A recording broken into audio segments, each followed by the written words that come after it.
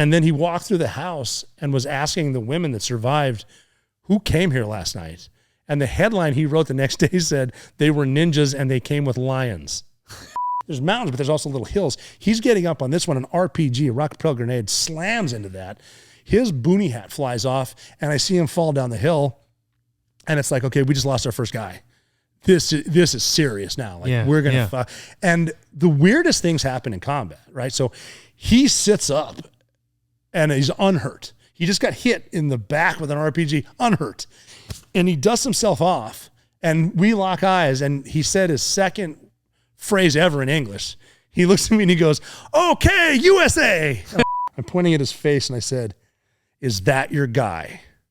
She looked down for a second, tapped me on the back and goes, I guess I'm out of a job, and left.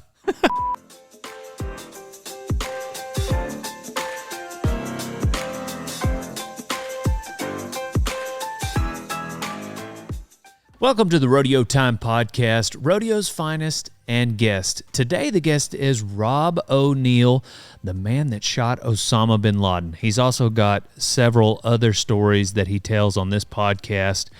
It is jam-packed with action. You're not going to want to miss a minute of it. Rob O'Neill, for me, is kind of a beacon of truth for what's going on in the world today.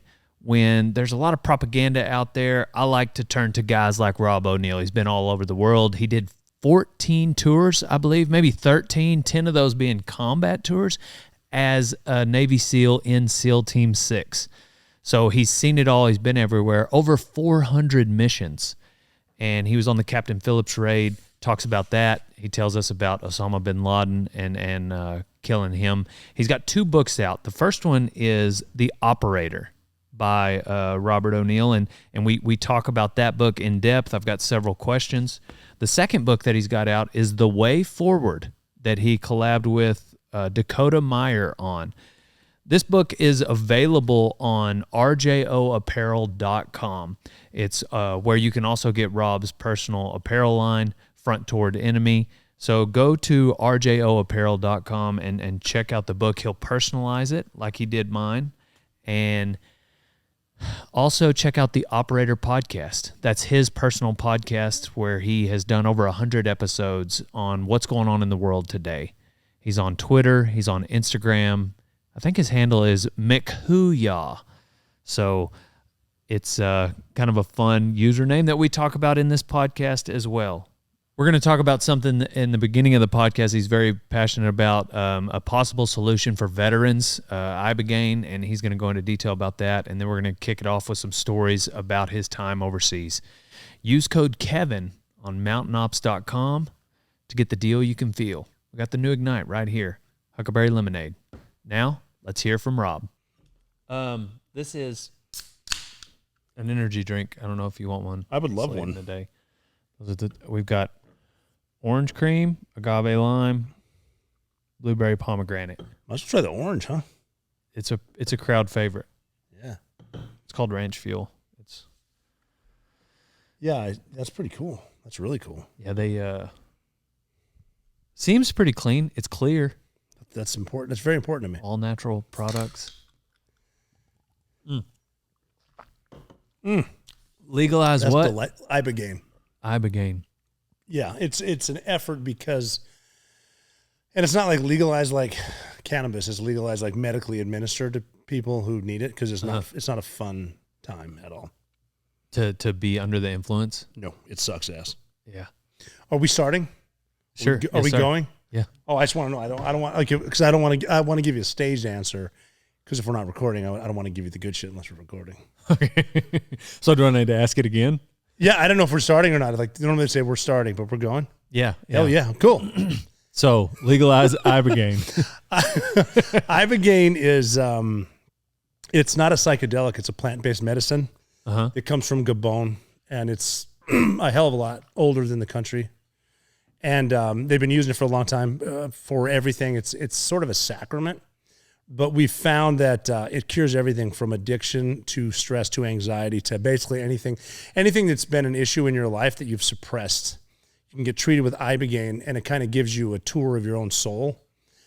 The way that they do it for us anyway. We have to go to Mexico to get it. And there's a company called Ambio that we go through. And I actually started with Veterans Exploring Treatment Solution, VETS, started by a buddy of mine, Marcus Capone, his wife Amber Capone, to get guys into treatment. Because a lot of guys who came back from war having issues, and instead of like hitting the bottle or taking pills the VA gives you, they discovered Iboga, which is natural. And it's not, like I said, not a hallucinogenic, it's plant. And so you take it and it How do you take it? Pill form.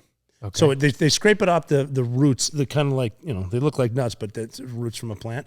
And somehow they discovered you can scrape it and you can, I think you can smoke it, like vapors or whatever. We take pills. And it's a series of, for us, it was 4 different pills. Take 1 hour later, take one, then 15 minutes. And then it lasts for about 50 hours. But the peak of it's about 11 hours. And it anything that's suppressed in your past, it can show you. So we laid down, I'd done it twice. The first time I did it alone, which worked, but I wasn't sure how well because I didn't know if I was a freak. Because I'm in a room, I don't know what's supposed to happen, how am I supposed to react. But then I did it with 4 other combat veterans, 4 Army dudes. And so we could interact as it's going on. And basically what you do is you sit down and it takes about an hour to kick in. So you do like a little fireplace ceremony where you write down what you're here for and you read it out loud and you throw it in there like I'm getting rid of this, whatever it is, alcoholism, heroin addiction, whatever the hell, I'm mean to people. Burn that, you go in there, sit down, you kind of bullshit, then it starts to hit you. And they play this tribal music and you're like shaking a rattle and kind of, they have a mirror in front of each bed that you're going to lay on and you're kind of looking at yourself. And for me, the second time, the medicine started talking and because with me, it was a little bit of addiction issues, some anger issues, some PTSD issues.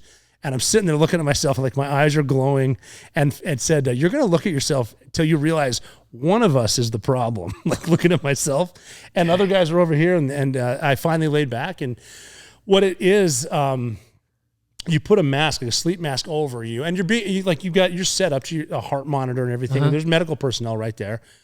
And then you just kind of lay there and there's music playing that kind of gets to you. And your mind starts showing you stuff that's happened to you. And it's different for everybody. And I think every journey is different. But for me, this last one I did 5 weeks ago, it was like there was 5 almost screens and like, here's the past, here's the future, here's the present. And it just kind of shows you stuff. And for me, some of it was combat, some of it was childhood stuff. But you start seeing the stuff that you're suppressing, but it's your own mind working, so it can start showing you worse stuff. Wow. And they told me, but now the first time I did it, they said it's so hard to describe because you kind of go to a different realm, but they describe the medicine will tell you stuff. And for me, the medicine is like right here. So it stood right here.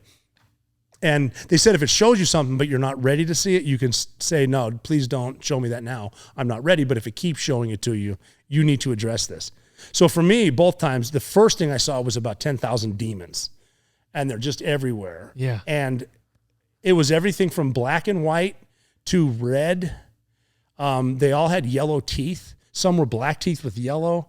And they're kind of staring there. And I don't know why they're there, but you sort of address it somehow in your weird state and you can push them aside, then you move on.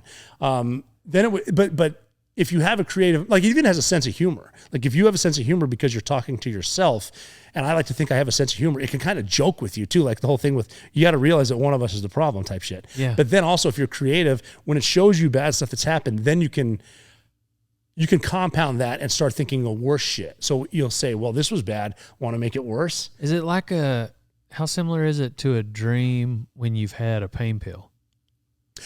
It's a lot more real. It's right in front of you. And it's weird because you see it and hear it, but you're wearing a mask, but you see it. But once you take the mask off, it's no longer there, which is the weirdest stuff. And like I had one of my buddies. So you're awake. Yeah, the whole time. But eventually get to a point where like everything else, you need to use the bathroom or whatever. And there's certain ways, they call it purging, and you're getting bad energy out of you. So it could be crying, sweating, peeing, pooping, whatever. So sometimes you have to use the bathroom. But I remember parts of it when I can just like take a break, go to the bathroom. Yeah, but it's not that easy because eventually the way I describe it is I felt like my arms were about 3 feet longer and so were my legs, and I lost motor skills. So you get help. And you get walked out there, but you're coherent. You can see your friends, and they can see you, and you can talk. Like one of my guys from Delta was he's on my left-hand side, and he's wearing a mask, and I am too, but I took it off, and I look at him, and I can see his eyes, but he's wearing a mask. And I remember looking at him, and I go, what? And he goes, what? I go, what did you say? And he goes, I can't hear you with that mariachi band behind you. I'm like, what? Like yelling what at each other. And I don't know exactly what happens, but it goes to bad stuff for me at first. Then it goes to good stuff. And I had conversations with my wife, and she wasn't there. My new baby wasn't there, but I could see him. And little shit like she said, come kiss the baby and we'll leave. And you're not here. And then like we went down to take a picture of the beach, but we didn't, but I thought we did. Dang. And then someone said, yeah, you can't take this picture because we don't want people thinking you went on a vacation. And just weird stuff that when I finally started to come out of it, I was like, shit, I got to log on and make sure I didn't log on in the first place. I've been laying in this bed the whole time. But it takes you through this journey. I wish I could describe it better, but what it's doing is it's shaking up the bad shit. It's having you realize stuff that's happened in the past, whatever's causing your anxiety. I've heard of people coming out of it that were heroin addicts. Coming out of it, they said they didn't hallucinate at all, and they're saying this medicine doesn't work, it's bullshit. But then they said, okay, cool. Are you dope sick right now? No. Do you want heroin right now? No. It worked. And that's the next day. Wow. For us, it was just really dark. And then the following 24 hours, they call it a gray day, meaning you really, and we're lucky they take our phones away because you're so angry and you think I just got tricked into taking Ibogaine and I'm going to be miserable forever. It's just a really bad day as you're kind of coming off of it. And then we did this is all down in Mexico. We did a Reiki massage, which is an energy massage where this magic person comes in, this old woman comes in, and so Ibogaine was over. So we're done with that. But then the Reiki, you put a mask back on, and if I didn't know she was there, I wouldn't know she was there. And she's massaging this energy or whatever. And this woman said something to me because I have some post-traumatic stress from combat, and I didn't know her name, she didn't know my name, didn't know anything about me. And we finished the Reiki session, and she said, were you a firefighter? And I said, no, why? And she goes, because you got to stop thinking about the guys you killed and start thinking about the people you saved. Yeah. Which really meant a lot to me. I don't know how she knew. And then then we get into 5-MeO DMT, which is a psychedelic. I think the most powerful psychedelic. That one's different because Ibogaine slowly gets you into this, and then 5-MeO, it completely blasts you into another. The best way to describe the DMT, the 5-MeO, is blasting off in a rocket through the stratosphere. And that first 10 seconds is terrifying. And then you get into space, and they call it the God molecule. And people have said, I don't know who the people are, but I've heard that you naturally see this twice in your life, when you're born and when you die. And you go to a different place at that point. So 5-MeO is the last thing we do. And it's hard to describe it. So that's during the 50 hours. Right at the end of the 50 hours. We did the DMT, we did the Ibogaine, and then, finished that. So you do the Ibogaine at night. And then the next day you wake up and every kind of gray, and you sort of talk to each other. And I was talking to other guys, and these are combat vets, 25-year Army dudes, SF guys, Green Berets. And they kept saying it was just dark, man. It was dark. It was so dark. And it is bad. And when I say legalize Ibogaine, and I'll hear people say, well, it's a club drug. It's like, it's not a club drug. This is not fun. I don't want to do this again. But then you do the Reiki that night, you sleep again, and then you do the DMT, 5-MeO DMT. The 5-MeO is from a frog that lives in the sand for 9 months out of the year and comes out, and they're someone, I don't know who, figured out you pop the zit and smoke that. It's whatever. Yeah. Magic. And then that one, you're outside, the sun's out and you can see the ocean. And then you go into this, that one's difficult to describe because it's so beautiful that it's almost scary. For me, it was a 360 meeting. Because when I showed up, there was a language being spoken that I couldn't understand, but I knew what it was saying. And it wasn't a person saying, it was more of a maternal feeling of love. And it was sort of scary in the effects of everything that you knew was fake, and now you're home. And you would almost see or feel the experience of dead relatives, and they weren't saying, we're just waiting for you. They said more of, we've always been here, we're just here. Nice. Yeah, it's crazy. And you don't really see anyone, but it's these beautiful lights, and it's, when I got done, I didn't even care who saw my cry face. And that sort of heals everything. So you finish the 5-MeO DMT, and they'd even told me that it's a reset. It's the Control-Alt-Delete. You just reset everything even so you don't have caffeine while you're there. But when you get done, they said, you're going home now. If you normally have 6 cups of coffee in the morning, start with half a cup and just see where you are. because it might be a lot more intense just the coffee. I was like smelling fruit, like this is eating watermelon and passion fruit, like this is the best shit I've ever had. And so I just got out of the DMT and I'm staring at the ocean, like I want to pet bugs, just totally with the earth type shit. But and that only lasts for a certain amount of time. And the point of that is the Ibogaine supposedly lasts for about 4 months, and in that time you want to reset your schedule. So instead of like waking up and getting a shot of whiskey to start the day, it's like more of I'm going to do yoga and stretch and study French.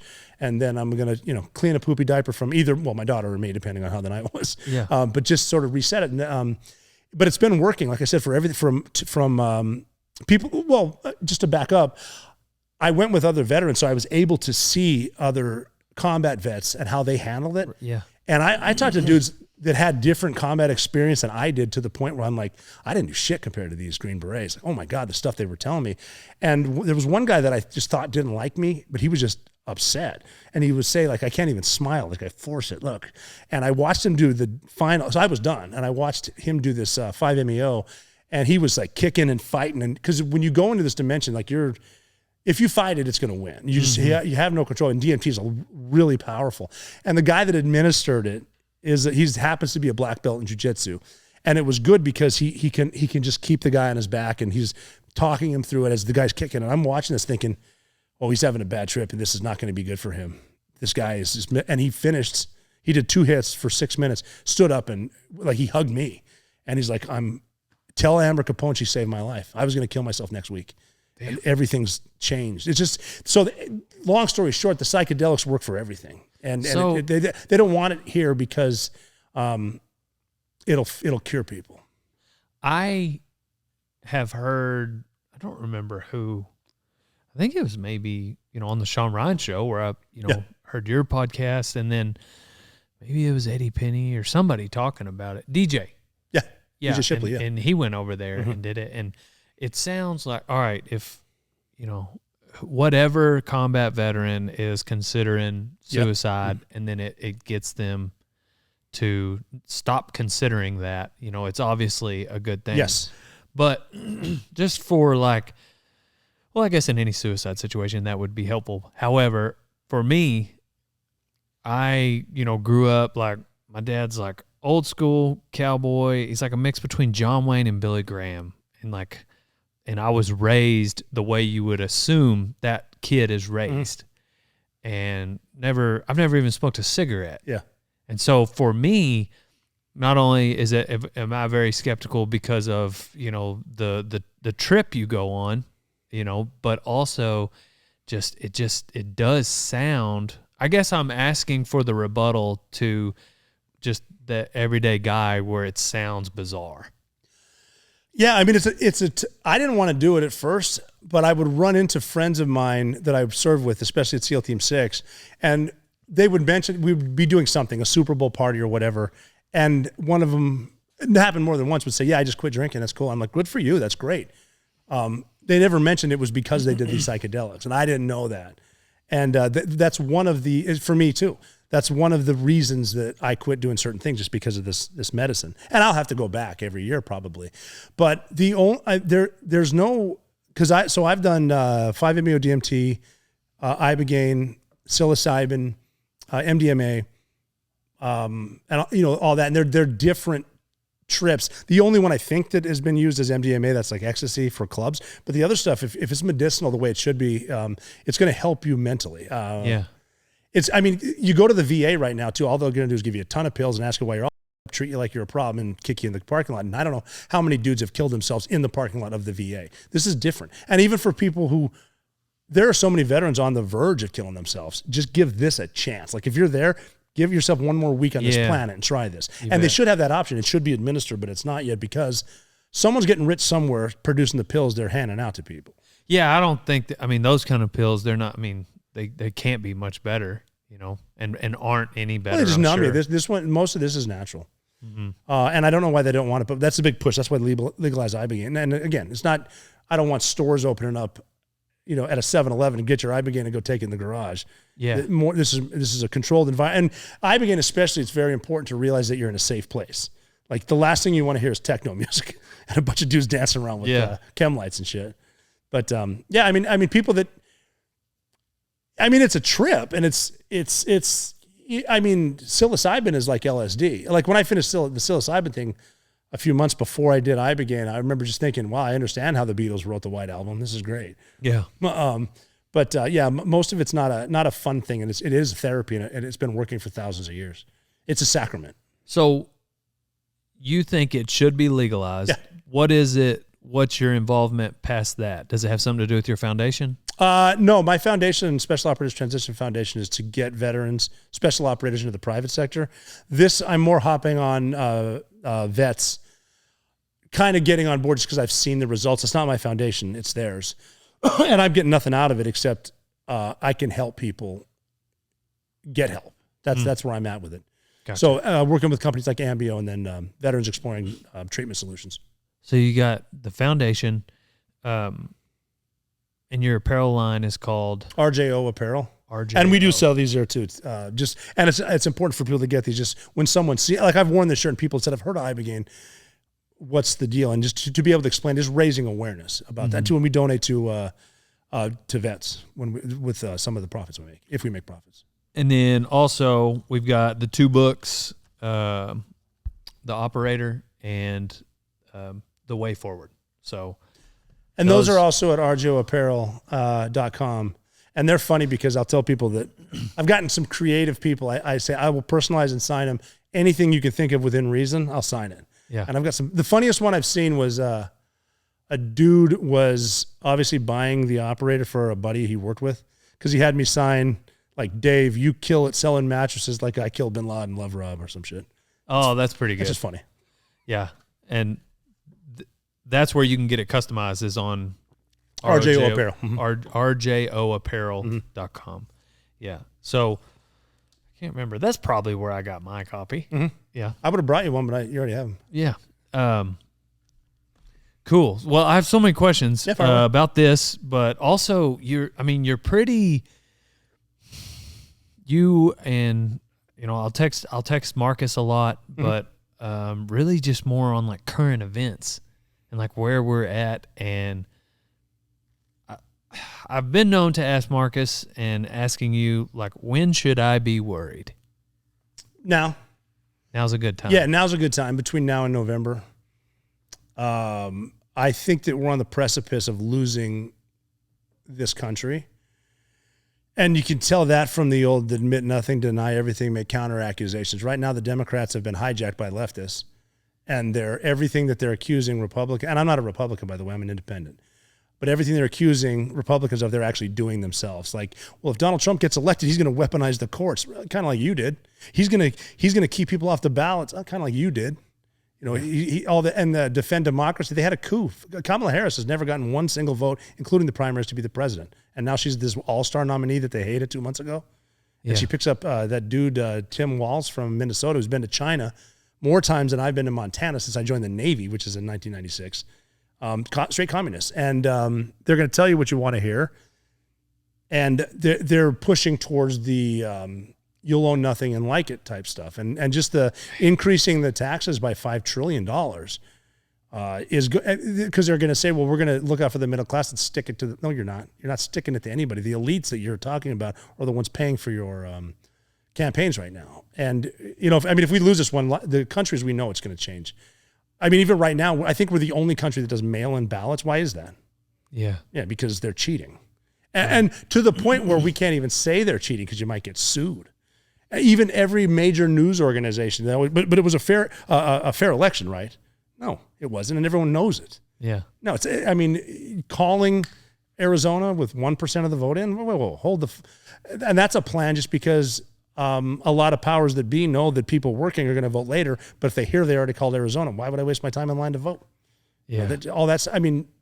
I just flew today out of LaGuardia in New York. I had to show an ID, get a picture of myself taken to get on the plane. Happened that fast.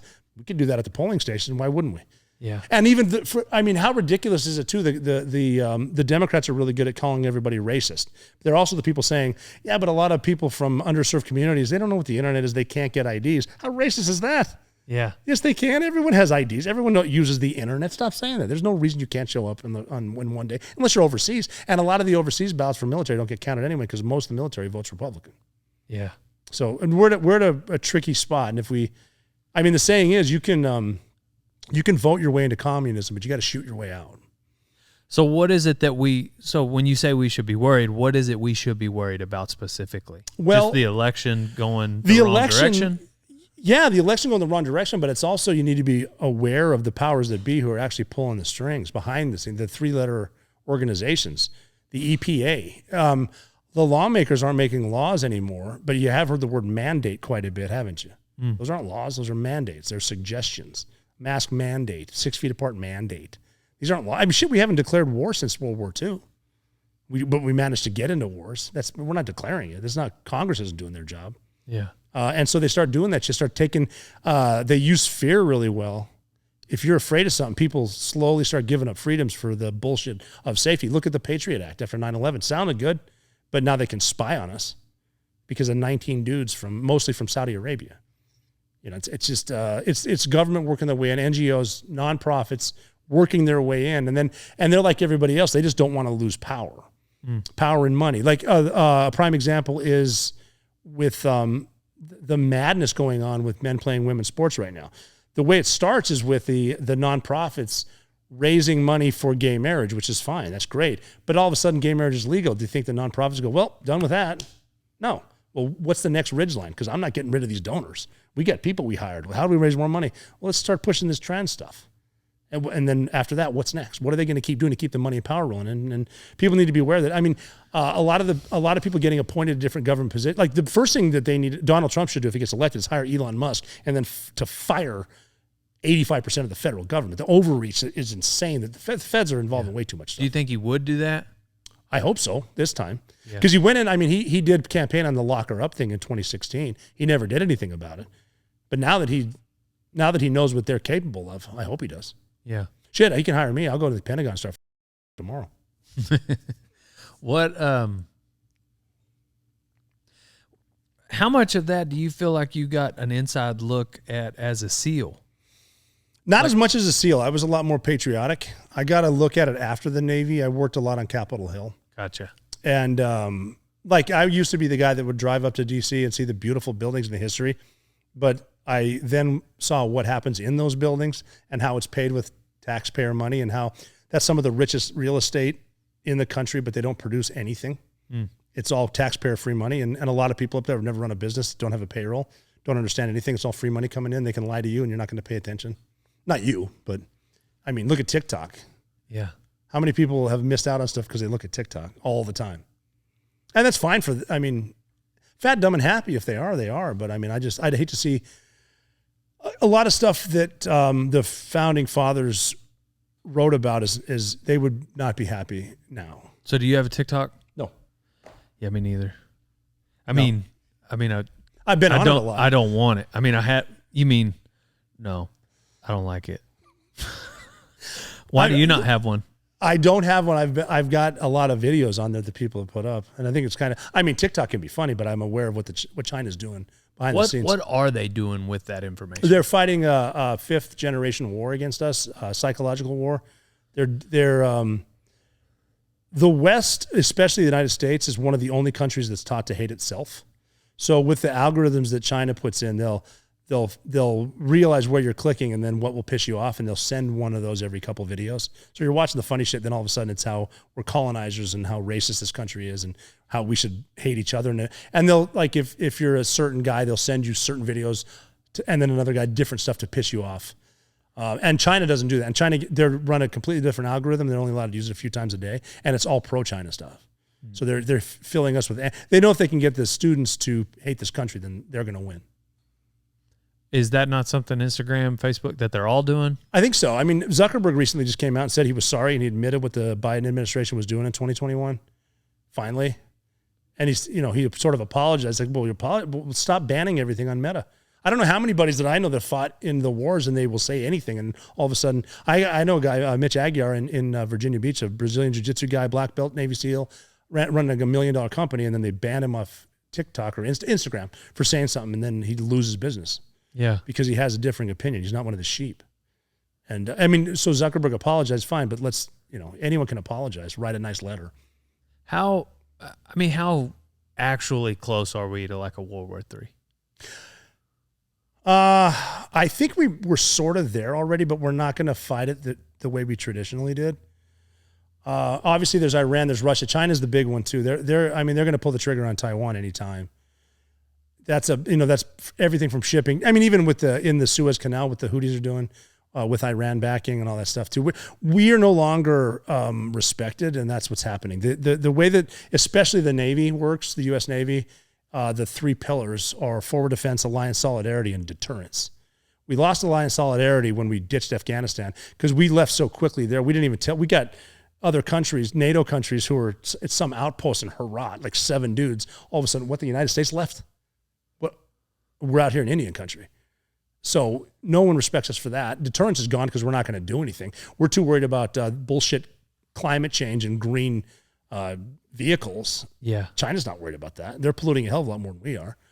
And then forward defense. I mean, we have it and we're capable, but the woke has infiltrated our military too because the leftists hate our military, and when you get to a certain level in the military, especially the general officer level, it's no longer about whenever you stop carrying your own luggage, you need to be out of the military. That's just, and also there's no time limit between retiring as a 3-star, 4-star general or admiral and then going to Lockheed Martin. There should be at least 10 years in between that. Yeah. But now that they start jockeying, I mean that goes at a certain level, the officer level, and even the senior enlisted level. Now I'm looking for my next line of work, so I got to start making the right decisions. That's why you get guys up there, Mark Milley, who used to be the chairman of the Joint Chiefs, saying, I'm white and I don't understand what white rage is, so let's talk. It's like, well, the military's job my experience in the military is green. We're all green. And I don't give a shit what you do behind closed doors. Can you carry me after I get shot and I'm wearing body armor? That's all I care about. And that's all most people care about. But these politicians make it different because someone's spinning something for their election cycle. Could be in Berkeley, where Kamala Harris is from. Even though she says Oakland, that's bullshit. She's from Berkeley. But they get to a level where it's political and they're making political decisions. If you want to lose anything, involve a politician and a lawyer. You're going to lose. And that's where they're at with that too. So there's a lot of stuff, like I said, with going through the Pentagon and firing people, that we waste a lot of, it costs $1 billion to audit the Pentagon and they've never passed one. First of all, why does it cost $1 billion? $1 billion, even though we talk a lot and give billions to different countries, $1 billion is a lot of money. Right. Like the word billionaire gets thrown around a lot. There's not that many billionaires. And it costs I know a couple dudes in Georgia, a couple CPAs, they could knock it off for probably $100K, which is a good paycheck. Yeah. And they would tell them but they don't even find anything because it's so corrupt. And it's all fake money to them. Yeah. So, I mean, but at the end of the day, it's all personal power and money. Look at how many politicians going poor come out rich. It's not because they're public servants. Well, I want to get into your story, but I do have 1 or 2 more questions just because, I'm walking around every day and I think about it. And so maybe somebody out there listening to this is thinking about it. But essentially, how likely would an attack on the U.S. be? I hope you're enjoying this episode of the Rodeo Time Podcast. And don't forget to check out RJO Apparel to get Rob's book, The Operator. And again, I believe it's free to have him personalize it. You just got to put in the notes what you need and who it's to. So check out RJO Apparel, also The Operator Podcast. But use code Dale on ranchfuel.com for 15% off. And I think right now they've also got 30% off. Those codes are stackable. ranchfuel.com. One last thank you to my other sponsors, Rock and Roll Denim, American Hat, Total Feeds, and Can-Am Side-by-Sides. You guys enjoy this podcast. I think it's extremely likely soon. Really? Yeah, the open borders are a big problem. There were, I don't know the number of not registered, but recognized, I don't think terrorists register, outside the United Center in Chicago. I mean, they're blatantly saying we are Hamas. September 12, 2001, that would have gotten you arrested. Now they just do it. Now they burn American flags and wear their bullshit and raise a Palestinian flag. And Al-Qaeda, since we started fighting them, even before 9/11, they've always said that the United States has the clocks, but we have the time. And they have very long memories, and they play a very long end game. And they got a border that open. It's not a game to them. It's a game to us. It's a political talking. But the war in Iraq, a lot of people don't know where Iraq is. They can't point Afghanistan. They certainly don't know where Ukraine is. It's a game. It's not a game to Al-Qaeda. And they're going to cross our border. They're going to use our gun-free zones. They've done it before in Russia. Suicide bombers in schools, tying kids up to basketball hoops, then blown them all up. I mean, that's coming here. And I would find a gun-free zone. That means there's no guns there. It doesn't keep it's like gun control. It doesn't keep the bad guys from owning them. Yeah. So it's likely. And they're not going to fly planes into towers, but they will try to hit the energy grid. They'll poison shit. They're brutal. I mean, even as far as renting a large truck and driving it through a Christmas ceremony and get all stabby, knowing that and these are people that know when they die for their cause, they're going to heaven. They know it. Like the craziest person you have at Thanksgiving, the craziest aunt you have, they're crazier than her, and they know it. So it's coming. You will see it here. But then it'll be one of those things too, like, how didn't we see this coming? Well, we've been telling you, but you ban us. Yeah.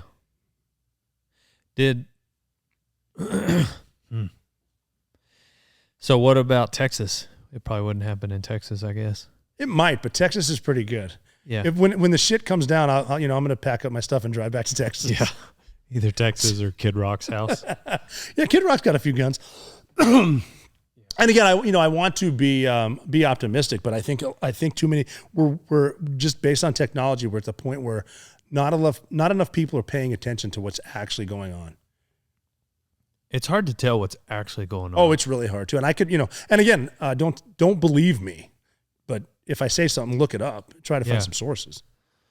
Well, I just assume that you're one of the more informed people that I know, and that's what makes me want to ask you. Is just because, it's hard for me to I don't know where to get my information even.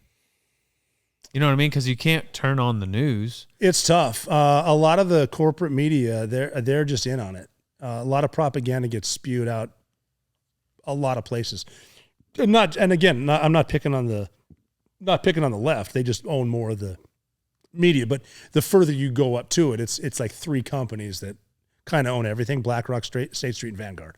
Yeah. And like the World Economic Forum in Davos, and people that are making millions, hundreds of millions off of climate change, but they buy private jets with the money they make. And they've got how many bathrooms in their 5 houses?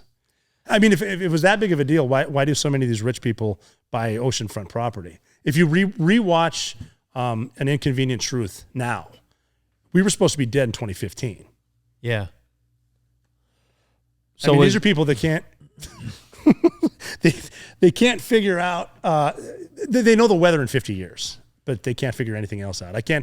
A lot of these purple-haired people screaming have never been right about anything. They sure get emotional to the point where we're not allowed to tell the truth because we might offend a idiot. Yeah. So the Trump shooter having previously been in like a BlackRock commercial, like that's weird, isn't it? Yeah. Yeah, that's really weird. And I don't want to say that they're involved in it. That's just a hell of a coincidence. I want to know who thought there shouldn't be a perimeter further than 100 yards.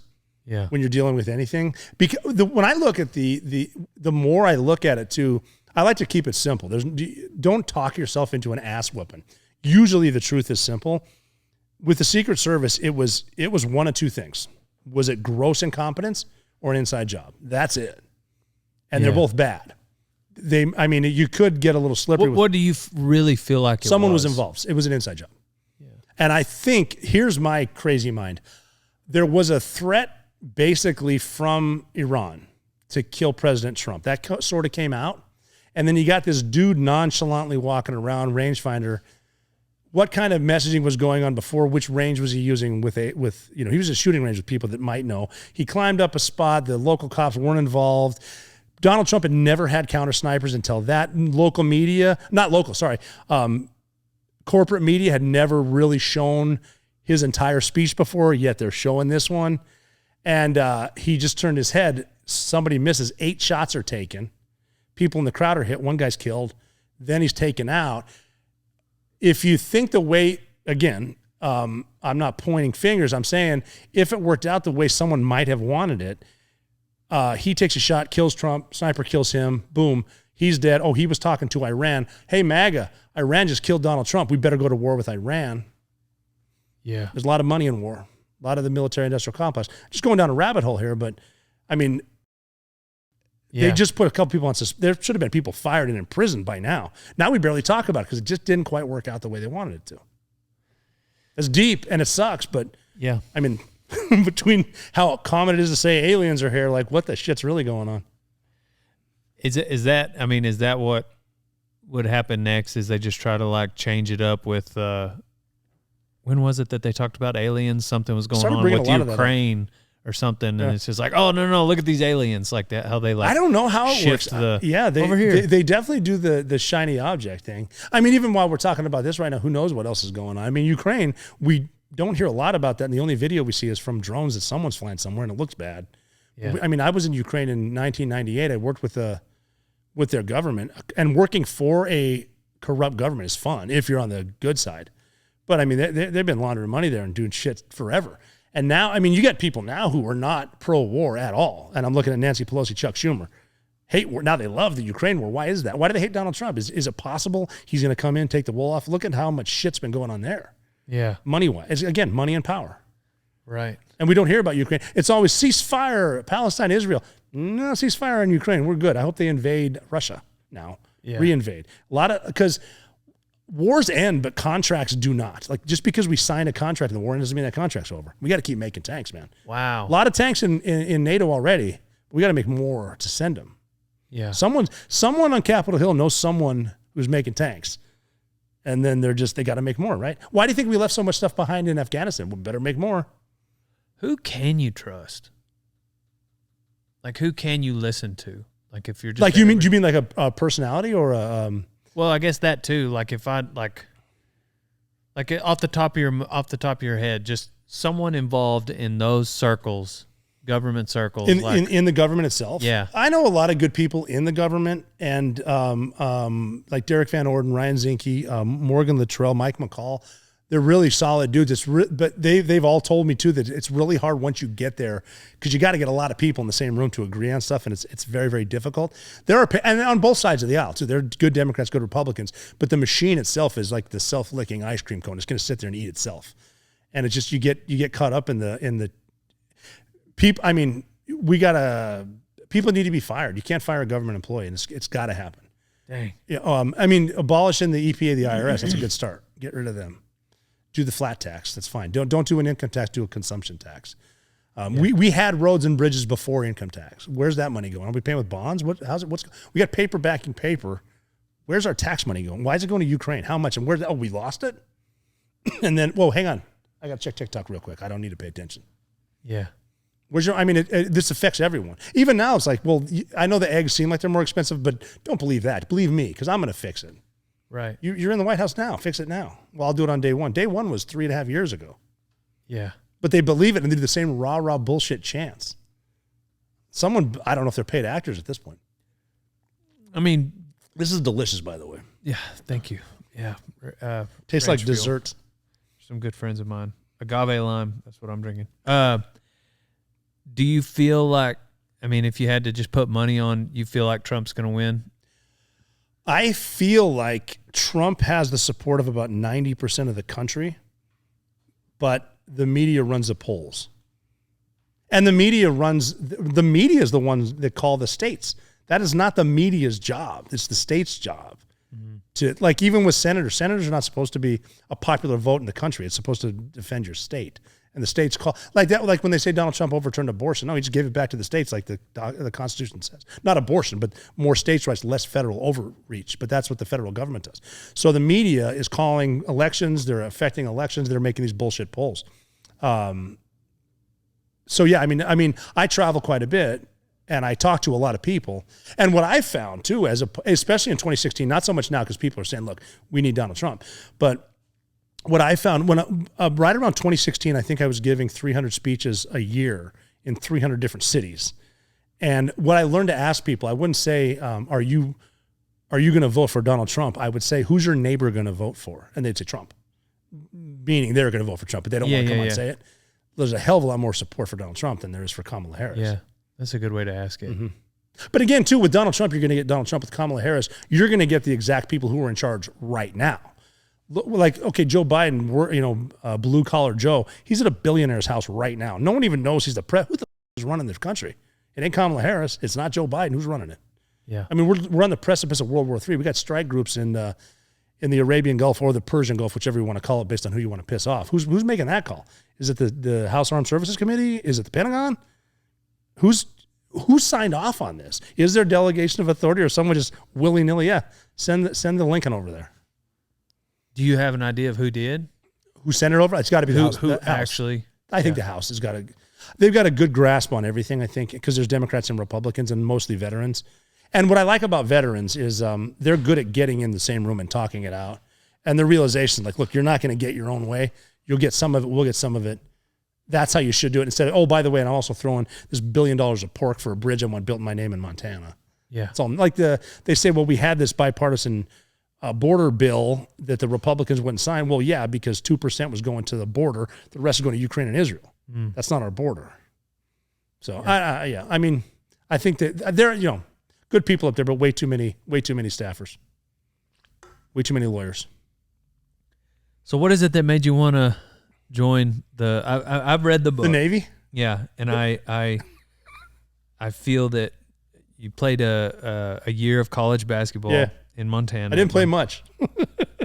Well, if you played at all, that's more than me and my high school basketball team, because I was not very good, but I love basketball.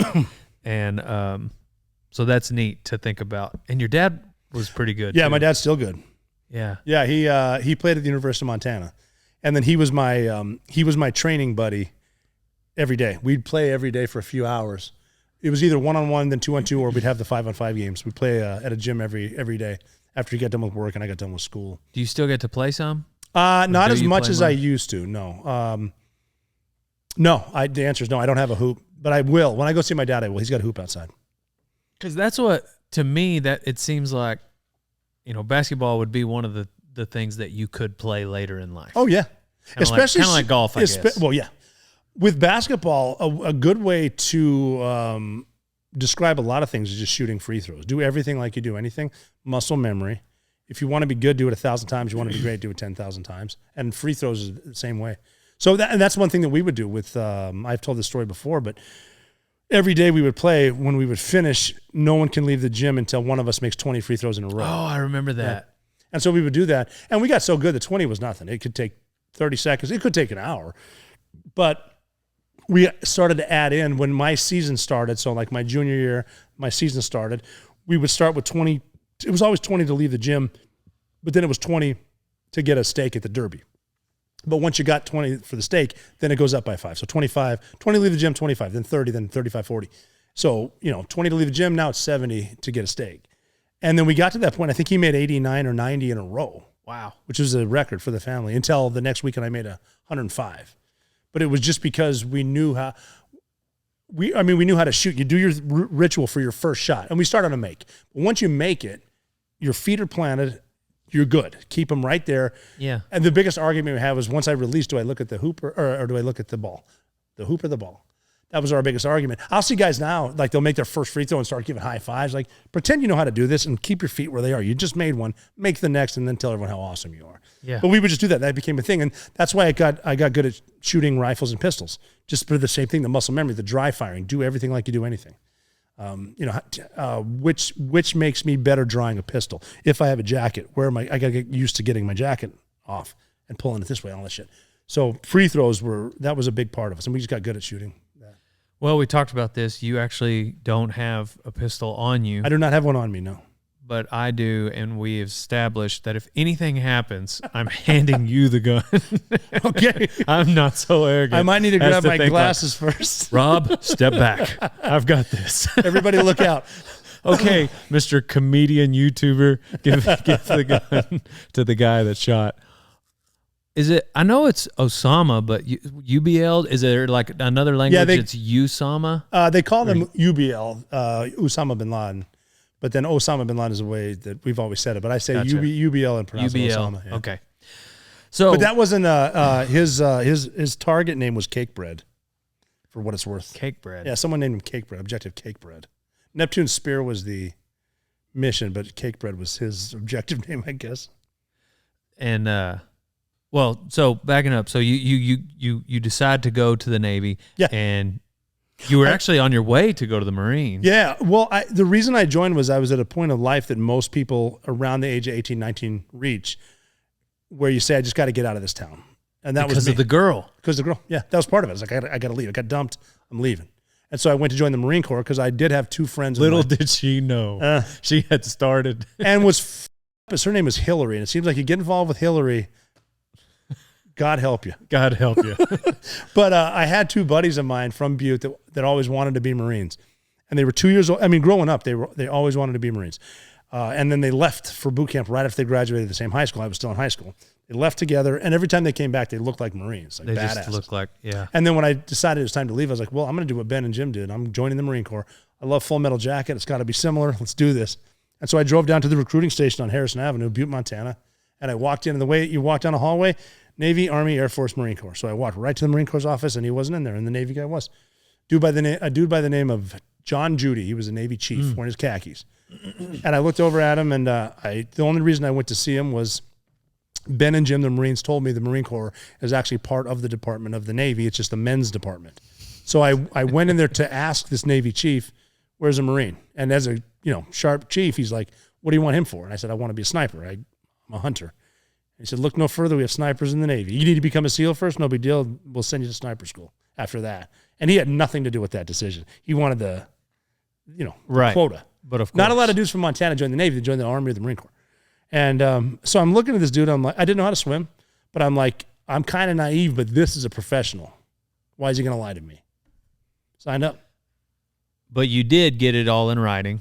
I did know to get in the contract that I could try out to be a SEAL once I got to boot camp.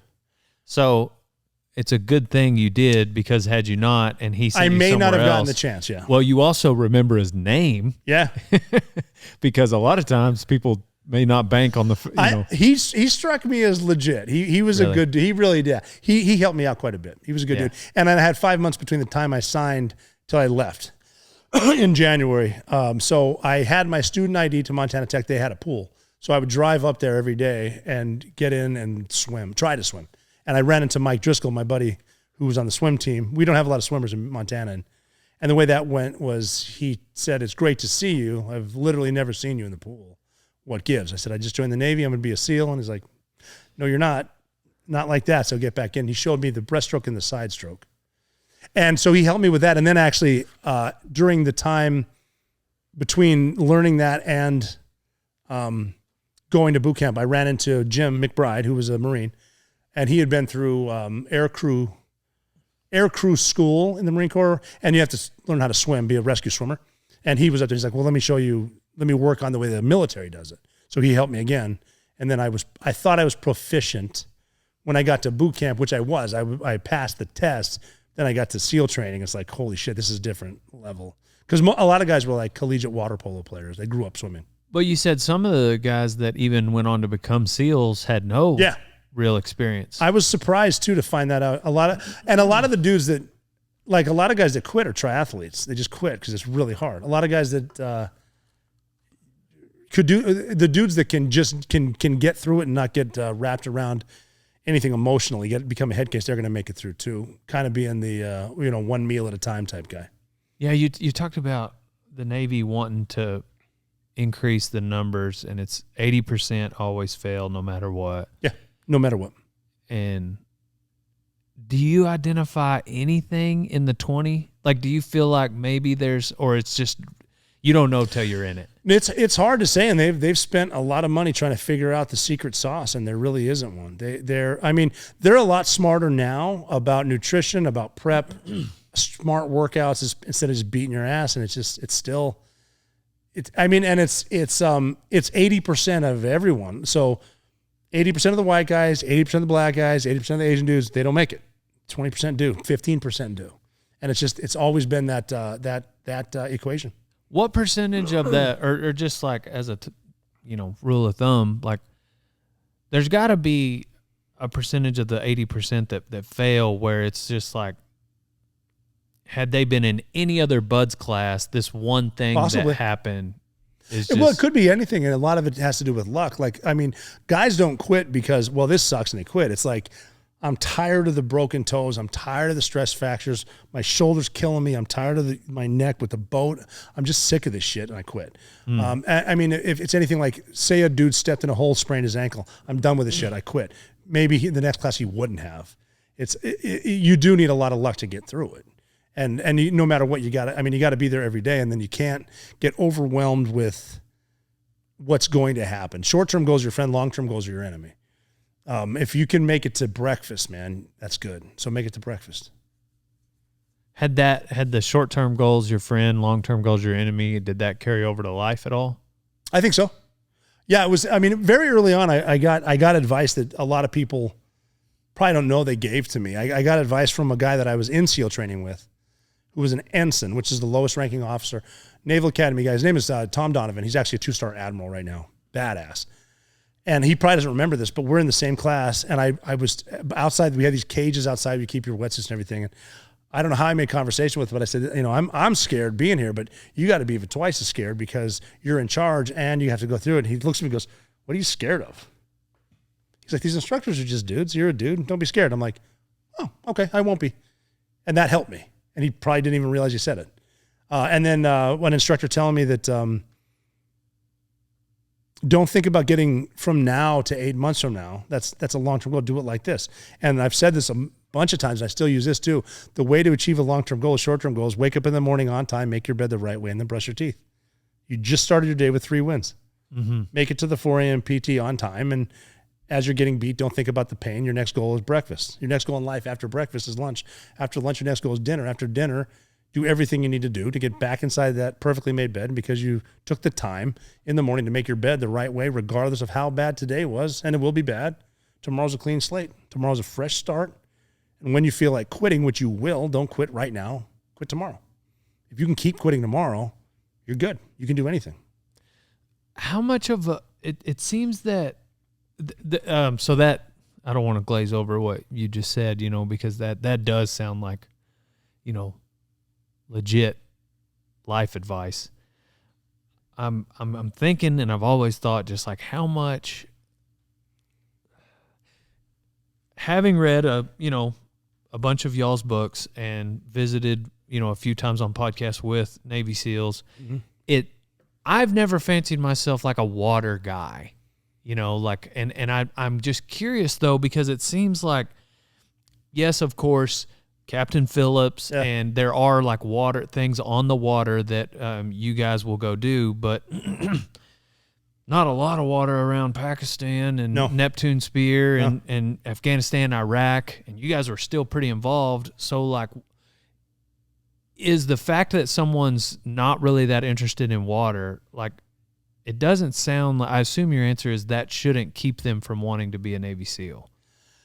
If you're not interested in water, that's fine. But if you're afraid of water, I wouldn't try it. Okay. Because water is a force multiplier, meaning if you're afraid of water and you find yourself in a very uncomfortable situation in water and you panic, panic is contagious.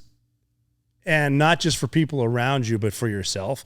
One of the things they do is called drown proofing, where they tie your hands behind your back, your feet together. Terrifying. It can be, or it can't not be. It's up to you. So I realize that I'm not going to, I realize I can't breathe right now and I can't tear out of these. So I'm just not going to panic.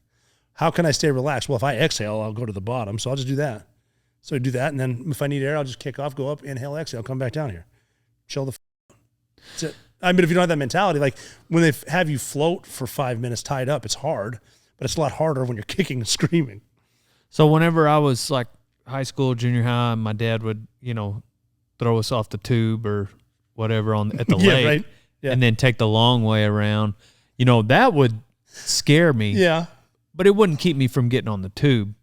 Like I'd go back to the lake the next weekend. I would be sure enough. So I think my level of, this isn't the beginning of me saying I would be a Navy SEAL, but I'm just saying, I think my fear of the water would be like, I guess it may be a healthy fear if that's a thing, but it would be something I think I could overcome at least enough to want to do it.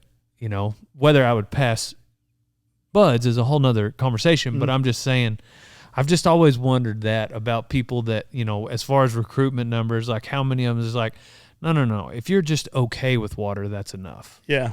But could be, but I think it also the mindset too, with like when Donovan said to me, they're just dudes, instructors, also the realization, like with psychedelics, as long as you realize you're safe, you'll be better. Like psychedelics, I'm in a safe place. A lot of people in SEAL training, in BUDS, as we call it, they don't realize the instructors aren't going to kill you. You're in a safe spot. So just chill out. If you start panicking, you're talking yourself into an ass whooping.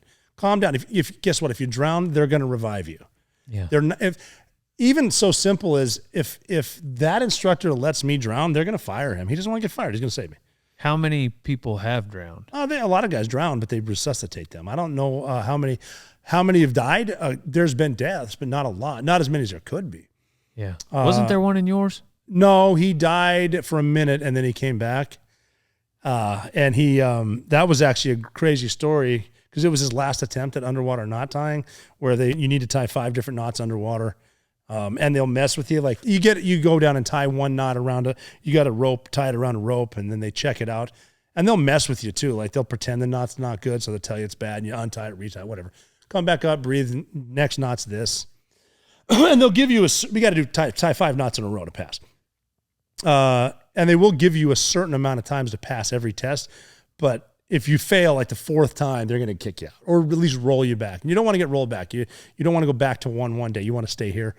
And so my buddy John was on his last attempt, on his last knot, his final knot, and he drowned because he wasn't doing whatever. So the instructor came down and got him. And then he brought him up and he threw him over the side of the pool and hopped out. And he's yelling for the corpsman. We're sitting there having already passed watching, and they had us turn around, face the fence, and they're trying to resuscitate this dude. And like they did a sternum rub, and so we're not looking at him. We can hear him saying like something about come back to the light or whatever. And we hear John after like a minute and a half spit up all the water. And the first thing he said when he came back to life was, "Did I pass?" And the instructor said, "Yeah, you passed." And he goes, "Thank God I finally tied that 5th knot." And the instructor said, "No, look, I'm in a really good mood right now, so I'm going to let you in on a little secret. I don't care how many knots you know how to tie. That's not part of the curriculum, right, to become a Navy SEAL. My job simply is to see how far you'll push yourself. You just killed yourself. You passed the TAM test." Yeah. So that's, yeah, I mean, Did he end up going on to be a SEAL? Yeah, he was fine. He went to SEAL Team 4. Great dude. Yeah. Mm-hmm. Wow. Yeah, but I mean, it's one of those things too. It's again, learning through failure, not success. And tomorrow's a new day, and I'll definitely quit tomorrow, but I'm not quitting right now. And never quit on a bad day. That's for anything. If you're having a bad day, don't quit on a bad day. Quit on a good day, because when a good day comes around, you won't feel like quitting. What is it you guys say the only easy day? The only easy day was yesterday. Yeah. I don't buy that because yesterday was hard. Yeah. But yeah, that is a good mindset too, and that's been around since UDT, the underwater demolition teams. Yeah. It blows my mind that you said that there's not been any shark attacks on SEALs. Not one. I heard one guy got attacked one time on vacation in Hawaii, and I don't even know if that's true. But yeah, off the coast of San Diego, which is a great white superhighway between Isla Guadalupe and Oregon, and no one's been touched. And I mean, if you've been in the ocean, you've had a positive experience with a shark. You just don't realize it. And out there, I mean, they're great whites, and they live right outside the surf zone, so they're out there. They just don't bother you because you're not on the menu. It's also crazy. Before, I want to get back into your story about military, but it's also crazy that that's what you do now. Yeah, I really enjoy swimming with sharks. Regular. Yeah, my buddy Andy Brandy Casagrande, ABC, for Explorer.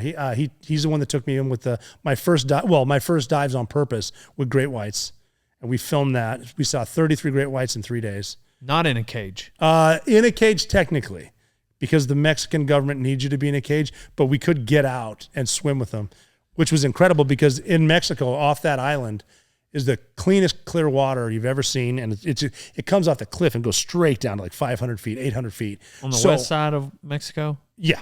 Yeah. And it's not far off, too. We took a boat from Tijuana and drove out there, and the cliff is underwater? No, the islands, and then they go straight down.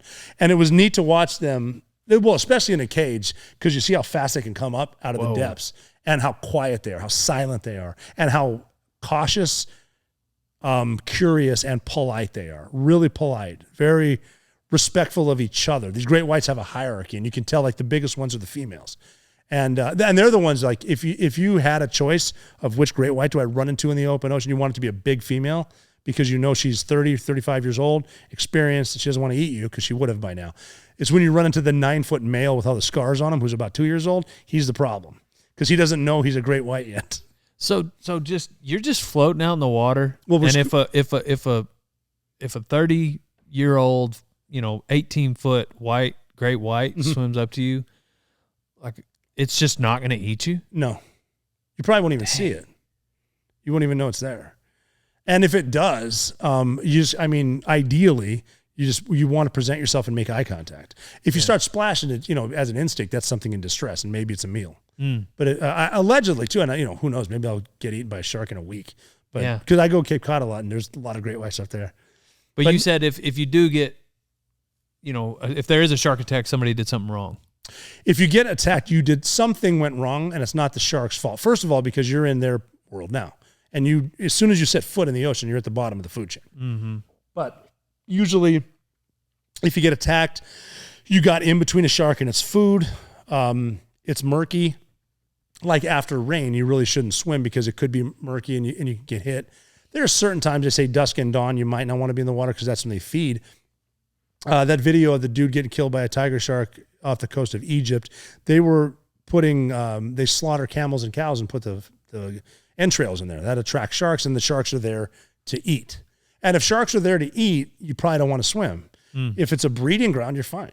And you're with them anyway. Like I was asked, how can you tell there's sharks in the water? I like to keep it simple. It's very simple. If you want to tell there's sharks in the water, get a spoon and put it in the water and taste it. And if it tastes like salt, there's sharks in the water. Yeah. And they're there. It's like anything. It's like grizzly bears. There's not a mass attack of grizzly bears up in Montana where I'm from. They're just there. But if you get attacked, you probably screwed up. Yeah. Or you wore a bear. They wear bear bells up there? Not the locals. They wear bear bells to scare the bears off. Dang. It doesn't work. It tells the bears, hey, dinner bell. I saw a can of bear spray in a shop up near Livingston, Montana. It's like $30. I'm like, this is really expensive stuff, man. What's the deal? And he goes, well, if you want some free bear spray, just go out there and find a pile of bear shit. It'll probably be in it. Yeah. So do carry a gun. Yeah. But again, too, it's like you're in the element, in the wild. I mean, it's just bears shouldn't. Sharks do attack people, but it's usually not on purpose. Did you know all this about sharks when you went through BUD/S? No idea. Terrified. Yeah. That's what I was thinking. Yeah. And a lot of guys were too. They won't admit it, but just doing, because, we're in the ocean every single day, and it's in your mind. And so guys like me and a lot of dudes from Iowa, we got a lot of SEALs from Iowa and Ohio, a lot of wrestlers, not quite comfortable in the ocean. Like the surfers didn't give a shit, but these guys would think about it. And you don't really bring it up because it's one of those things. Well, one of the things they do in SEAL training that's hilarious is you fly out to San Clemente Island, which is the last 40 days of training. No days off. You're on San Clemente for small unit tactics, weapons, explosives, and it's a Navy training island. But in between San Clemente and San Catalina is a breeding ground for great whites. You know damn well. But again, they're breeding. Mm-hmm. One thing to just sit here and say they're just breeding. It's another thing to be in the water at night knowing there's great whites. But what these instructors do is you go to the island and you have these barracks. Each team of 5 or 6 is in a barracks in bunk beds. You drop your shit off, you go right to the classroom, and they show you about an hour worth of highlights of Shark Week, like when sharks attack. Blah, blah. As soon as you're done watching that, all right, we're doing a swim to the buoy. It's a half mile out. We're all, at night. Now we're all going. Golly. So you get, and normally on a swim that we do on the Silver Strand in Coronado, it's kind of a race. This one, it's like strength in numbers. Yeah. We're all swimming here. But you got like chem lights on you, and you're worried about that, and swim out and back. And they're there, but they still don't mess with it. Again, there's a difference, but even right now, if I do a night swim, it's in my mind. Yeah. I'd rather them see me. Like I said, if they can't see you, it's kind of your fault. I don't know if they're going to eat at night. I haven't been hit, so who knows? Hell Week, is it common for guys to hallucinate? Yeah. So Hell Week starts on Sunday and it lasts till Friday, and you don't sleep at all. Right. Well, not at all. You, I guess, allegedly get about 4 total hours of sleep the whole week. That's more towards Thursday, where you don't. It's not like they put you in a shower and put you to bed. It's like you'll sit there on the sand eating an MRE or whatever, and you just kind of pass out, and they let you sleep for a minute or two. But right around Wednesday, my long-term goal for Hell Week was if I can see the sun come up on Wednesday, I'll probably make it because I'll just be hallucinating to the point where I don't think they'll let me quit. That was kind of like my mindset. Obviously, it's every single meal I want to make it to, but if I could see the sun come up on Wednesday, I'm good. But then you start to hallucinate, especially during dusk and at night. We have an evolution on Thursday night called Around the World, where you start at the base on Coronado and you row your boats all the way around North Island, which is the aviation base, the jet base, and then whatever, and you run across the Strand around the world. And we're rowing to one point, so it's Thursday night. We've been awake for a couple of days. And my boat crew leader, who was an ensign, they're all pretty much ensigns.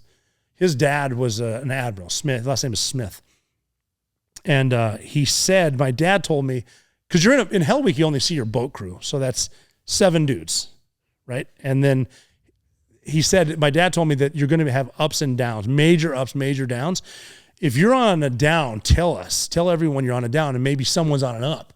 And they'll help you through it. Mm-hmm. So we'll kind of do it that way. You're going to feel down. You're going to feel up. It's going to be very emotional. So we're rowing around the world, and I looked over and I go, hey, is that an aircraft carrier right in front of us? And I think Dave Rutherford said, no. I said, okay, no. There's no aircraft. So there's no dragon on the flight deck of that aircraft carrier that's not in front of us. He goes, no. And I said, okay, good. Hey, if anyone's having a downtime, hit me up because I'm on a major high right now. Like, look at this carrier. Yeah, you do a little bit. And I've heard stories of other stuff too where like guys that freak out with their oar and throw it in the water. And then an instructor, what are you doing? Jump in and grab an instructor who's not hallucinating. So they jump in and grab the oar, and the instructor would say, like, I don't understand why you would jump into the shark-infested water and grab that snake. Yeah, and just mess with them. Yeah. Yeah. I've heard that story. I didn't see it. Right. So are you of the class where they were feeding y'all pretty good during that time? I think everybody gets fed well. I thought I'd heard somebody say that they kind of switched it back to like MREs. No, no. When we went through, so this is 1996. We'd go through the chow hall at least 3 times a day, even in Hell Week. Gotcha. And they would force feed you. The biggest problem was eating too much. Like, you want to eat a ton, so I'm eating 4 cheeseburgers right now. But then you're out there running again, you start puking it up or whatever. You got a kind of happy medium, but there was never a lack of food. Gotcha. And I've heard the opposite. I've heard now it's just nothing but eating. Again, it's me being an old guy. No, you know way better. I just but also like when I went through, there's disgruntled guys. Well, shit's easy now. We should see what I went through. Now I'm that guy saying, well, shit's easy now. But when I went through, gotcha. Well, I was in the last hard class apparently. Yeah. So you got out of. You had probably even had a couple of deployments before 01 as a SEAL. Yeah, 3. But the 9/11 was during my 3rd deployment. During a deployment, where finished. Were you? I was in Kosovo for about 40 days. That was at the tail end of that war in Serbia. Mm-hmm. So we went to Kosovo. Our job was like peacekeepers. Mm-hmm. So we'd go out and set up recon and surveillance on different towns. Didn't see much. Nothing happened. I'd heard of one guy getting in a gunfight one time. Wasn't even there for that. Don't even know if it happened. And then we went back to our unit in Germany where we kind of staged out of, which is a blast. 2 pre-9/11 deployments were fun. Yeah. Go to Germany, chill out, go to Oktoberfest, go see Stonehenge. We actually called it the Global War on Tourism. Did you know it was fun at that time? No, I just thought it was deployment. And we didn't know what a real mission was because Navy SEALs hadn't really been in combat since Vietnam. There was some stuff in Grenada, some stuff in Panama, Patia Airfield, lost some SEALs in a gunfight there, but basically nothing was really going on. So we thought like Kosovo was as close, Bosnia, Sarajevo was as close as we're going to get to gunfights. Because other people were shooting, like Liberia. All right, fine, they're killing each other, and we're not in gunfights. So we're back in Germany and just, cleaned up our gear. I was sitting in an operations center watching, we had the news on, and I'm typing emails, and they went to Lower Manhattan. A plane just hit the north one. They said one of the towers. They didn't even know which tower was which at the time. And so they got a small commuter plane or whatever, and everyone's kind of looking at it like, I don't know, that's a pretty big hole. That's a huge building. It's a big ass hole. Just discussing it. It's a clear day. Why would that? And then the second one. Right. And everyone's like, yeah, it's Al-Qaeda, man. It just happened. They hit us. Osama bin Laden just hit us. So, y'all knew it was Osama bin Laden right then? Yeah, that name was said about 5 seconds after the second plane hit.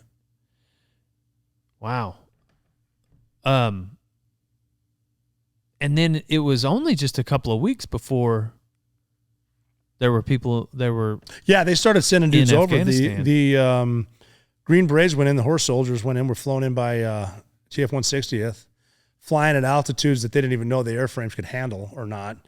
And then the best way I heard it described, I wasn't in on the initial invasion of Afghanistan, but I remember one guy saying, yeah, we're getting dropped off with the Northern Alliance in a country we've never been to. And this is a different planet. And he's like, and we just get there. And all of a sudden it's like, I don't know if these are our allies or I'm about to get to death and skinned alive. I don't know what's going to happen. So those are some hardcore dudes that went in first. I wasn't one of them. I've had on a Night Stalker. Oh, no shit. Yeah. And he best in the world. Had 11 tours and he was over there. Like, I want to say before September was over. If it wasn't, it was in October. Yeah, he was over there that soon. They were over there quick. Those guys are going. The Night Stalkers they're the most professional unit I've ever worked with. Yeah. What level did you work? In what facet did you work with them? With them, well, when I got to SEAL Team 6 every night. Gotcha. We had them attached to us. So everything from the Blackhawks, their 60s, the Little Birds, which are incredible, and then the 47s, which are the fastest, the workhorse, the Chinooks. So how quickly were you over there? Well, I had screened for SEAL Team 6 on my third deployment.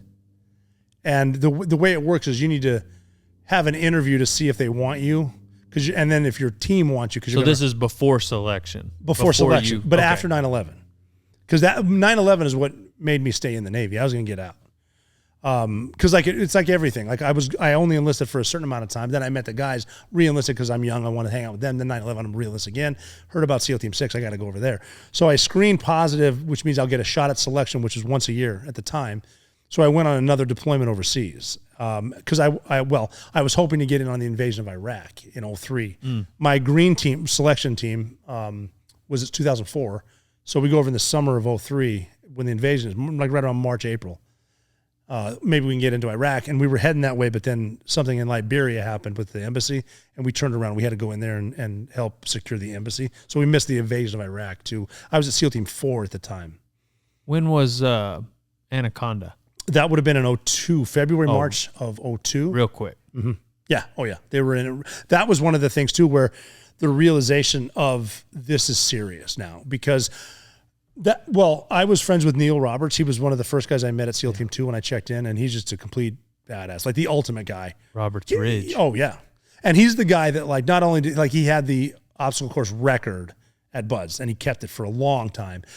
Stud at everything, but also if you're a new guy, he's not going to give you shit. He's going to help you with your gear. He took me to Arby's, me and one new guy to Arby's for lunch one day. I remember that. And a solid dude. And then right before, so I'm still in my platoon that's going to deploy eventually. And I was packing a reserve parachute in air operations. And that's the first time someone asked me the question like this: did you know Neil Roberts? As opposed to, do you know this dude? Did you know? I'm like, what do you mean, did I know? Yeah, I know him. Yeah, and then they told me the story, which has happened. So those are two of the books I've read. Mm-hmm. There's the original one. It's called Roberts Ridge. Yes. And the way it was written was like very black and white of kind of what happened. I felt like I was almost reading a report. And then there's another one, Alone at Dawn. Alone at Dawn is the best book that talks about Chapman. Yeah, John Chapman that story needs to be told. So it seems like the difference in the two is obviously the ISR. I think that's what it's called. Yeah, ISR footage. Yeah. So they just didn't know between those two books the difference in the story? I don't know if they did or not. And that's a tough one for me because I wasn't there. Or somebody probably knew. Yeah. But just how the... What you're going to find, too, with a lot of missions is sometimes the report that comes out is what we want people to think. Because it sounds, I mean, like, wasn't he posthumously awarded the Medal of Honor? Medal of Honor, yeah. And he technically, I think, should have gotten 2 for what he did on that mountain. Because there's no dispute what he did, right? No, now that they have the footage, not at all. And there wasn't before, too. I mean, because Brett Slabinski, Slab, who was also awarded the Medal of Honor, was there. And like anything, you hear Monday morning quarterbacks talk about it. However, unless you have been shot at by several belt-fed machine guns at close range in the dark in the snow, don't judge what he did. Don't judge what that team did. Because you're in a split-second decision. We need to get the fuck out of here. Yeah. I need to get it is, I mean, I don't know what is, I wasn't there, but if my guy's definitely dead and we're going to die too, we got to regroup, get off this hill and get back in the fight somehow. So yeah, Neil fell off. Fifi fell off the 47 that Al Mack was flying. Bad.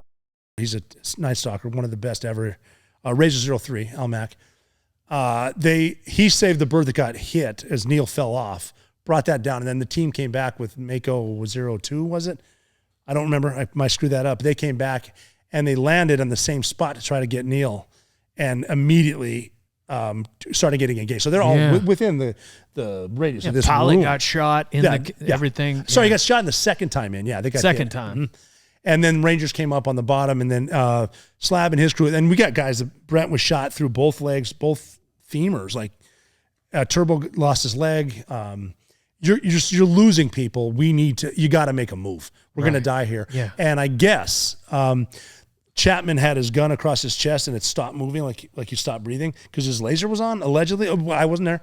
And so like, he's got to be dead. We got to leave. But then he wasn't dead, or he came back to, and he fought it out for hours. Yeah. Chappie did, which is insane. The guy's a stud. I mean, if you haven't read Alone at Dawn, God, it's insane. I couldn't put it down. I couldn't either. I was going to read it I read it and I probably read it straight through, like stopping to eat. That's kind of how I experienced the book, and that just, usually I'm able to but it just grabbed me. Mm-hmm. That's one I read with a highlighter and then reread. It's just what he did. And again, combat controllers in the Air Force, it really gives them a lot of props too, because they're the most lethal guys on the ground that you've never heard of too. Mm-hmm. Those are the dudes that bring in the everything, and they're the best in the world at it. That's what he was, and he's bringing the fight in. He's bringing our guns in to bear on that stuff, and then he's in a shootout, face to face, hand to hand. Incredible story. Seemed like that valley though, was it gone? Not Gonzalo. That was Dakota. Korangal was a different one. That was Dakota's. They were in. I'll think of it in a minute. But it seemed like reading both the books that we were like super unprepared. Like they just like really kind of whipped our ass. I don't know if it was unprepared, or maybe it was just. I think just based on some of the decisions that were made. And again, it's hard for me to say because I wasn't there, but a lot of it was hasty. A lot of it was, we got to get in the fight because this fight's going to end. Mm-hmm. Like in Iraq, I remember we got to get in Iraq because Iraq's going to be over. We're going to win this shit. Not so much. And again, it's one of my sayings is don't talk yourself into an ass whipping, and especially don't die because you got bored, meaning you made a shitty decision to get in a certain spot. And I know that, I mean, because there were certain things that happened. They wanted to get an overwatch on the top of Takr Gar, which is a mountain. And there was just Al-Qaeda there. That nobody's apparently ever been able to take. Yeah. I guess, yeah. Yeah, well, I mean, and then weren't there just like, there were like other countries, like Czechs there? Yeah, Chechens. Yeah, I talked to a buddy of mine that I know really well. I'm not going to drop his name, but he was, they found some of these dudes afterward, and he radioed in and asked, is there Delta Force guys up here? Because these are white guys in North Face. And they said, no, this is a free fire zone. And my buddy said, I wish I could say his name. His story's so badass. He said he looked over and there's one dude like shadow boxing, whatever, on the like the mountain face. And he's like, yeah, I'm definitely killing him first. And he stopped like, cause they're in the snow, whatever. And he stopped to clean his gun. Like he's like going to pull it out, oil it and whatever. And I guess one of them was like we're going to ambush these dudes now, take their tent.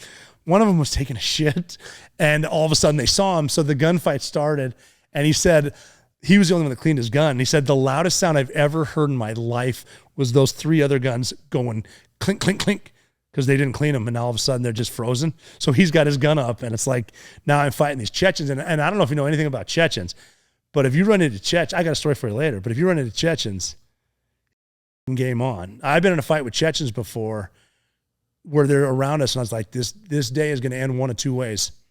We're going to die or we're going to win. Aren't they all redheaded? Yeah, they look like me.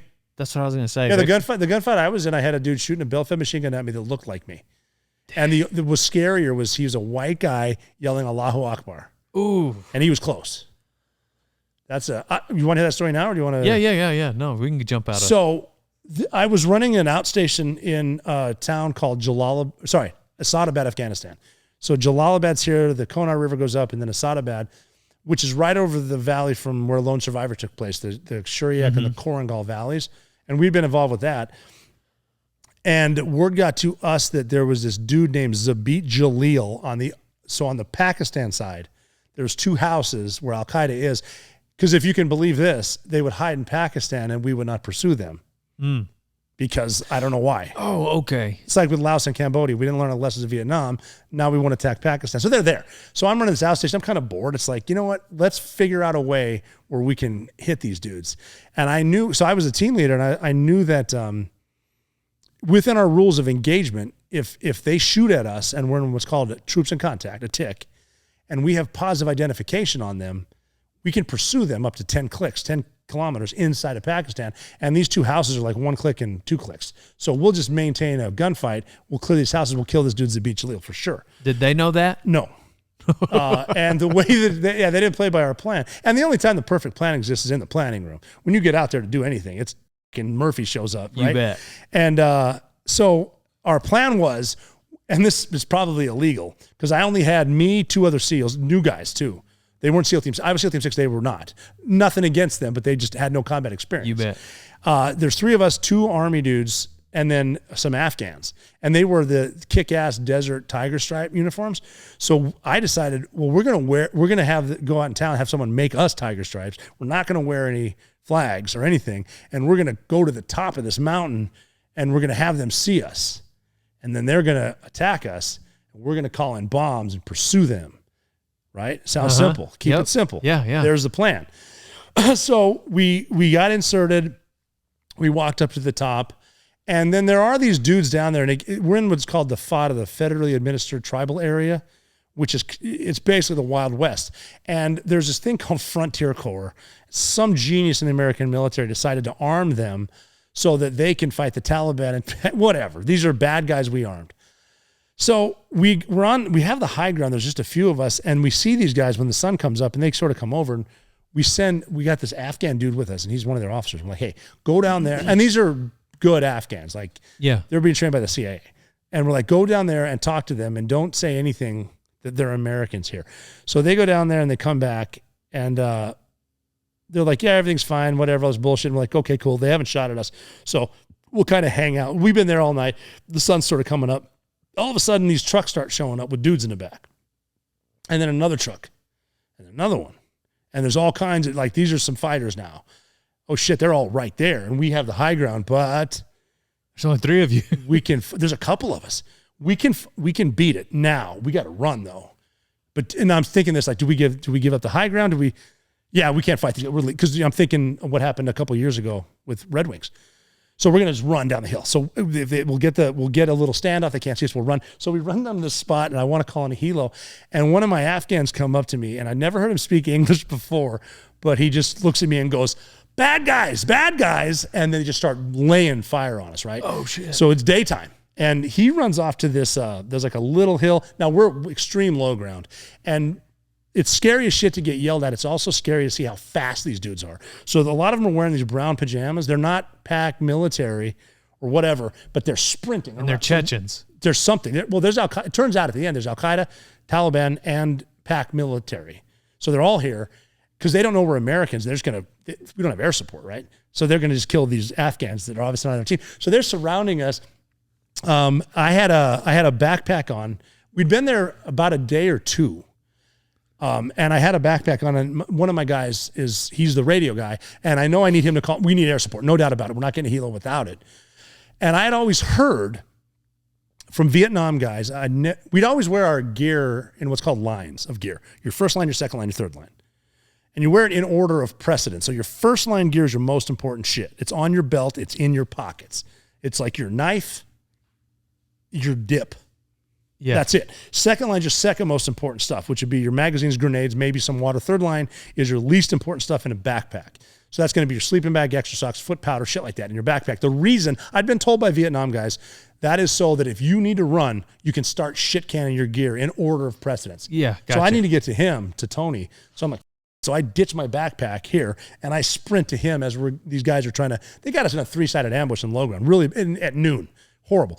I run over to him, and I'm like, and I could sort of see where the leadership of this crew is. And I'm like, awesome.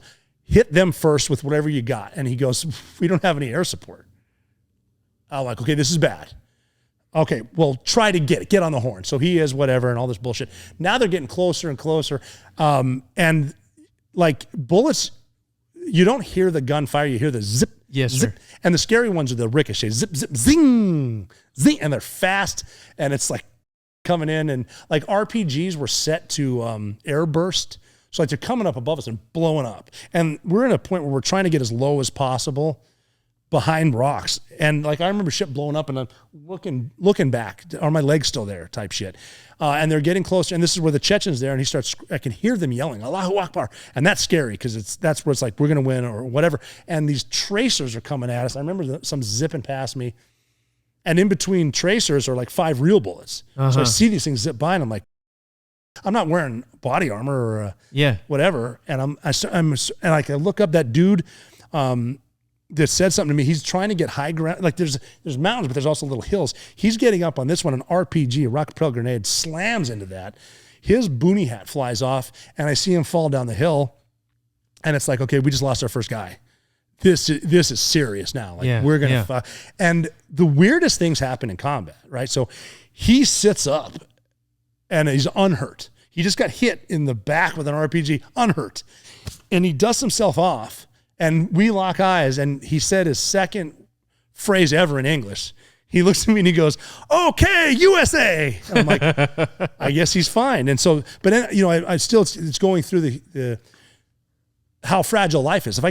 I'm literally thinking, if I take one of these, when I take one of these right between the eyes, do you feel it, or do you die, and then do you go to heaven, or just all of a sudden, Tony said, "Hey, I got one. I got a jet."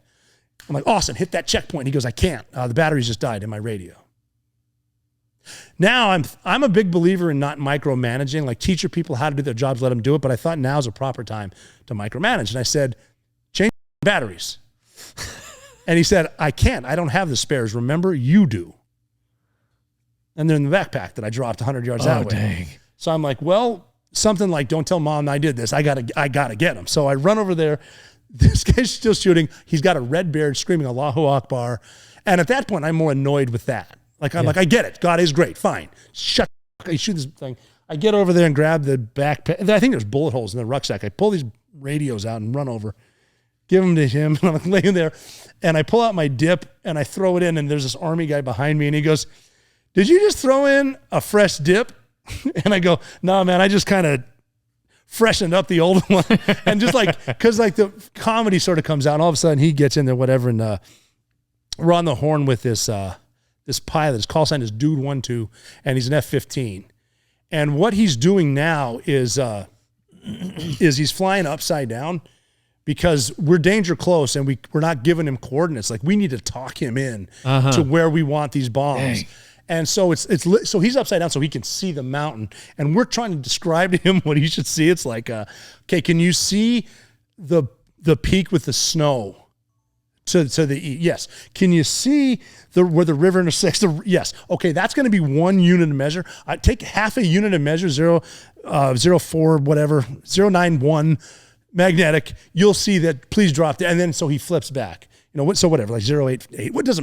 Golly. So he flies back, and then he flips over, and now he's flying at you, and you're sort of looking at him, and he's like, "Tally target." And when you're looking at him, you can say, you either say "cleared hot" or "abort." Yeah. So if you can see movement, you say "cleared hot" because he's not going to drop, but you can't. And I'm like, "Cleared hot." Oh, you know what he said before that too to calm us down was, "Just talk to me like I'm a man," this pilot. And I think our response was, "I see why women find you attractive." So just to calm down. Anyway, it's like cleared hot. And so he's like, bombs away.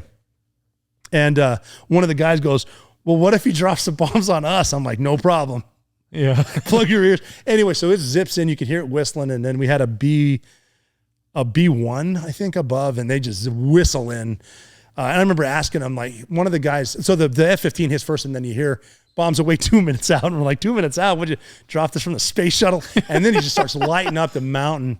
And even the guy yelling Allahu Akbar, he turns, and you can sort of see the shift in momentum. And like the Al-Qaeda guy's like, oh shit, there are Americans here. And then they start running back to Pakistan. And we can see dudes on fire. Like, how many do you think there were? Oh, total? I don't even know. I mean, we know after the after action report, we killed at least 11 Pakistani soldiers. God knows how many Al-Qaeda, because they just, like, some of these bombs that drop, I've seen people that are there that you didn't just kill them, they just no longer exist. Just wiped out. Just poof. So we bombed Pakistan for like 3 hours, just hitting them. Now we won, so we can call in helos. We're all excited because we were supposed to die. Now we're going to live, right? So these helos come in, and I get on the right-hand side, the starboard side of a Black Hawk, and we're like Vietnam-style, legs hanging out. We take off, and all right, I'm good. We won. I'm going to live. But then I look down. I could see the battlefield for the first time, and I start like it's smoking. It's like scorched earth, and it's like, holy shit, we just bombed Pakistan, and that is an international incident. And I'm in charge, I'm probably going to hear about this, right? And I was right, because we land and they already have a general officer there. And I think the way the conversation went was, hey, O'Neill, you realize we're not at war with Pakistan, right? And I was in a good mood. I'm like, yeah, but we sure were today, man. And you should have seen. And so then he basically said, yeah, so you're either going to go to Leavenworth or probably get a Silver Star for this. And so we had to wait 3 weeks. And thank God there was a ISR platform where they saw it, because Pakistan started saying, well, it was an unprovoked attack. They killed 11 soldiers. Like, well, actually, no. Here's what actually happened. And there's some of the footage on the internet on YouTube. Did your plan work? Your plan didn't work where you were able to get. No, it turned into, look how cool we are to let's get.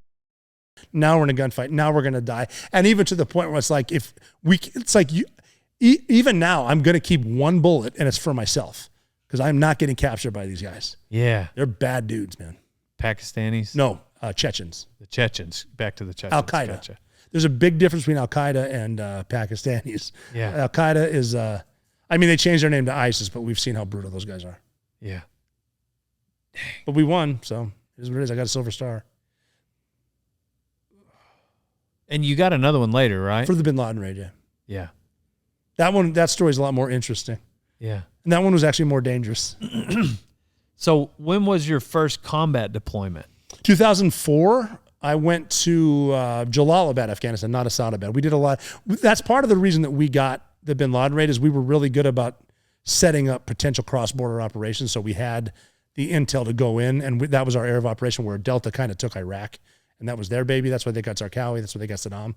And we were just there for the Bin Laden raid. But my first one was in Jalalabad City, which is actually where Bin Laden used to live. His house is still there. And that was just interesting, because that's when I realized too that war is not what it looks like on television. It's most of it's not as bad as you think, and most people in combat zones are just trying to get on with their lives. We're occupiers; they don't want us there, but there are bad guys, and I realized that when we'd go out in town and there wasn't explosions everywhere, and there wasn't suicide bombers, and even dudes I'd see with guns. It's just a gun because he's protecting himself and his family. Maybe, obviously, you see an AK, you want to be more aware. Cautious. Yeah. And the first Al-Qaeda guy I ran into, we captured him, didn't kill him. Big Saudi Arabian dude. Yeah, and you can see in Afghanistan, even Al-Qaeda, they're foreigners. They don't want foreigners there. They want the Pashtun religion, or the Pashtun lineage. Sorry about the tribes. And a Saudi Arabian dude, he's a foreigner.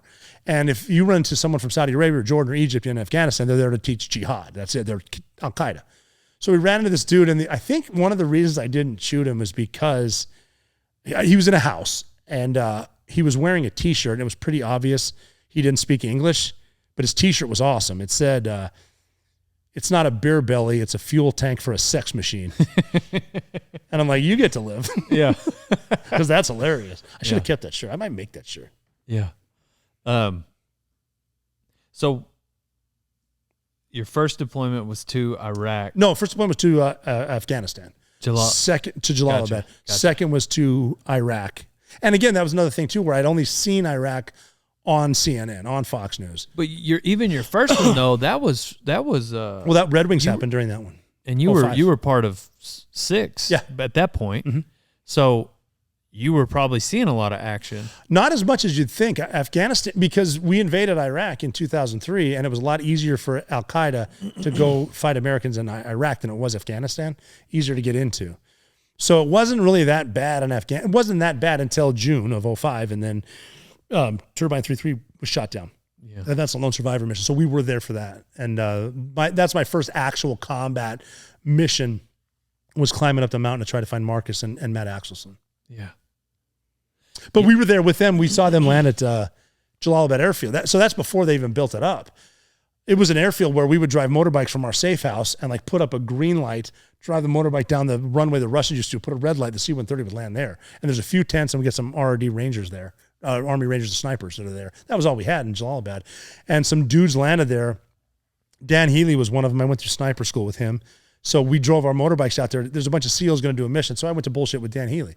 And we're talking about drinking Sam Adams lager and sniper school and whatever. And he told us the mission we dropped 4 snipers off, and we're going to hit Ahmad Shah. We're going to hit once they find him, we're going to go hit him. And we called back, me and the other guy called back to Bagram, and we're like, hey man, if they go on this hit, can we go with them?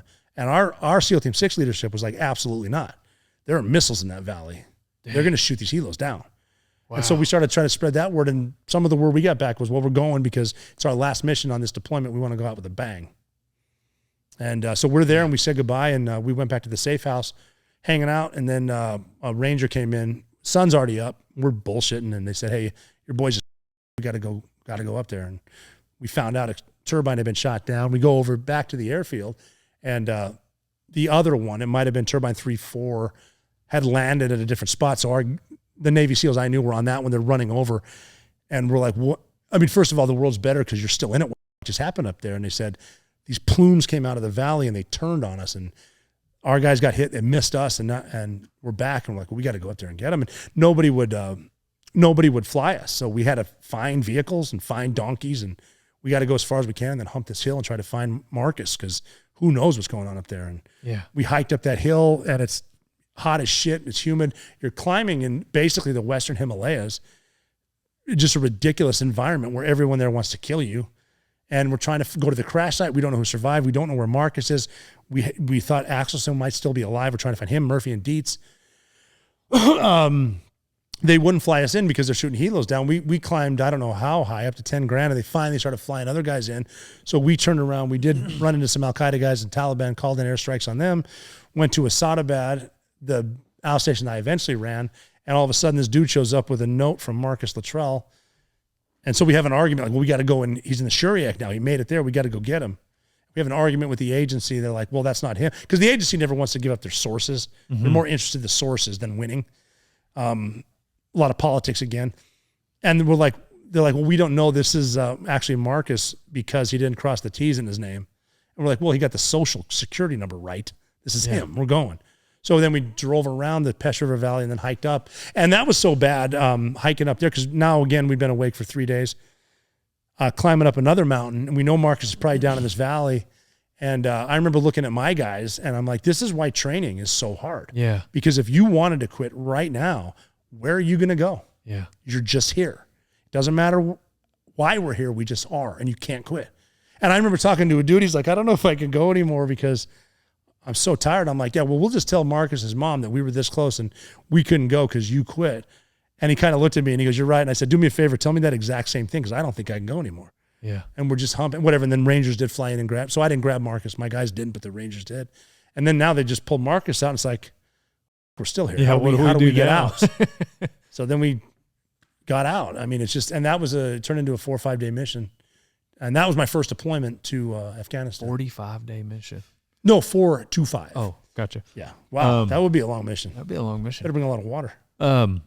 So, you know, we talked about this a little bit in the truck about people throwing rocks when somebody has any type of success. Yes. What do you feel about, I mean, because it kind of pisses me off, just armchair quarterbacks that want to call out Marcus. I know. For his story. Like, how do you, I mean, you were there. Yeah.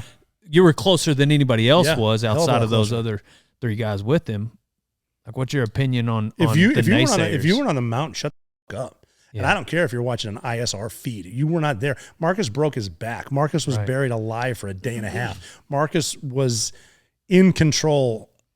The enemy pretty much had him in their control, even if it was villages. I mean, that's a very, very dangerous place to be. Yeah. And you hear bullshit about, well, he had some magazines with bullets in them. Well, yeah, because Mike Murphy gave them to him, knowing he's going to die. Take mine. Unless you were there at the time, shut up. Yeah. And Marcus is a goddamn hero. That's an incredible fight. I mean, just just will to live alone. That would have been so easy to roll over and just say, that's it, I'm done, I quit. And like I said, with the one bullet, you can put one in your mouth. He didn't. Right. He lived. He got out and he deployed again. Like He's also a Navy SEAL. Yes. It's not his first gunfight. The idea that he would just give up. No.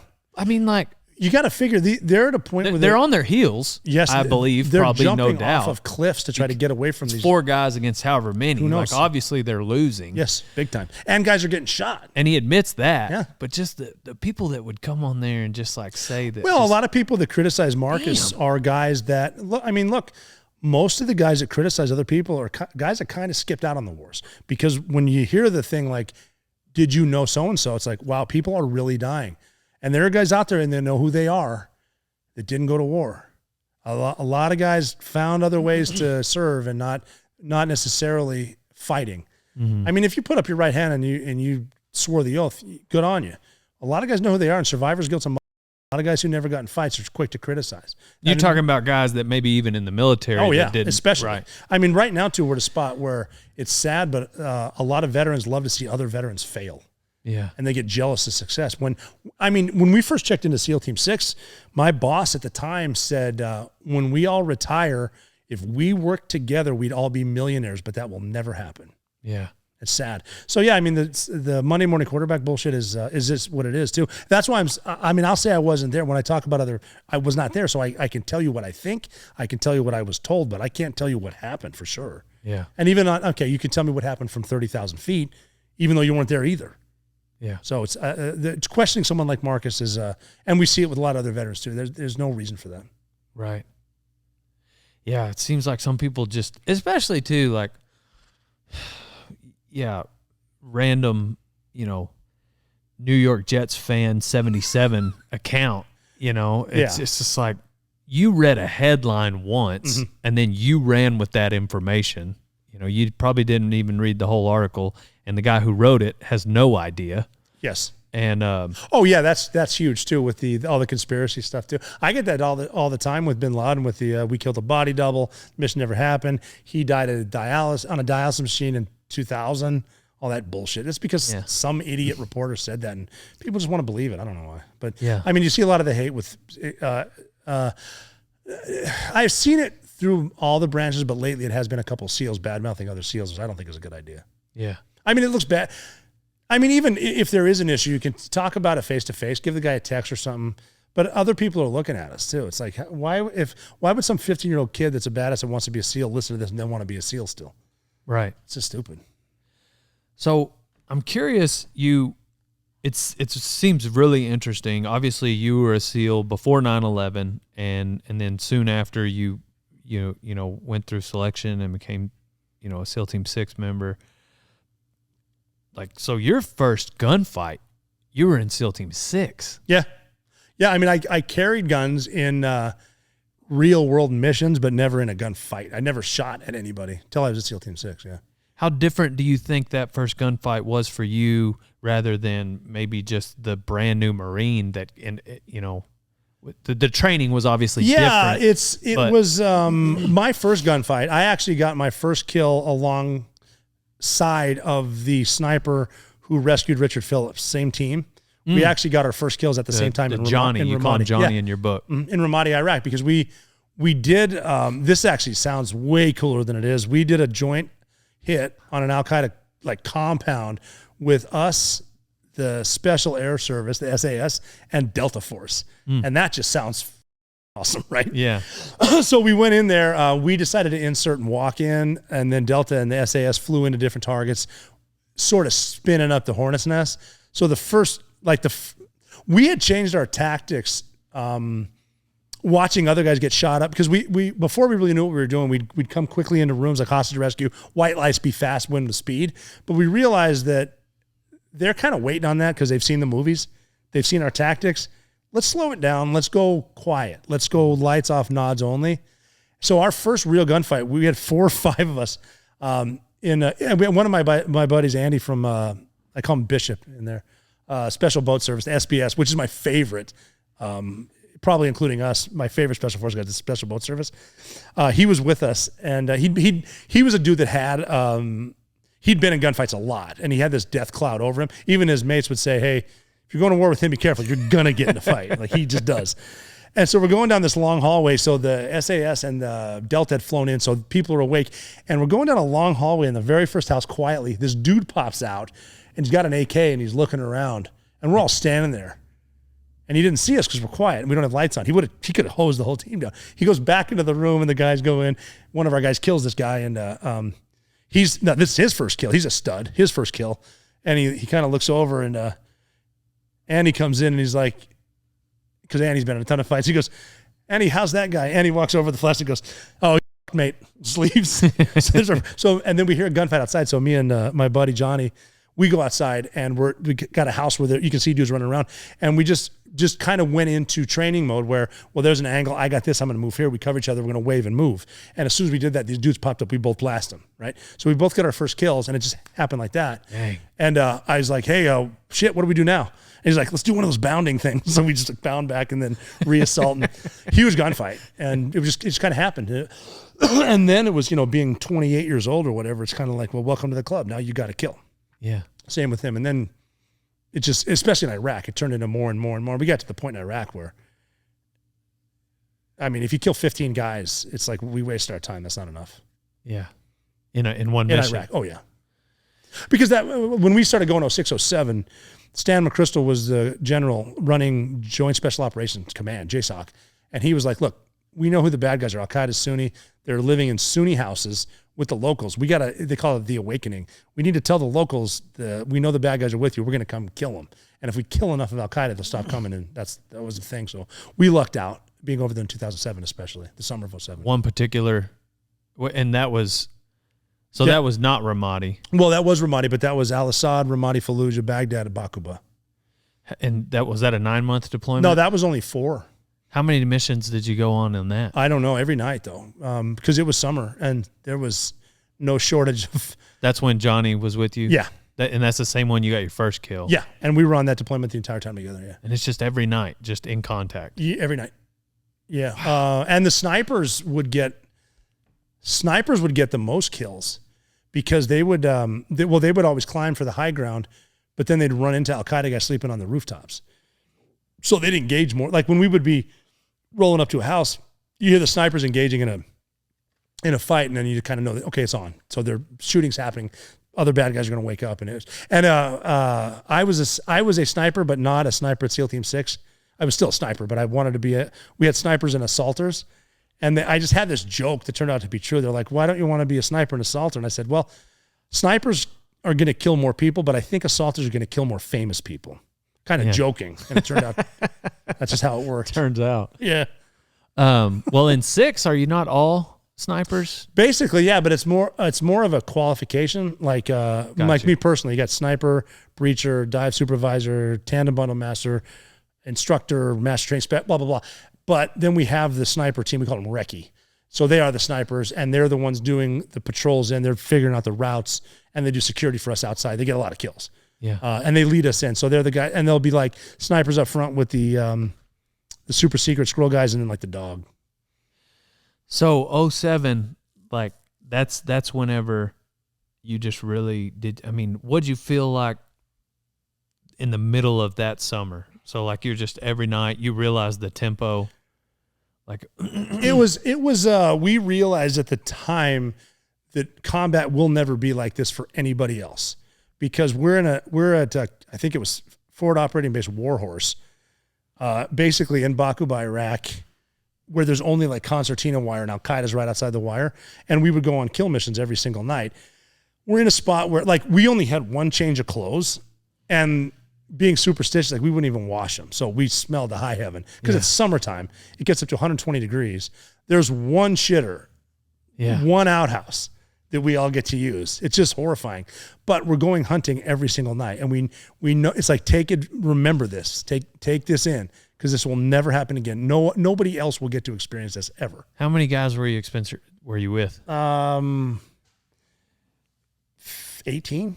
And you all knew it wasn't like no, No. You all knew. I want to go out tonight. I want to eat as much as I can right now because we're going to get on those. And plus, we're with TF-160. So it's like we've got Little Birds and Blackhawks and a Chinook parked right outside of our tents. Like we don't even have we don't have the internet. We don't have televisions. Yeah. We learn how to, like, I learned how to sing the Cincinnati Bengals fight song because I'm sleeping between two guys from Cincinnati. Yeah. We would sing and play cards and whatever and then go hunt. Yeah. And it was awesome. And it was Al-Qaeda, like the legit gunfights, killing bad guys. And that, I mean, and we got to a point, not just remember how good this was, but it's like, it's not that we're that good, but these guys really aren't that good. Right. But we are that good. I mean, there had to be some instances, I guess, where you were like, they're not that good, but they're that good today. Well, you need to respect the fact that anyone can get hit at any time, and all of a sudden everything you ever cared about in your life could be over. So don't get stupid, don't get lazy, do not get complacent. And complacency is caused by success. So you do 30 straight days of great missions and you get complacent. Well, a prime example, we did just on that deployment.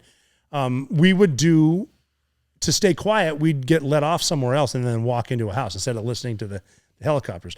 And believe it or not, a lot of missions were what we call dry holes. There's just nobody there. Right. So we hit this one target one time where it looks benign. It's just a house. They're saying Al-Qaeda's there, but they're not. So instead of landing way over here and walking in for 2 hours, let's just fly right in. We'll go in and clear it. No one will be there. We'll come home. We'll eat and we'll play Xbox. Let's just do that. So as soon as we're flying in, sure enough, everyone comes peeling out there shooting at the birds. And we're in a gunfight. And it's, we're getting shot at returning fire before our feet even touch the ground. Wow. And so we get in this fight and we win it. We're better, but we get to a point where we're using rockets, shooting at buildings and shit like that, where it just escalated into a spot where it didn't need to be because we got lazy. Don't die because you got bored. But we got lazy. It didn't cost us. And we didn't have a single one of our guys get hurt the whole deployment. A lot of luck involved with that. But,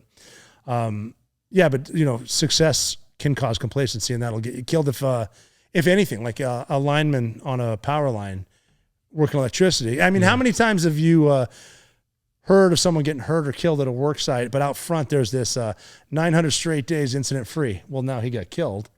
Why? Yeah. Well, because he's up on the power line and he forgot his gloves and they're down there, but I'm right here and it's a quarter turn. I'll just do that and I'll get down. I don't want to go 20 minutes down, 30 minutes up. Zap. Yeah. It's over. Yeah. And so it's do everything like you do anything. I can't believe that. So was that the heaviest tempo that you had and nobody got hurt? No. And we were lucky too. We actually refer to that as the deployment that never was because most of our squadron went to Afghanistan because we had been authorized to hunt Taliban now over there. So they all went now. And then my boss, who's a complete stud, agreed to work for Delta Force. And not a lot of guys would do that because of ego. But he was smart enough to realize I'll work for Delta Force because they're going to get us missions and we're going to go. And one team, one fight. Who gives a shit who gets it? We're getting the work. For sure. And so we did, and it was awesome. And we got to work with Delta, and they're complete badasses. So when the normal civilian asks you that question, you just literally wouldn't know how many people that you've killed. I don't think so. Yeah. And again, too, that's another thing talking about, like you talk about armchair quarterbacks. It does crack me up when people say, yeah, I've got, 35 confirmed kills. Like there's some dude at the Pentagon counting your kills. I remember killing dudes and it's like, hey, how do I confirm that? Yeah. And I don't know. I guess he's dead. I don't know. I don't know the count. Did you ever find yourself in hand-to-hand stuff? No. Mm-hmm. If I got that close, I'm shooting you. It's just that simple. It's you don't need to get shot at to consider yourself in contact. For aggressive intent, you can kill them. So don't. And I mean, I'd go into situations where you have a second to convince me not to kill you. Mm-hmm. And that's how my team was. And we were really good at it. It's different. It's different now. 48 years old, thinking back to it. Could it have been different? I don't know. Don't really care, but could have been. Did you know of anybody that ever had to use hand-to-hand time? Yeah. A few guys from Gold Team did. A couple guys that actually died on Extortion 17. Yeah. There was a yacht that was taken down by pirates. And I think they were more than pirates because like the guys that we killed were more criminals, but there was these dudes that took down a yacht and then they actually, this is after Captain Phillips, they went into to rescue them and everyone had been murdered on the boat. And they went under, like this is a yacht, so small quarters. They got in knife fights with these dudes and dang. I wasn't there, but I heard it was intense. Yeah. Studs that I know that were straight up knife fighting, which is insane. That's so insane. Yeah. Good dudes, too. Guys that I like. Really good dudes. And came out on top, obviously. Everyone won. No one was hurt. They did get killed in a damn helicopter. Right. So what were the combat deployments like after? I mean, at that point, they're all combat deployments. What were your deployments like after 2007? Yeah, I went back to Afghanistan. So my last deployment to Iraq was 2007. Then we did Afghanistan from then on out. And then, we did a couple out of Bagram, and then our outstations, and we do same stuff. The tempo was never that exciting again. Afghanistan we got kills. We ran into Al-Qaeda and stuff, but it was never that intense until, well, even afterwards, I was running, I was a senior enlisted advisor for all the outstations in Jalalabad again, but they had built up Jalalabad. I was at a CIA base that I would love to see what it looks like now, because it was a straight up European resort where they had a bar and they had happy hour outdoor, like a huge CrossFit field full of sleds and all this shit. I had my own room with my own shower. Wow. And just, and then we did have the internet. We did have connected Wi-Fi and Xbox to play Halo and shit like that. Kind of on that. And so this is a few months before the Bin Laden raid. So we didn't, we'd work out with the Afghans, but we figured at this point Bin Laden was a ghost. I didn't realize at the time in JBAD that the Bin Laden team was there also, and they had found him. They didn't tell us. Dang. We didn't realize till we got home. The only exciting mission I think I had on that final deployment in January or February of 2011 was there was the final Al-Qaeda guy allegedly was Abu Ikhlas al-Masri, and he was up in the Korangal, and someone found him, and it was like a secret scroll. I don't know who the hell, some American that like from Apocalypse Now found this dude, and we had to do a turnover. And they were scared. Like, I don't know who to trust, whatever. It's like, we'll come out. We'll drive. Like, here's what we're going to do. You drive down this long highway. We'll be coming this way. You stop.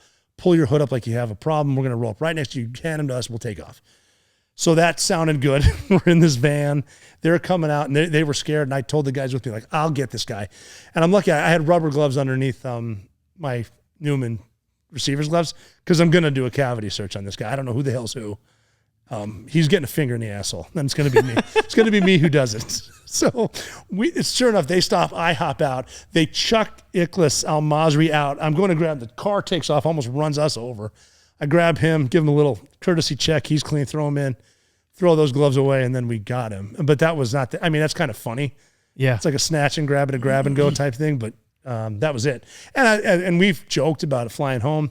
Bin Laden's a ghost, but this is kind of fun. And then we had a trip to Miami to dive, and down there they just recalled some of us. And I don't want to get into the Bin Laden raid yet, but you get back from that deployment, and then what's the chick's name from what's the CIA? They called her Maya. Maya. Yeah. Little did y'all know she was working the whole time. No idea. I didn't meet her till they called us into the room about Bin Laden. But in between then though, we did the Captain Phillips raid too. So your last deployment before Bin Laden in 2011. So you get back. In 2009, we rescued Richard Phillips. Oh, that was in 2009. But that was in between all these deployments. We were home, and it was Good Friday, April. Man, 10th. that had to be exciting. It was, because like you're getting to like. Well, SEAL Team 6 was designed to rescue Americans at mission. sea, but we've never done it, not one time since 1980. And we're home in 2009, April 10th, my birthday. It was Good Friday, and I was at my daughter's tea party at her preschool. She's 4, and I was in line getting her cookies. That's like out of a movie. I'm getting her cookies. I've got a pink plate. I'm bringing it to my daughter. I just saw her yesterday. She's in college now. It's pretty funny. I'm giving her cookies. I get a call, a message that you're leaving now.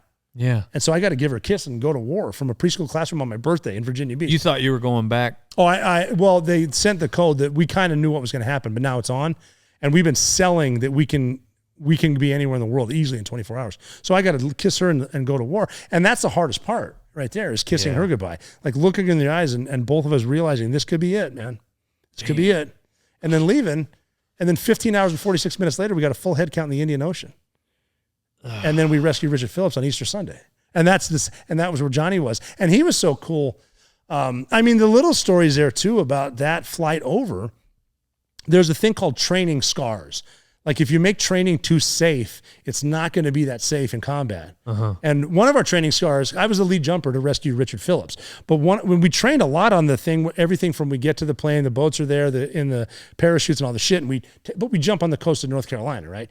But when we're jumping, and my job is to find the boats, there are safety boats swimming or doing loops in circles so I can see them marking the drop zone. When we jump into the Indian Ocean, they're not there. I got to find these things, and I couldn't see them at first.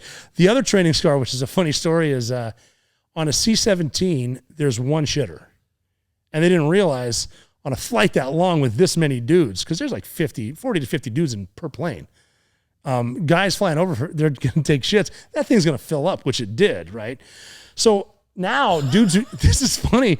You don't think that, okay, I got a shit. So you got these MREs that come in those hard plastic cases. Dudes are shitting in those and then wrapping them up with tape, and then the bags of shit go in a big bag of shit. So now you get this huge garbage bag full of shit, a couple of them, in the front of the plane. The ramp drops, the damn boat's launched, and now we're kind of there, and we're going to jump soon. I go to the aircrew guy, and I'm like, hey, what are you going to do with this big bag of shit? And he goes, well, we're going to fly it back to Djibouti and drop it. I'm like, you're going to fly with this shit? Why don't you just throw it into the ocean right now? And he goes, well, what if we hit one of your boats? And I go, I'll give you $10,000 if you can, dude. But he didn't, and then we jump out. But that was like a training scar, that, and then whatever, we found them. And then the plan was not to kill those guys. The plan was to put snipers on the fantail of the Bainbridge that was towing that boat and just watch them and make sure nothing unsafe happens as we prepare for the rescue. Yeah. So I'm in the chief's mess drinking coffee as we're preparing for the rescue. Something unsafe happened and they shot, right? And here's what's so cool about those snipers is this had never been done. This was a long weekend. Put yourself in their mindset. It's a long weekend. We've never done this. I'm going to skip work today and I'll sight my guns in on Tuesday. Their guns do not need to be sighted in for the most difficult shots of their lives. We're in Virginia, but their guns were sighted in for the most difficult shots of their lives because they were prepared.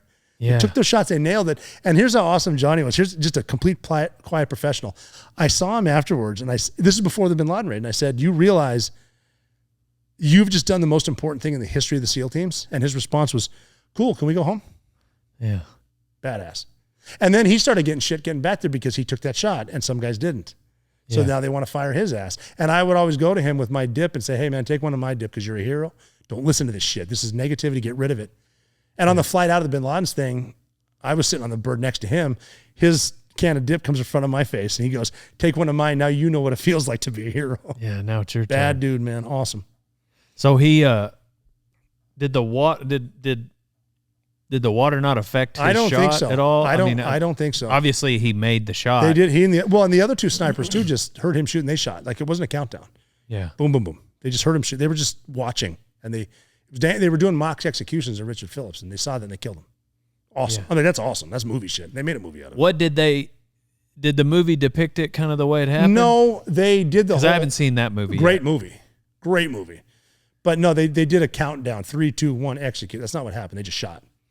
That seems like, why not just, well, I guess for they the couldn't. viewers. I guess they couldn't get a shot at all three at the same time or whatever, and you need to hit because you miss one, they're going to kill him. There's There's another funny story about that because they, after they shot, they heard a gunshot come from inside the boat, and it was actually just one of the pirates at death throes pulled the trigger on his pistol. But it was being towed by a rope, and there's one obstacle at SEAL training at Buds, the slide for life, that you get up and you climb down a rope, like you put it underneath you and you slide face down on this rope. And I'd always wondered, like, why do we need to do that? It's so stupid.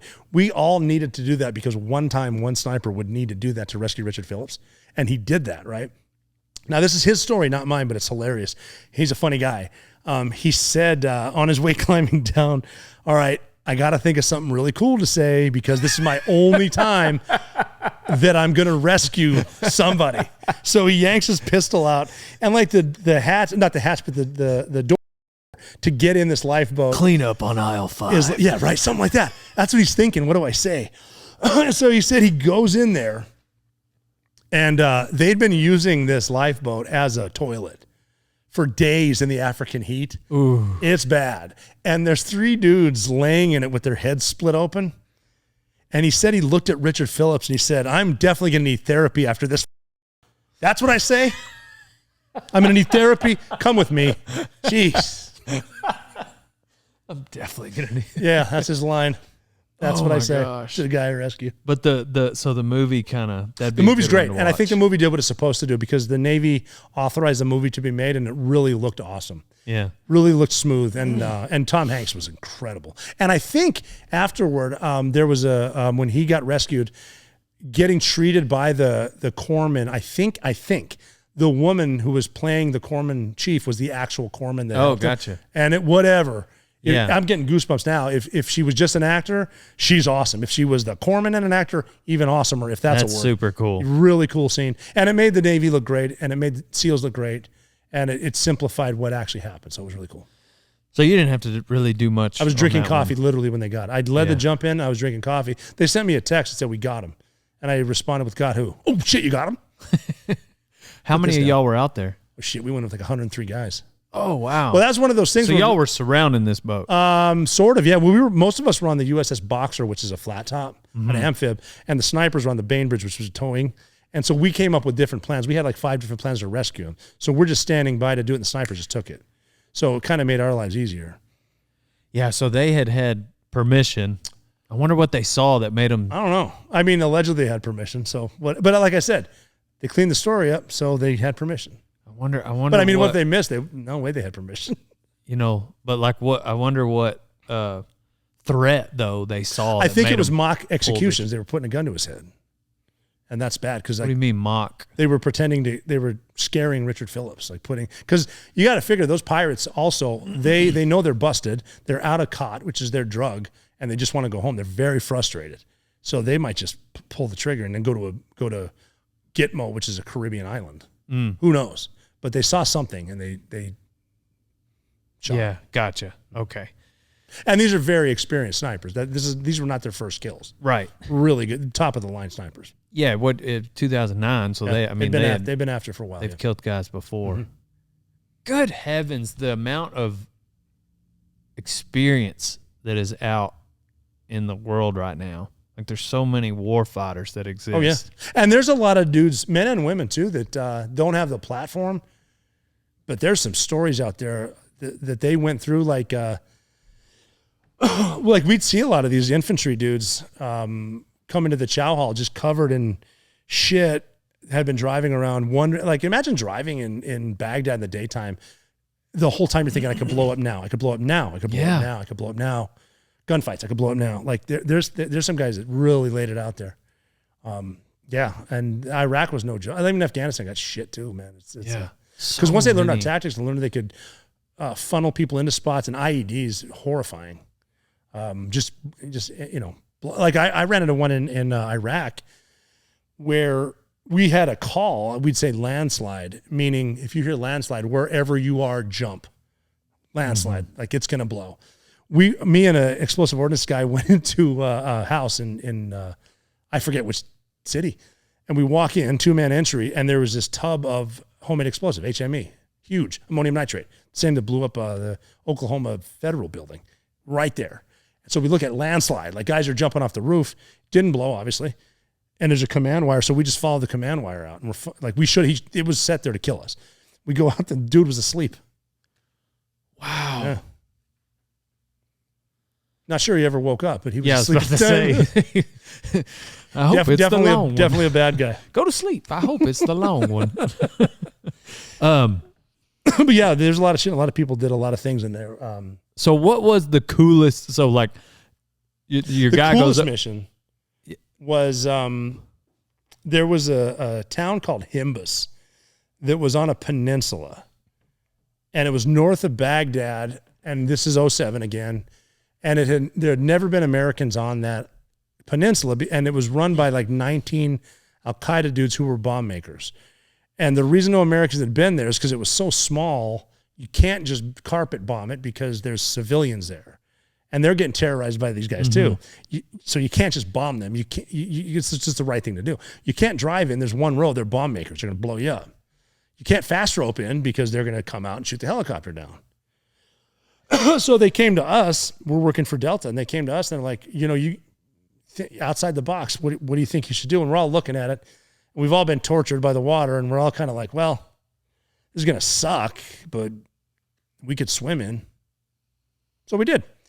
And it wasn't really a swim so much. It was swampy, shitty, gnarly, whatever. But we went in with 17 guys and 2 dogs, which are important to the story. So we swam in, and one of our snipers who was climbing immediately got in a gunfight on the way up, and then dudes come out on the rooftop, they're shooting down. So we whatever. It's a standard gunfight, clearing house to house. We killed a bunch of dudes. We killed all 19 of the guys. Didn't hurt one woman or child in the gunfights. And then we left. We swam out before the sun came up. So we're just gone. And the locals woke up. And like I said, they're getting terrorized by these Al-Qaeda guys too. But now they're not getting terrorized. And they're kind of looking around. And the bullies have all been killed. So they have a block party. So now the locals are having this block party. And we leave our assets, our ISR assets above to watch, because whoever comes to get the bad guys' bodies to bury them, follow them. There's your bad guys. Again, follow them home. But now there's nothing like that. They're all celebrating. And the party, I guess, got so big that a reporter from Baghdad heard about it. And he went up there, and then he walked through the house and was asking the women that survived, who came here last night? And the headline he wrote the next day said, they were ninjas and they came with lions. Which I think is great. Ninjas and lions, man. Ninjas and lions. Yeah. Okay, what was the coolest thing that was said after a kill that you remember hearing? We were big into playing Halo. And, okay, this story is so famous that I may not have been there. I definitely know the story, so it's worth telling. Because it wasn't me, it was an EOD guy. And he exploded, because our EOD guys they went through Green Team with us. Like they're not SEALs, they're EOD, but they're studs. And they're getting the gunfights with us. But they're also the guys that, 2 stories, because I just remembered one. We were playing Halo, and that voice would always talk after you shoot the monster or whatever. He got off the helo, went one side. The assaulters were going this way, and I guess 3 dudes popped up out of the bush, and he blasted all 3 of them. And he came over the radio and said, "Gain the lead." So that's funny. The other one was I was involved in this one. We were doing helicopter-borne vehicle interdictions, because Al-Qaeda in Afghanistan knew that if they can get to Pakistan before the sun goes down, they're going to be safe, because we only hunt them at night. So what we started doing is finding them a few hours before the sun went down. And if you've never hunted men on motorcycles and you're in a helicopter, you really haven't lived. Because this is some really crazy shit. And I've seen guys hop off of helicopters, probably could have beat Usain Bolt in a 100-meter dash, like crazy shit. But in this one fight, for some reason, we got split up. This is actually the fight where Cairo, the dog that went on the Bin Laden raid, got shot through the chest. And the dogs don't normally live through that, by the way. He did. Got shot in the chest and the arm. That's a different story for someone else to tell. But we end up on this other side, and for some reason, we got the low ground, and these Al-Qaeda guys are shooting down on us. And I simply said, hey, no problem, we're going to flank these dudes. So I took me and one other guy, my EOD guy, Jody's with me. So we flanked these 2 dudes up the hill, kill them both, and we're walking up to them, and it's been cool. But this dude is laying there, and he's on his face, and his hands are underneath his chest, which is generally, okay, he just pulled pins on grenades. He's a suicide bomber. So I'm going to go over here. I was like, Jody, take care of this guy, because he's the EOD guy. And what he would do is like put a fish hook on him and like roll him from a safe distance. And he would start with scissors, like cutting their pants off, and then you kind of search for the bombs that way. And I'm over here. Now in Afghanistan, it's important for this story to know that a lot of guys are named Abu John something. Abujan, Abu John Muhammad, something, Abu John. So I'm over there, and Jody's cutting this dude's pants off, and I hear him go, "Oh my God, Nizro," that was me, Nizro, Navy SEAL Rebel, NSRO. "Nizro, check this out." And I'm like, "Nah, I'm good. I'm good." And he goes, "No, everything's fine. You need to see this." So I walk over there, and here's this Al-Qaeda guy, dead, down to his knees. I've never seen a hammer like this, right? So I get on the horn of my boss. I'm like, "Good news, the war's over. We just killed Abu John Holmes." So that was funny. As funny as a dead guy can be, I guess. I figure, is there ever any like movie references or YouTube or like trendy? Like, I feel like probably all the time. Well, the greatest movie line for a Navy SEAL ever was Charlie Sheen. When he's like, when Michael Biehn said, "Hey, don't thank me because you never saw us. We were never here." And Charlie Sheen goes, "By the way, you're welcome." I think we'd say that every night to each other, just for no reason, like showering up. "Hey, by the way, You're welcome. Yeah. I don't know why I just thought of that YouTube. I did have a movie line one time on Halloween. Okay. I had a buddy who was a sniper. Probably the most aggressive SEAL I've ever met, but for some reason he never got a kill at first. And I'm talking a couple deployments, and guys are like, and he's a stud sniper, aggressive, never got a kill. And we're in Afghanistan near coast on Halloween. And Lance Vaccaro was with us. He unfortunately died later. And he was always a dude that got, he would get in a lot of weird spots but never get hurt. So Lance is outside, and we go in this house. And so the sniper, he's number 1 man. My buddy Reed's number 2 man. I'm 3. So he goes in 1 man, the sniper that never killed anybody. And he immediately gets in hand-to-hand fight with this Al-Qaeda guy, right? So they're fighting it out. Reed goes this way, and I'm looking at these 2 dudes, and they have guns. They both go for him. And I'm able to say, trick or treat, and I kill both them. So that's my only movie line. And I look over, and my buddy's in a gunfight or a fist fight with this guy, and he's got him in a headlock, and he goes, God damn it, Nizro. And I go, what? And he goes, you always kill people. I never kill people. And I said, well, throw that in the middle of the room and shoot him.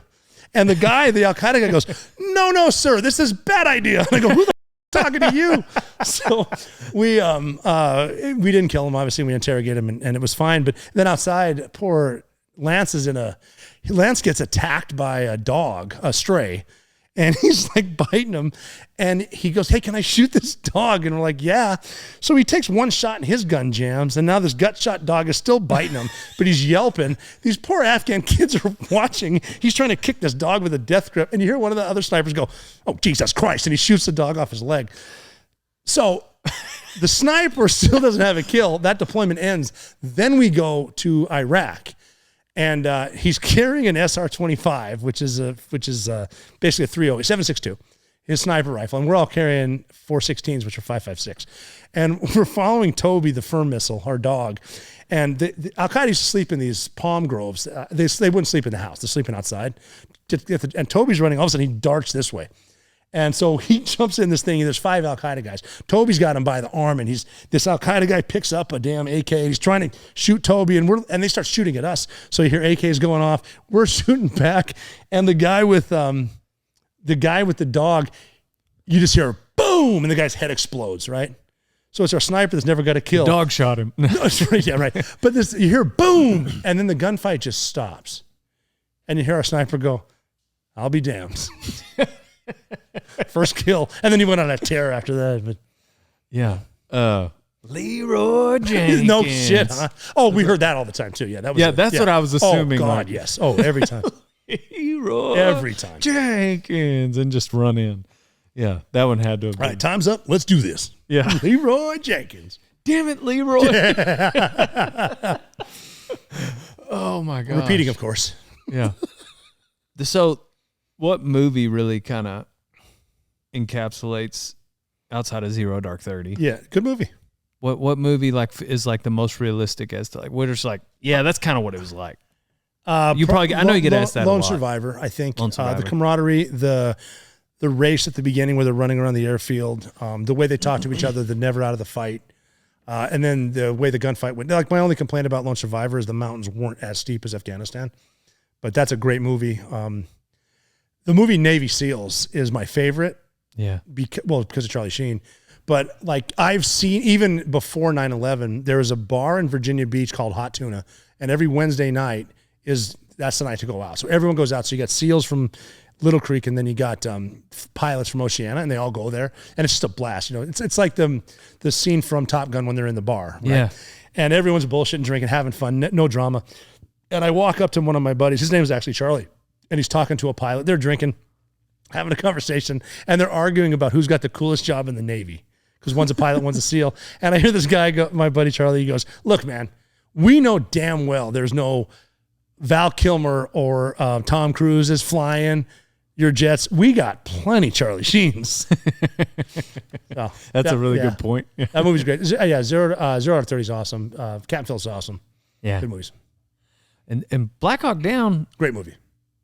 Wasn't it supposed to come out that month, and then they kicked it because of Black 9/11? Hawk Down came out right after 9/11. It came out in January of 2002. Yeah. Mm-hmm. but those weren't SEALs, right? No, it was Delta and Rangers. There were a few SEAls on the ground, yeah.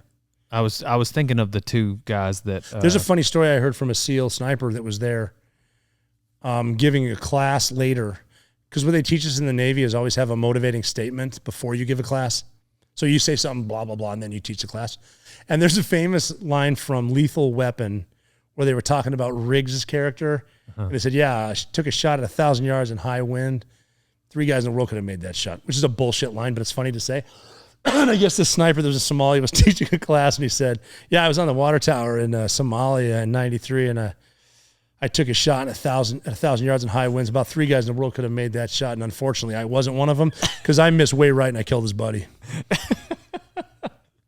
Yeah, the 2 dudes that dropped down to help that pilot.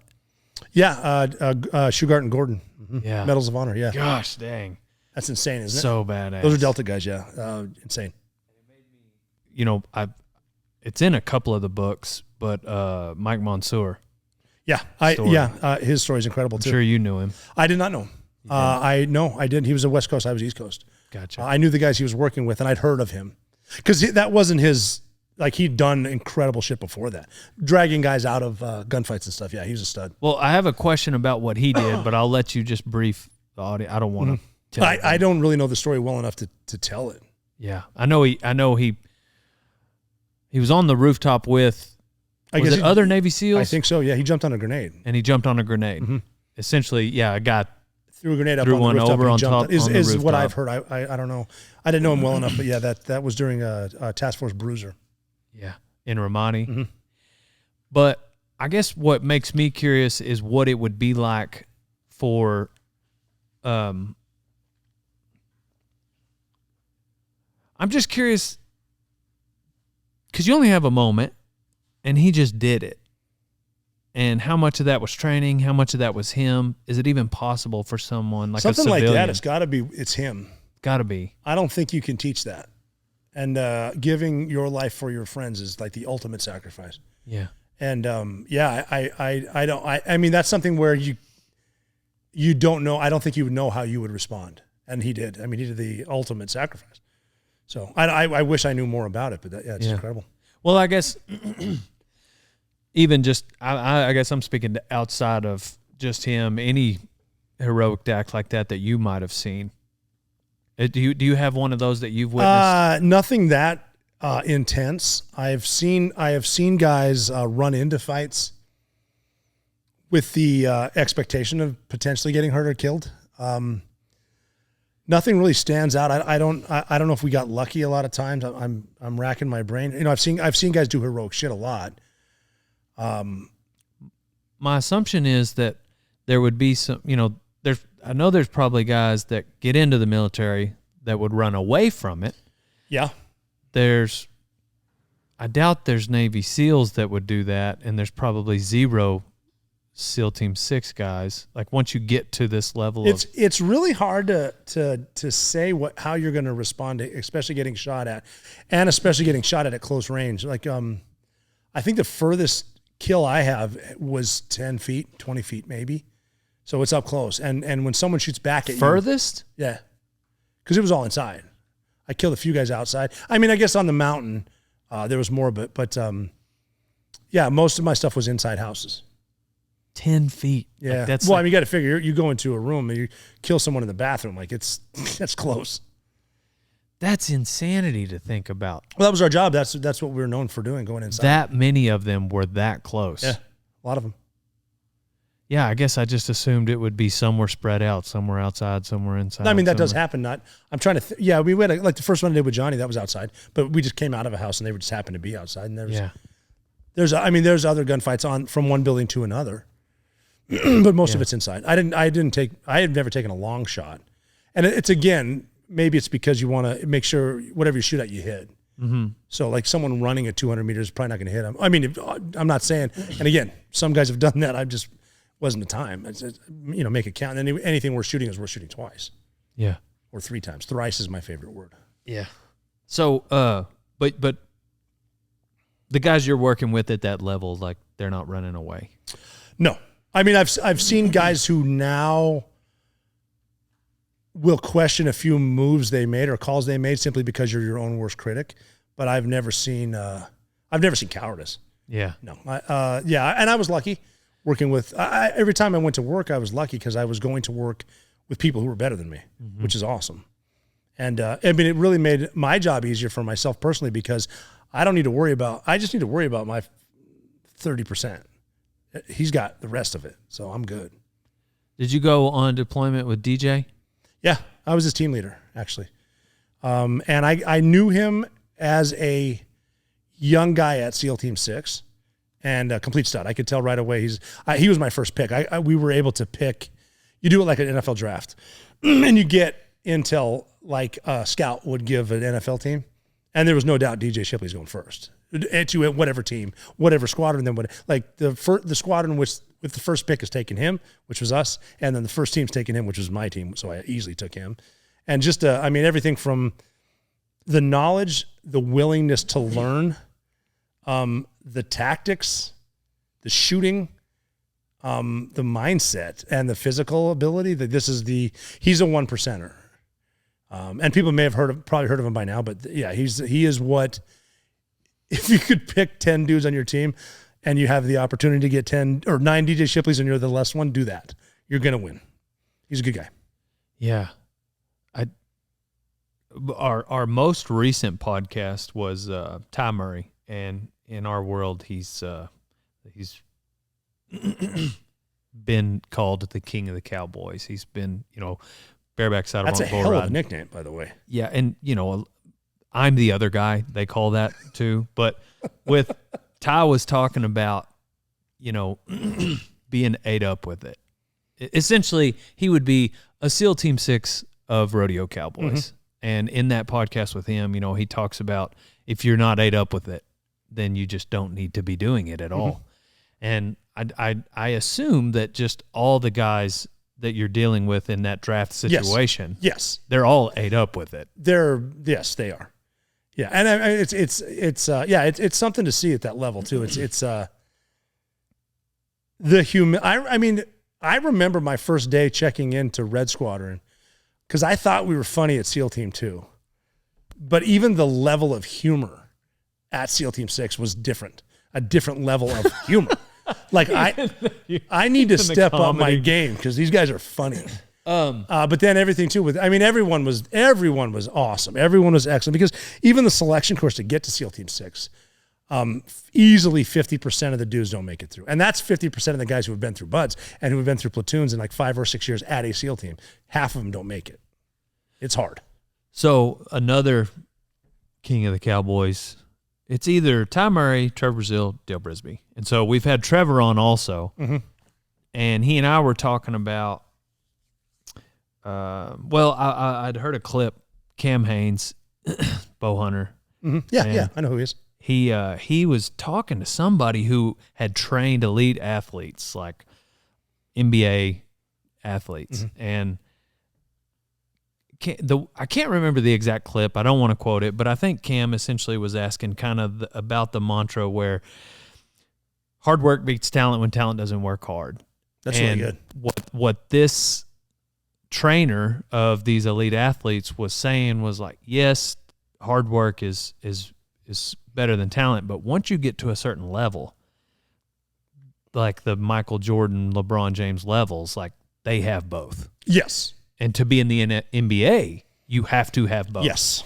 And so like me going back to my days of just like, high school basketball where I scored 9 points on the season, like it doesn't matter how hard I would have worked at basketball. I'm not going to the NBA. Yeah. And so I guess what's your breakdown of that conversation with SEAL Team 6 operators? Like, is there a level of work ethic you can put into it and still not make it? The work ethic at SEAL Team 6, if you lose it, then you're going to go away. And you're in a position where you can get fired at any time. You can lose your job at any time. And I've seen people admit it, that like this has been too much. And you can see it in people, in the work ethic, everything from, it's like a gentleman's place where, okay, we don't need to meet at 6 a.m. to work out. You should just work out. Mm-hmm. And we have a range, and gotcha. You should be logging how many shots you take with your pistol every morning. You should be logging what range and how you did, what's your cold bore shot. And then like, I don't need to tell you, you need to look, you know what the job and you know what kind of workout's going to help you. Or if you want to be bench pressing 350 pounds, fine. If you want to go to jiu-jitsu, fine. Can you, it boils down to being simple. Can you carry your buddy when he gets shot? That's all and are you tactically sound? If at the SEAL Team 6 level, you're not a bad shot. You made it to SEAL Team 6. You can shoot. So we don't need remedial shooting. You should be able to skydive. You know how to scuba dive. You're at that level too. People do get burnt out, I'm sure. But all those guys, so the work ethic thing is something that needs to be maintained, but they all also have talent. Yes. Yeah, I mean that you can get through SEAL training, buds, as a gray man. You're not getting through green team as a gray man. What's a gray man? The guy that you don't hear from him, he kind of just slides through. Gotcha. He doesn't make any noise, doesn't fail anything, he doesn't crush anything, he's just kind of there. So at selection for SEAL Team 6, you're not going to make it as a gray man.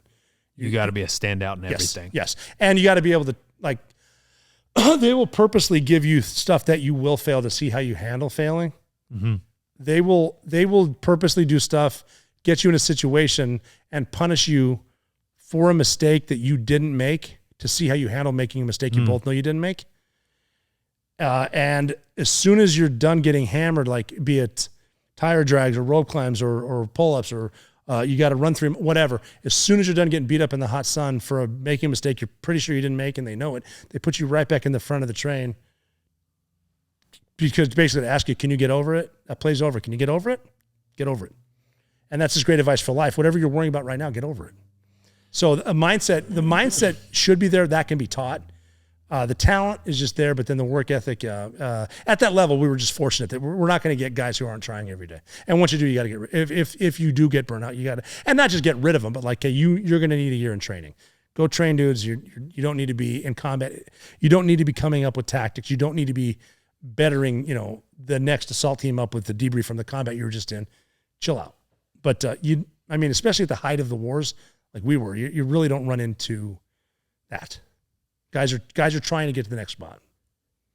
A third rodeo athlete that I admire, Jacob Scrawley, and a friend of mine, he and I were college roommates, world champion bronc rider. And I maybe it's because we were roommates, but I've not ever witnessed someone who was more a student of the game and really researched and investigated something that the rest of the league essentially just kind of accepted. It was like, this is how you do it. Lift on your bronc rein, drive your shoulders back, turn your toes out. Mm-hmm.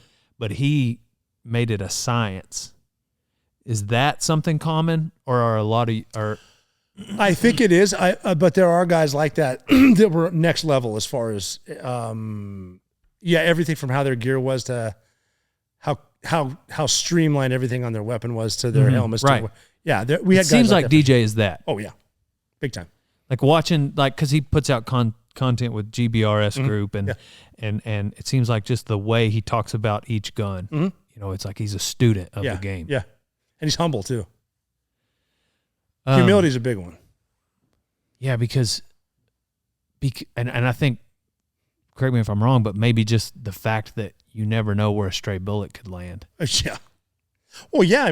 From your gun too. Like that's why it's like basic hunter safety. Make sure you know your target and beyond. Because the bullet. Even we talk about our own bullets. Even if you take a shot at someone, the bullet doesn't necessarily stop in that person. Mm-hmm. It might go somewhere else too. And can you live with that? Is that a failed mission? We've seen it before with guys throwing an errant grenade, which I can't believe I'm saying because there are places you shouldn't even be throwing grenades. But yeah, there's. I don't know. I'm going down a rabbit hole there, but definitely. I know a couple of guys that come to mind that were just like that with the streamlined gear. The tactics are good. We can always do better. Just from working, someone came up with the idea to go from a leg holster up to the hip holster or to the chest because you're in a vehicle because like changing Vietnam tactics because I've been shot at now. Everything you've ever learned, get rid of it. Now we're going to do this type shit. Yeah. Yeah. But again, you got to avoid the complacency. And the worst thing you can say when you're running a team is this is the way we've always done it. That's not the way to do it. So you get back from 11, and then you just got back, and they call you for a special mission. Yeah, they called us because Along with humor, I'm a big believer in morale, that if your team wants to go to work, they'll work harder.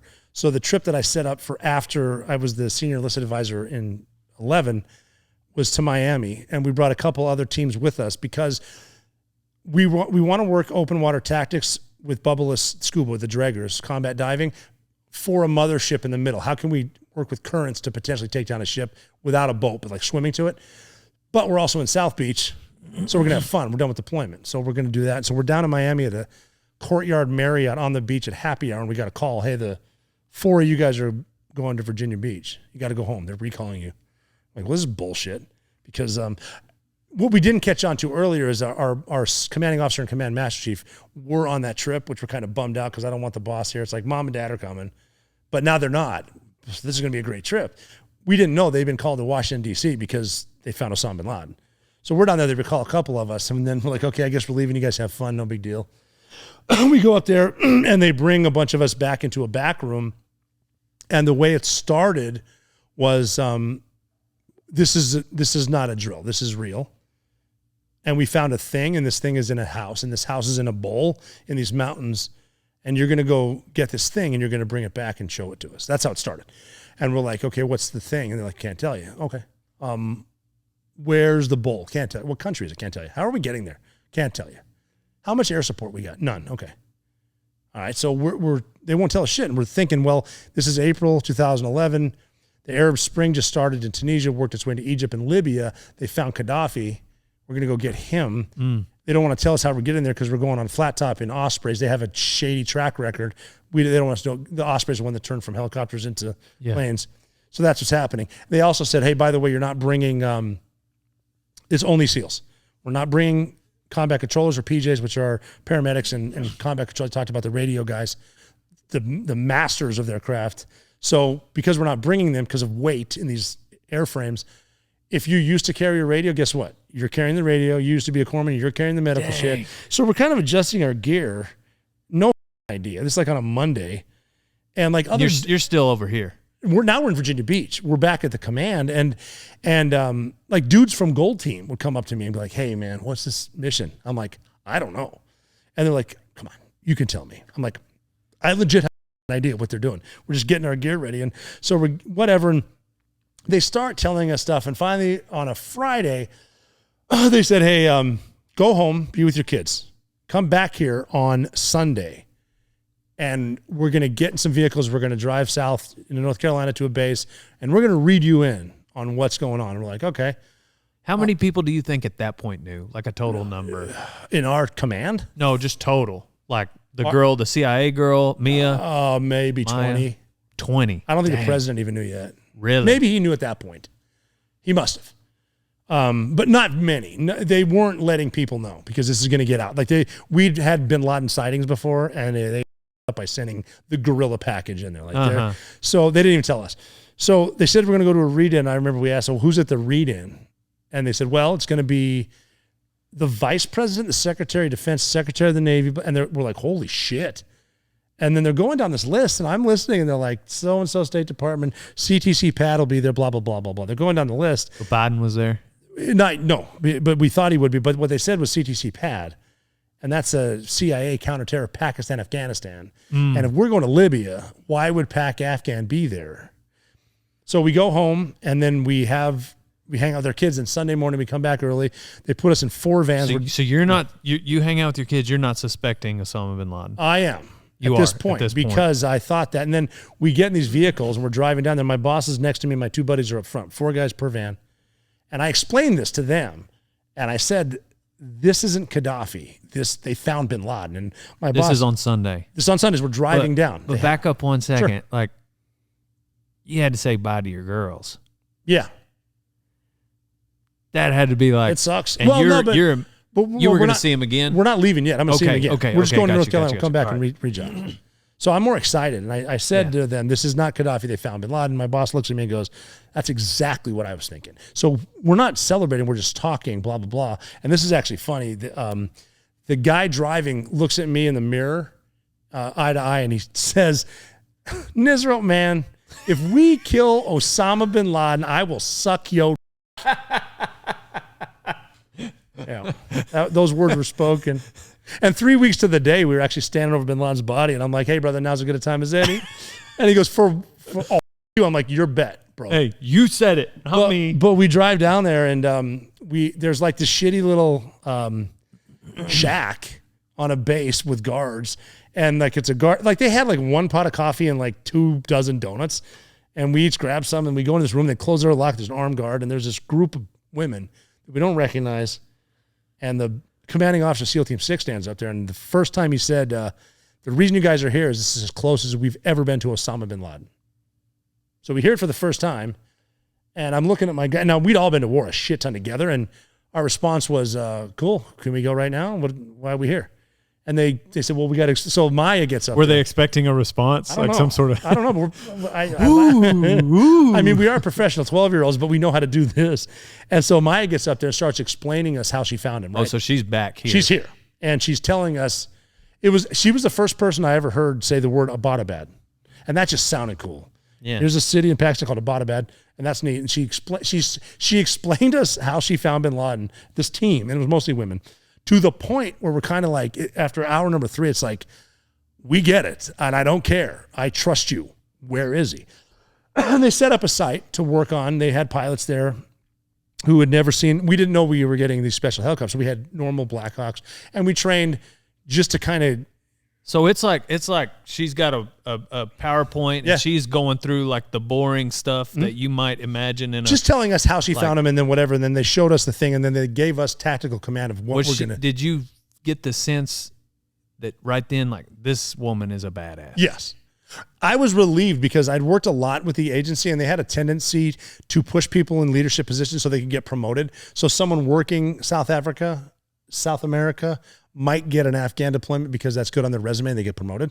So they weren't necessarily the best agents. When I heard this team talk, it's like, okay, these are the that they make movies. They make CIA movies about these people, her especially. That's like when Jessica Chastain played her in the movie, precisely what she was like. Nailed it. A badass. Really. 7 days a week, 20 hours a day.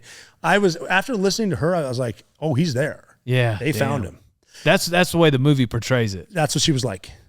Insane. And I don't know where she is now, and I don't say her name, but if anyone has a chance to hire her in whatever line of work they're in, hire her. She will learn it, and you will win. Well, I actually sell T-shirts, my Rodeo Time apparel line. I would love, some help with. So if you're out there listening, Maya, and you want to move to Winnebago, Texas. Let's all join forces and move to Winnebago, Texas.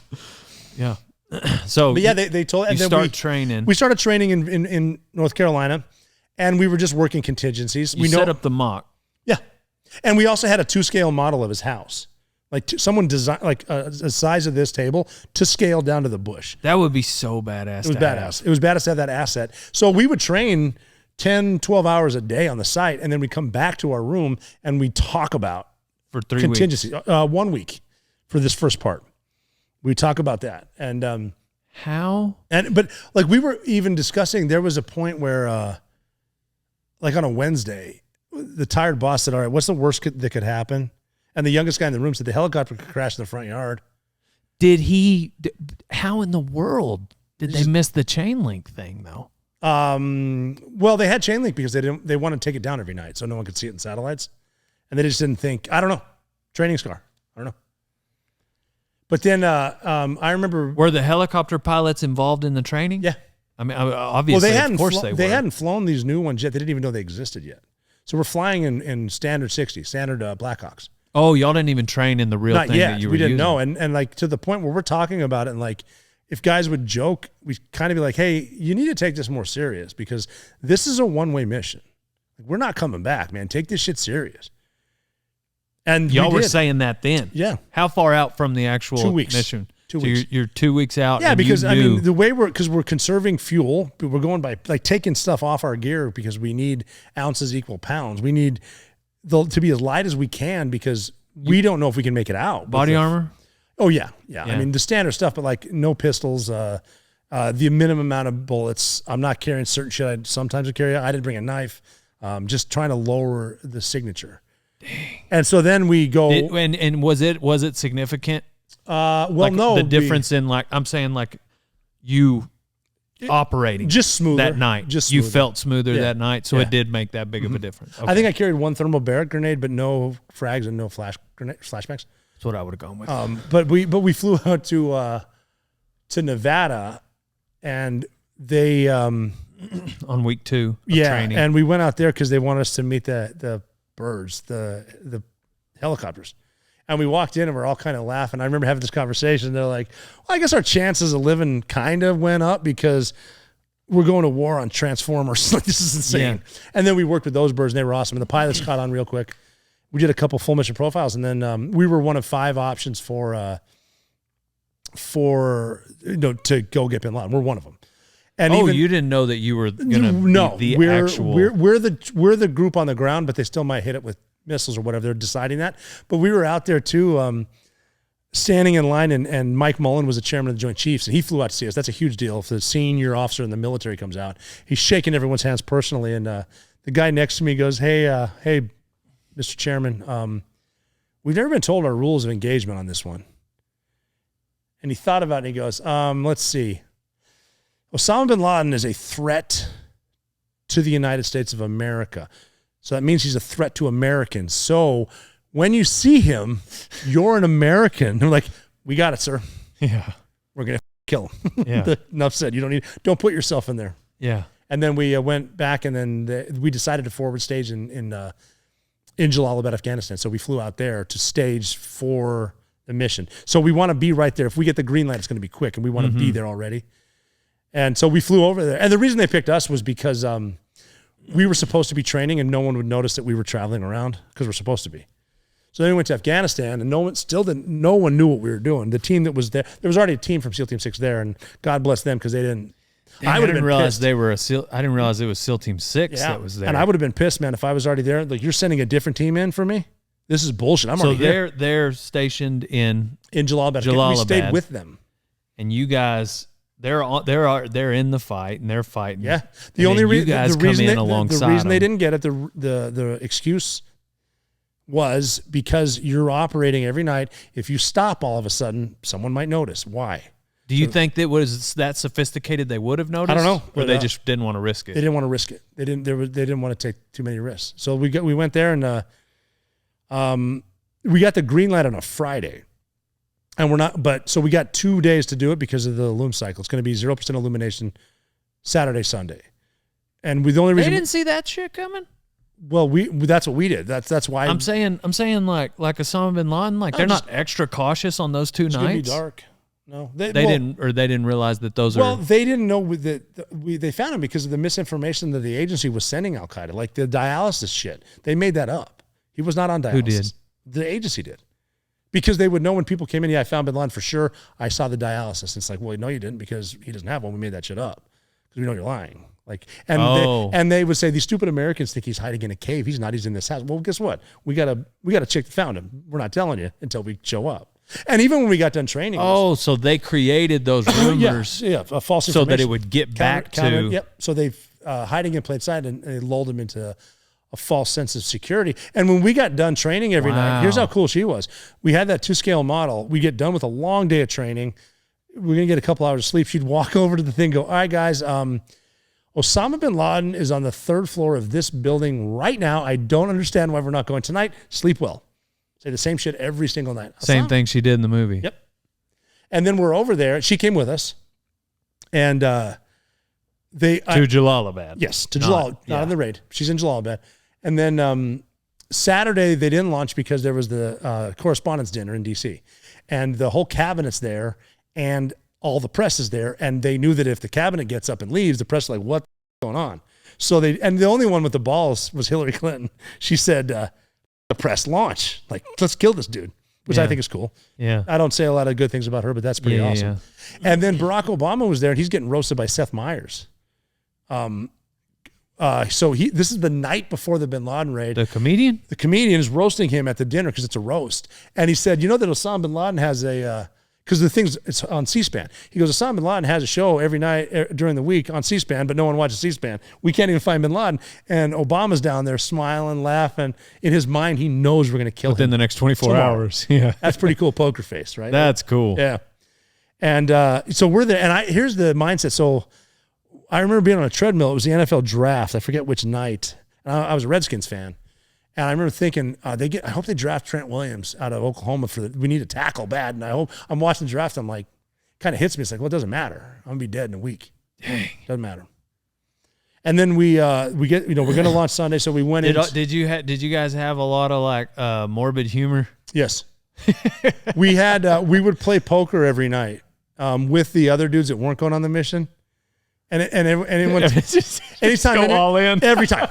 I'm all in. I'm going to be dead tomorrow. All in. But actually, what a lovely watch. You son of a bitch. But then we were going to launch, and so we went into the final brief that Admiral Bill McRaven was giving. He was in charge of the whole thing, and he sat us down in this thing, and he said, "All right, guys, last night I watched my favorite movie. It's called Hoosiers." And at the end of he said, if you're not familiar, it's this team from Hickory, Indiana, with 7 guys on the team, and they've never left that town, but now they're in the state championship in Indianapolis, and they walk in and they can't believe the size of it. They're all nervous, and coach realizes that. And so he has the smallest guy get on the tallest guy's shoulders and hands him a tape measure. What's the measurement from the hoop to the floor? And he's like, 10 feet, coach. Cool. What's the measurement from the back of the rim to the free throw line? Is 15 feet, coach. He's like, good. You're going to find those are the same measurements as your gym in Hickory, just a bigger audience. Yeah. And he goes, gentlemen, you do this every night. This is just a bigger audience. Yeah. And so we're leaving to go kill Osama bin Laden. And I walked up to Admiral McRaven. To this day, I love this man. And I said, I think I might have called him Bill for the only time in my life. And I said, you're so busy. I doubt you watched Hoosiers last night, but you were born to give us that speech right now. Yeah. And then we went out, had a fire pit. I called my dad. The last call was my dad. And he would always say to me, I'd call him before missions all the time for years. And I'd say, I got to go to work. And he didn't know I was overseas. He knew something was going on. And he'd always say, man, I wish I was going. Oh, he didn't even realize you were overseas. He had no idea. He knew I was somewhere. And he said, he'd always say, I wish I was going with you. And I'd say, yeah, me too. And this time he said, I wish I was going with you. And I said, I'm with some great guys. Don't worry. This is it. And, I kind of thanked him for teaching me shit, like how to hunt, how to shoot free throws, how to be a man. And I hung up, and it's like, all right. He knew. And so we, he went to a Walmart parking lot because and he said he couldn't get out of the truck, and he's wandering in, and my dad's funny because he said, I'm probably mispronouncing these words, but my favorite 2 words are apoplectic and catatonic. And I'm walking through Walmart, and he ran into his sister who's a registered nurse, and she's like, what's wrong? And he said, I don't know what's going on, and whatever. So he's over there, and we're flying over. And we got 90 minutes, right, to get from here to bin Laden's house.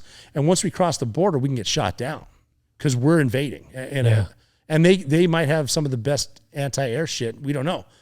But we're sitting there. I'm on a folding tripod hunting chair.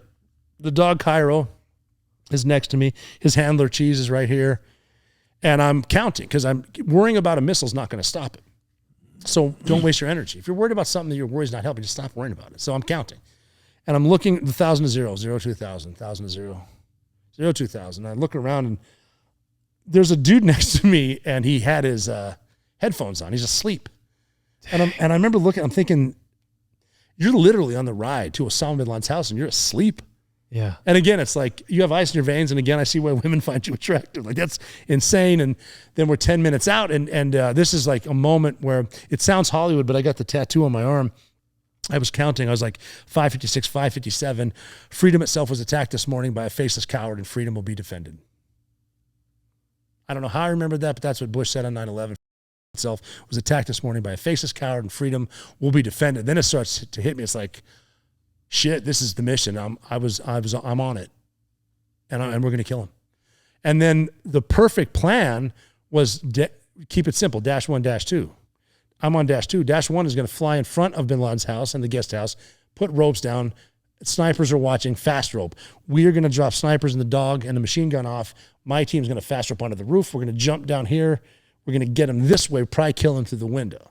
But as they came in, it was an updraft, some weird effect, and it was hotter than it should have been because cooler air, they can fly better, I guess, hotter air doesn't. Anyway, the pilot realized that, and he didn't crash, but he knew if he powered up, he's going to kill everyone. He needs to pin it, and he had the wherewithal to put the the tail on the mud wall and stick the nose into the dirt. Bink. And as we're dropping our guys off, we're flying up, and this pilot saw that and realized if he can't hover, I can't hover. So we just went back down. And basically, without saying it, was get out. Yeah. So we hop out. My right foot hit the ground. I'm looking over because they're like 15-foot walls. I could see bin Laden's house. And I'm like, I guess. Did it look kind of like, exactly. Did the movie portray it? Exactly. Yeah. Wow. And I'm like, I guess we start the war from here. But I know because we did so many repetitions, I know that off to my left, which is like the northeast corner, there's a double door. We're going to blow that. We're going to breach that, and we'll get in easily. So the breacher, we called the breacher up, and he decided to use a 7-foot charge of C6, which is a master key. That's going to open anything. He puts that down there, blasts it, and it opened like a tin can, but there's a brick wall behind it. And he goes, fail breach. This is bad. And I remember saying, no, this is good. That's a fake door. Damn. And nobody does that. He's in there. Now, we know damn well the carport opens. So you knew that he's in there. Yeah. And so the carport opens. We've seen cars come in and out of it. So, and I heard Dash 1 saying Dash 1 going around. Dash 1 going around. I'm assuming they just took fire. They're doing a racetrack. No big deal. They were saying Dash 1 going down. So we said something like, this is so-and-so, we're going to blast the carport. And they said, don't blast it. Just open it. Or we'll open it. So the door opened and the thumb came out. I recognized the glove. So my guys are in there. I don't know how, but they are. Yeah. And that's that moment in time where it doesn't matter why we're here. We are here. Yeah. And when I talk to football teams a lot, especially the offense, and I try to beat it in their heads, it doesn't matter why it's 2nd and 15. It just is. What we have in common right now is the clock is ticking. We're here. What do we do? So we're going to get in the house. There's already a gunfight going on. My guys are engaged. And I'm like, I'm going into bin Laden's house. This is it. There's a dude out front that shot through the window, killed one of the couriers and the wife. And here's how sometimes y'all's guy killed our guy. One of the he killed one, and then the woman like jumped in front of him. And here's why it gets bad with lawyers getting involved, because he looked at me and he goes, and this is an experienced SEAL Team 6 guy, and he goes, she just jumped in front of him. Am I going to be okay? Like, meaning, am I going to jail? I'm like, bro, forget that shit. Yeah. Let's go kill someone. We're in the middle of a raid. Yes. So we go in and I'm on a long hallway, and one of the basic rules of a gunfight is if there's a gunfight, get out of the hallway. Bullets come down the hall. Yeah. So I step in this room and I'm watching my guys and they're doing their shit. And I remember being proud I'm looking for bombs, but I'm being proud of these guys because they might be hanging, right? Yeah, they should be. But I don't see if they're them. ready to blow the whole house. Whole house. And if anyone's going to martyr himself, it's bin Laden. But I'm watching my guys like they're not even phased by this, and they're not speeding up. They're not talking. Slow is smooth, smooth is fast. They're doing their shit. They're breaching doors. They're going through their the proper escalation of force. And then the guy next to me who was in the bird, he goes, helicopter crashed. And I go, what helicopter? Oh my God. Because we have 2 Chinooks behind us now because the president authorized more. And I'm assuming they got shot down. Like, we just lost 30 dudes. Damn. I go, my God, what helicopter crashed? And he goes, bro, our helicopter crashed. Like, I think you walked right past it or something. I'm like, and then as we're having this conversation, I registered, okay, that's why they're here. They crashed. Okay. And then the sniper and the dog are getting to that. Their job was to do 2 full loops around the compound to make sure no one gets out. And our sniper didn't register that they crashed, but he could see the tail. And he said, hey, guys inside, be on alert. They're definitely ready for us. They have a training mock-up of our super secret helicopter in the front yard. And there's that weird pause, and the ground force commander goes, no, you jackass, that's ours because we crashed. And you hear the sniper go, yeah, that makes a lot more sense than should I have to say carry on. So that's the conversation that's being had. And then we go up the... in that moment, though, he was like, oh my gosh, how sophisticated. Yeah, how they knew about dudes. this helicopter. They knew it, and they're training on it. I didn't even know this helicopter I didn't know existed. until 5 days ago. But then we... So Maya had told us that I don't know what... And we told her, too, don't tell us what you think it looks like inside. Like, don't tell us how many men, women, and children are there. Tell us how many people you see, and I'll figure out who they are when I get there. Don't tell me... You don't want to have too much. Well, yeah, because it might be... Like, if you tell me there's definitely a left-hand turn, it's going to be a right. Just let me get in there and let my tactics take it. But she said there is a stairwell, and you will run into Khalid bin Laden, and he will be on there. And here's how cool she was. She said, if you can ace him, you get a shot at the big guy. Oh, dang. So we go to this thing. Sure enough, there's Khalid. He hops back behind a banister. So the stairs go up, come back. There's a banister. And I'm like 7 or 8 dudes back. And normally in an urban environment, I'll grab the dudes in front of me and like yank him back because he could chuck grenades down. But we're going to die tonight anyway. And I want to see, because there's 2 grown men. separated by 10 inches and want to kill each other. I want to see this. But he can't see y'all. No, and we're quiet. That's very important because we're not yelling. And so he didn't even know y'all were down there. He knew someone was. But now, so in his brain, he's thinking, is this the Pakistanis coming to pull us out and take us somewhere else? And so the guy in front just whispered, Khalid, come here, in 2 different languages. Like, that he understood. Khalid goes, what? Tilts his head over. He goes, damn. It's like, wow, that's the coolest shit I've ever seen. So then we step over him, go to the second deck, and everyone in front of me except the guy in front. So he whispered his name in another language. 2 different languages. languages. This guy was like, oh, this is my buddy coming to save me. And he asked leaned him over. And he blasted him in the face. And he's dead. I mean, that was badass. just, that's tactics, man. Yeah, like he just had smart. to. That's smart. You don't teach that. He came up with that plan in that head. moment. Yeah, because he's a good goddamn operator. In that moment. So then we go to the second floor. The point man stayed where he was. He's looking up the last set of stairs behind a curtain, and a shot had been fired before I got there. The other dudes are now going into different rooms to clear them because you want to secure an area before you advance. So he's up there, and I turn into the 2-man. And what the job of the 2-man, the point man, the 1-man, is his job is to look forward, and your gun goes where your eyes go. His job is here. My job is to turn around and look for guys. My hand is on his shoulder. I'm not controlling him. I'm just letting him know I'm here. And once I squeeze through effective communication, that means we have enough guys, time to go. So I'm waiting for 4 dudes. We're thin now. We're out of guys. Mm-hmm. I'll take 2 now. And the point man starts talking to me. He's like, we got to go. Come on. We got to go. We got to go. Because he'd seen people moving. And he's assuming those are the suicide bombers. Yep. They're the suicide bombers. We got to go. And he finally said something. And I remember thinking, okay, this is it. We're going to blow up. And it wasn't bravery on my part. It was more of I'm tired of thinking about it. Let's go. So I squeeze him, and he goes up, and he opened that curtain, and there was 2 people there that he assumed were suicide bombers, and he just jumped on them. He tackled them, and he gave up his life for the guy. But he didn't know it was me. He knew it was one of his guys. But he gave his, like jumping on the grenade. Yeah. How this guy doesn't have a Medal of Honor yet is beyond me. He should get one eventually. But just simply because he went this way, I went that way, there's Osama bin Laden standing there, 3 feet away from me. Amal bin Laden is in front of him. And I see him. I can close my eyes and see him. Taller than I thought, gray beard, shorter than I thought, skinnier dude. That's his nose. That's him. He's not surrendering. He's a threat. His hands are on his shoulder. So I shot him twice, moved her, shot him again. And he's taking his last breath. I can see his brains. And I'm moving her. And then here's the humanity part. His 2-year-old son, Hussein, is down here, right? And as a father, I remember thinking, this kid's got nothing to do with this, man. So I move him and I put them on the bed and other Navy SEALs, because other SEALs are going to come in now, and they are. And she, even though she's a bad guy's wife, I'm moving her out of the way. So they come in and we're going to take pictures, but I'm standing there, and one of my buddies comes up to me and he goes, "Are you all right?" And I said, "No, yeah, but what do we do now?" And he goes, "Now we find the computers, man." So was there in that moment just like, oh man, we're still alive? Well, that was it, because I said, "What do we do now?" And he said, "We find the computers. We do this every night." You hadn't thought past that. No. And I said to him, "You're right. You're right. I'm back. Holy shit." And he said, "Yeah, you just killed Osama bin Laden. Your life just changed. Now get to work." Yeah. And that's how it went down. It's like, okay, cool. So we got to take a picture. So I'm putting water on his face, and we held his head together. So if they ever release those pictures, those are my gloves holding his head. We get the pictures. We brought one guy who had learned Arabic. We picked up one guy from Blue Squadron, the team that was there, because he had learned Arabic. We're going to need someone to talk Arabic. So he came. That's how he got on the mission, which is awesome. So he's over there, and we went downstairs. We start checking. There's 3 offices with old school, like, computer towers. Was he SEAL Team 6? Yes. Yeah. But he was one of the other squadron guys that was already there. Gotcha. But because he was SEAL Team 6, we can take him. He knows the tactics. So he's awesome.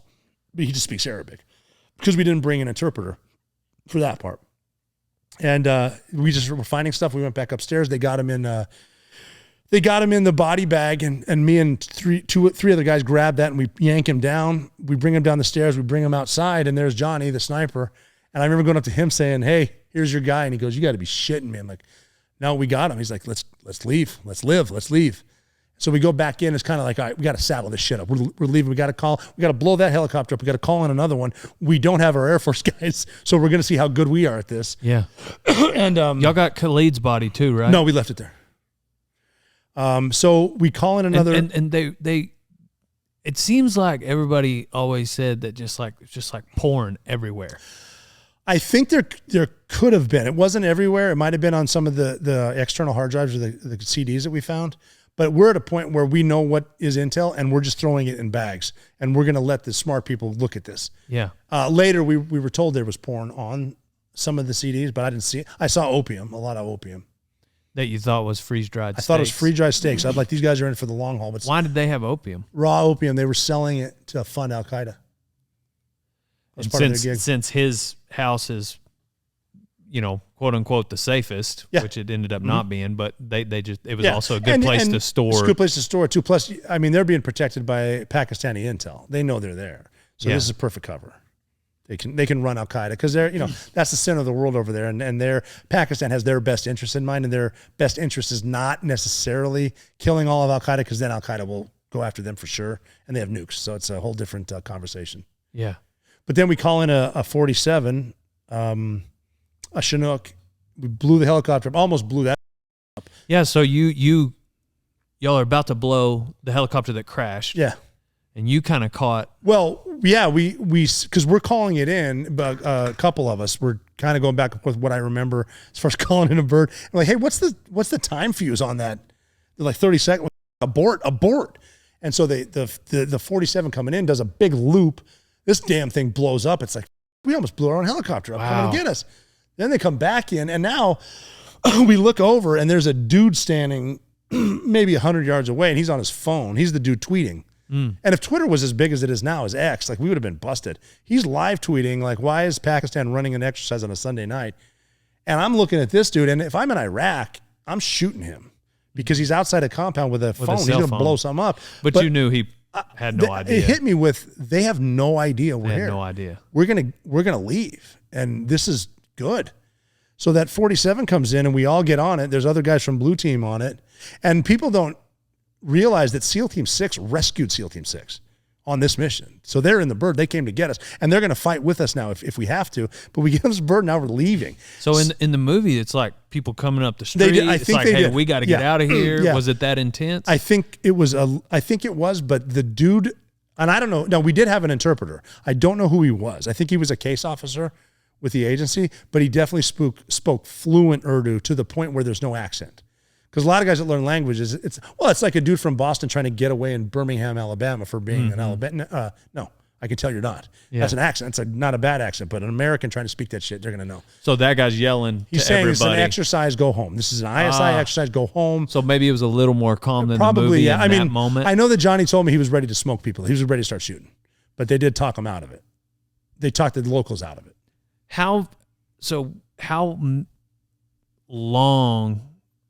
How many minutes did you leave on the table, do you think? I think we were there for 47 minutes. We wanted to be there for 32. We got to 47. I want to say 47 minutes. At what minute do you think 50 that it's done? Like y'all are like toast? Well, 32 minutes is our drop dead time, but we stayed because there was so much intel. But I'm saying like at 55, y'all would have all been dead. Probably. Or in a gunfight, a really bad gunfight, yeah. But again, right now it's just the Pakistani police. Mm-hmm. We can take them. Because obviously, not more. There probably weren't very many people that knew that Osama bin Laden was in that. They were good about it. They were good about keeping it quiet too. But I'm saying like Pakistan, the neighborhood, nobody really. The intelligence service knew. I don't think the Pakistan military knew. They kept it very quiet. But they didn't know that Osama bin Laden was in that house. Pakistan? No, Pakistan did, but not all of them. The intel service knew. The military, I don't think did, but the intel guys did. Wow. Yeah. And so now you guys get on the other helicopter. We're leaving now on a mission we're supposed to die. Now we're leaving. And we know that we have to live for 90 minutes. And if we live for 90 minutes, we get 50 years and we get to see our kids again. 90 minutes. 90 minutes to the border. Means we cross the border. 90 minutes means we live, but we have 90 minutes to get there. And we could get shot down now because they know something happened. So they're going to be looking for us. So I'm on a helicopter sitting next to Johnny, the sniper. I got a dude from Blue Squadron here who was actually from Manhattan. And this kind of sunk for me too, because he asked the question everybody asked when they found out bin Laden was dead. They said, who got him? Who shot him? And I said, I did. And he said to me, no shit, this is SEAL Team 6 operator. He goes, on behalf of my family, thank you. It's like, all right, shit. And then that's when Johnny handed some Copenhagen over to me and goes, Now you know what it's like. You know what it's like to be a hero. Take one of mine. And now so it's like, all right, well, might as well start the watch. So I'm going to count to 90 minutes. And we're just sitting there listening to, and there's a fast helicopter. It's very loud. And we're kind of thinking about 50 years of life. If we just go 90 minutes, it's been 10 minutes. Now it's been 20 minutes. Now it's been 30 minutes. It's been 40. Now it's 50 minutes. We got to get to 90 minutes, 60 minutes, 70. What's conversation like? Nothing. Just sitting there, and everyone's kind of doing this number. Nobody's sleeping at this point. Oh, no. This is straight up. And the pilot's up front with whatever gas pedal he's got, beeline. And the 47s are the fastest helicopters we have, and they're hauling ass. And I start thinking about... one of them is the newer one. The 47s? That's the secret helicopter? No, one of them is. The one that we flew in on, the other team got on, and they flew to another 47 to refuel them, and they had the body. We had DNA in our bird, and we're trying to get back to. So we're not going back together. We're just going back to the same spot. Okay, gotcha. Yeah. And I was thinking about sports analogies. Like this is like Yankee Stadium, top of the seventh, watching a no-hitter. I'm not going to say anything, and I don't want to jinx it. Then we're at 80 minutes. And I remember thinking of Miracle on Ice, the 1980 hockey team. Probably the greatest sporting event in the history of this country, where you've got a group of college kids. Also a great movie. Great. Kurt movie. Russell. Miracle, yes. Yes, great movie. Herb Dean. College kids who have no business being on the ice with the greatest hockey team ever assembled, the Russians. No business. And now they're winning. In the third period, 4-3, and you can hear the crowd, 10, 9, 8. Al Michaels is famously calling that. And I'm thinking that 85 minutes into a 90-minute flight, the pilots are just cool. Were you thinking about that moment in that moment? Yes. Thinking about that movie? That's how close we are. 10, 9, 8, counting down to the pilots are always, we make fun of them for using a monotone voice, but they use that to keep you calm. Because you're doing nothing for them. They got it. You being freaked out, it's not going to help. So calm down. That's why obviously we've hit some turbulence up here at 38,000 feet. Shit like that. Because imagine if they screamed, "This could be it."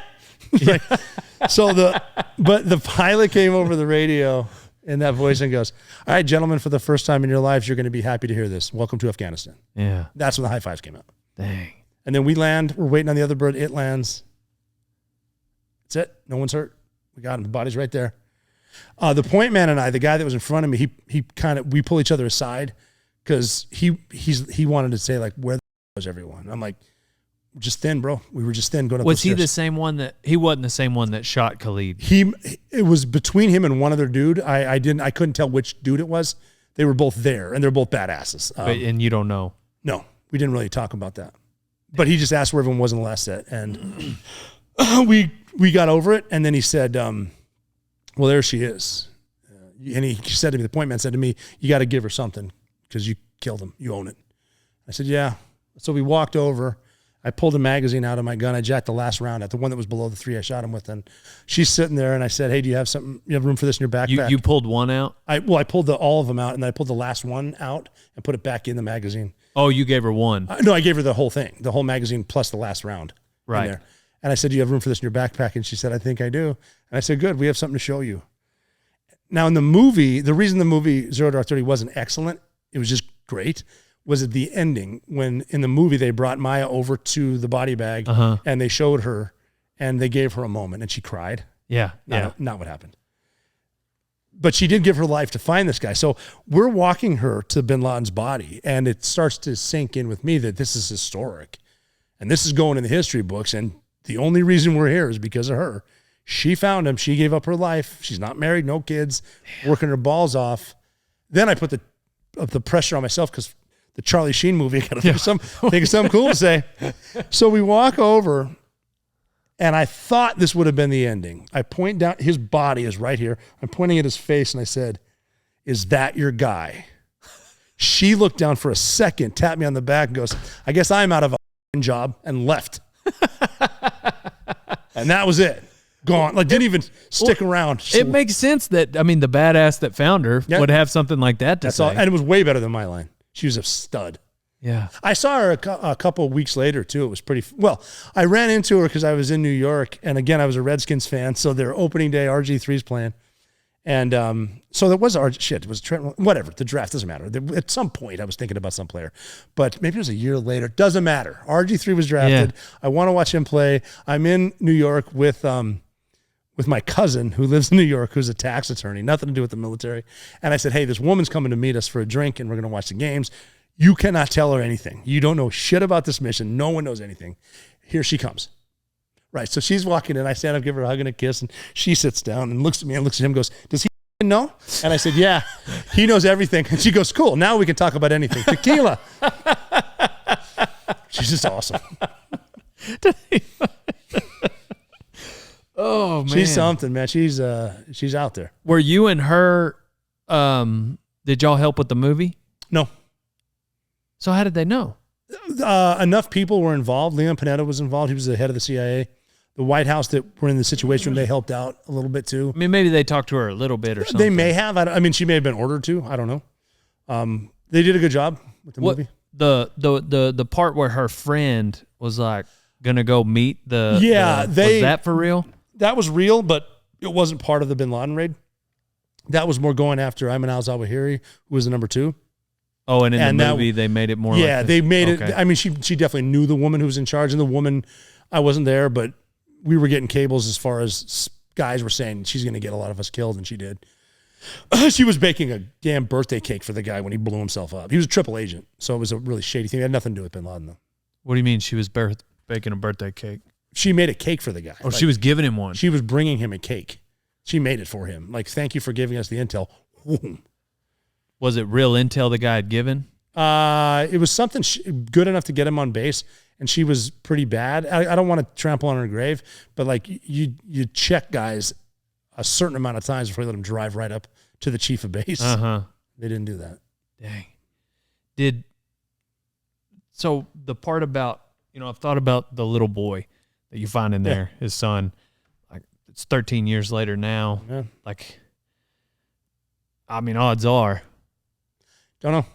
I mean, I've heard everything from he's going to be running the show to his dad told him, do not get involved with this. Yeah. So I don't know. I mean, again, too, it's one of those things where they need to be right once, so you might as well be prepared. But wait, what? Well, I mean, are they going to come after us? Oh, yeah. So I was going to ask that. I was just going for the fact that, like, essentially you're leaving behind a future bad guy. Yeah. But I'm not saying y'all should have. I'm just saying, like, that's a reality. Crossed our mind. Yeah, you made the right call being gentle with a 2-year-old, 100%, obviously, no matter what. Yeah, if you know. I will take that to my grave, too. It's a good decision. 100%. But now that it is 13 years later and now he's 15. Well, and too, that's why I take current events so serious, because I am on hit lists. And our border is wide open because of this administration. I can't get life insurance because I am on an ISIS hit list and Al Qaeda hit list. That's how much it affects me. You can't get life insurance? No, it's very real. And I love those companies too, the life insurance guys. Like, oh, we support the troops. Yeah. Do you? No, you don't. Yeah. What's my premium going to be? Because they might come after me. Yeah, I was thinking about it today when we were driving over here that, this is one of those where, I mean, I don't know, you might not be this mindful, but like I probably shouldn't post beforehand that you were going to be here. Yes and no. I mean, well, down here, I just picked up. After meeting y'all and being here, I kind of wish they'd show up. We'd win. And then we'd have a great story to tell over dinner. Yeah. But does that ever... Yeah. Do you change plans or do you plan accordingly because of that stuff? I have a lot of stuff in place that I don't discuss, but I've been prepared for it. I mean, since I joined the Navy, I guess. Yeah, I guess now we're talking. But I mean, everything, dogs, guns, cameras, all that shit. Yeah, you have to. I mean, I can't talk about stuff I've done with my family, but major changes, zero help from the U.S. government. Yeah. Yeah, it's like, thanks for coming. Like when I left the Navy, and I'm not looking for sympathy. Like, what did Major Payne say? If you're looking for sympathy, check the dictionary between shit and syphilis. Yeah. But I remember asking them, like, I didn't retire, and I knew I wasn't getting benefits, but I asked them the day I was leaving, like, so as far as health care for my daughters, how does that work? And they go, oh, midnight tonight, it's over. Thanks for coming. It's like, all right. So basically, I don't know the Navy shit, but they don't owe me shit either, so whatever. Yeah. So I don't feel bad about anything. Yeah. But I'm going to write that damn book. Well, yeah. And I did it the right way, though. It got approved by everyone. Yeah. Because I think books are important, too. I think all y'all should write them. People need to know the history. I crave it. And it's good shit. And there's amazing stories out there. And I feel like I said earlier, I almost went into the military and I just couldn't not rodeo at the time is what I felt like. And, then later rodeoing with a Marine who had been to Fallujah, it made me like, all right, maybe I could have done both. But regardless, my point is I've always felt just guilty that I did it, being 20 years. You made the right call. Absolutely not. Don't feel guilty for that at all. But it does make me appreciate you guys, and I just kind of, reading Marcus's book and yours and, Eddie Gallagher's, all you guys. And it's just like, man, y'all had such an experience over there that I wish was even more documented. Yeah, I hope so too. I mean, there's so much that happened. There's so many stories, so much sacrifice that people have made. It's a history book. No. This is a history book. Yeah. Good book, too, and the very first sentence is true. I owe my career as a Navy SEAL to a girl. And you'd be surprised how many – I love when I hear the term all-volunteer military. A lot of men and women join because they got dumped by someone. Yeah. It's like, this is it. So we bounced around, but we didn't go back to just you telling your girls bye. Yeah. They know now, and they still recognize it now. At the time, it was just part of the gig. And they knew they had friends that lost dads. And the community that we were in, we knew SEALs families, and bartenders, and that's pretty much it. And it was almost to the point where it just seemed normal. It was normal for friends to make headlines. It was normal for crazy missions like that. It was unfortunately normal to go from planning a mission to planning a funeral. It was just a really weird, bizarre time. And once you get away from it, you start to realize that wasn't so normal. And people made it. They asked a lot of us. They asked a lot of guys out there, and that's why you see a lot of issues with guys that get out. They don't know what to do. Sucks. What about that moment though? Like kissing that little girl bye. Like because I imagine that one was different. It was different. The Bin Laden one was really hard because they had no idea. Nobody knew what we were doing. And my youngest daughter at the time, Jesus, she packed a carry-on, like a 3-year-old girl. She packed a backpack and left it by the door. When Dad comes home, he's taking me on a vacation. And that's hard to see. Yeah. It was hard. It was hard for them too, because I didn't want them dropping me off at the base. I wanted to leave my house alone because I get 10 minutes to cry. I don't want them seeing that. I don't know what they're doing at home. Shit. It's something and the family suffer. But there's even a sympathetic post-traumatic stress. The wives go through shit. Yeah, I can't imagine. Moms and dads go through shit. And the Gold Star families now. So many questions about what we were doing and why. It's just But you went on one more deployment. I did one more after that with Silver Squadron. Yeah, because we lost everyone I lost an entire troop from Gold Squadron on a helicopter in August. So we went from May to August. Was that extortion? Extortion 17, August 17. 6th. Mm-hmm. And we had a backfill. And I was at Red Squadron, and there was just some animosity there, again, with the professional jealousy, where it just wasn't the right atmosphere. So Silver needed a team leader, and the Master Chief from Silver, who I worked with at Red, said, "Hey, you want to go back to Afghanistan?" I'm like, "I honestly do. I want to get out of here. I want to go to war." Because war makes sense. Plus, I was going to get out in January. That was my end of obligated service. I will extend to August because I know I'm getting out. And I was saying, I want you to know that I came in through the front door and I'm going to leave through the front door. So I'm going back to war. And I did. I went back over there. And my last mission might have been the coolest mission I've been on. We did an L ambush, which I've never heard of anyone doing. It's an old school Sun Tzu tactic where an L, base maneuver, enemies here, he hit him here, they keep shooting, they walk through. Simple. We saw a vehicle, it's been January, February of 12. There was a vehicle on another side of a mountain that we would watch through ISR, and they would leave this mountain, drive across a road, it's in wintertime that no one ever drove, and they would stop to ambush Americans. No Americans drove. They went home. Next day they came out. Did it again.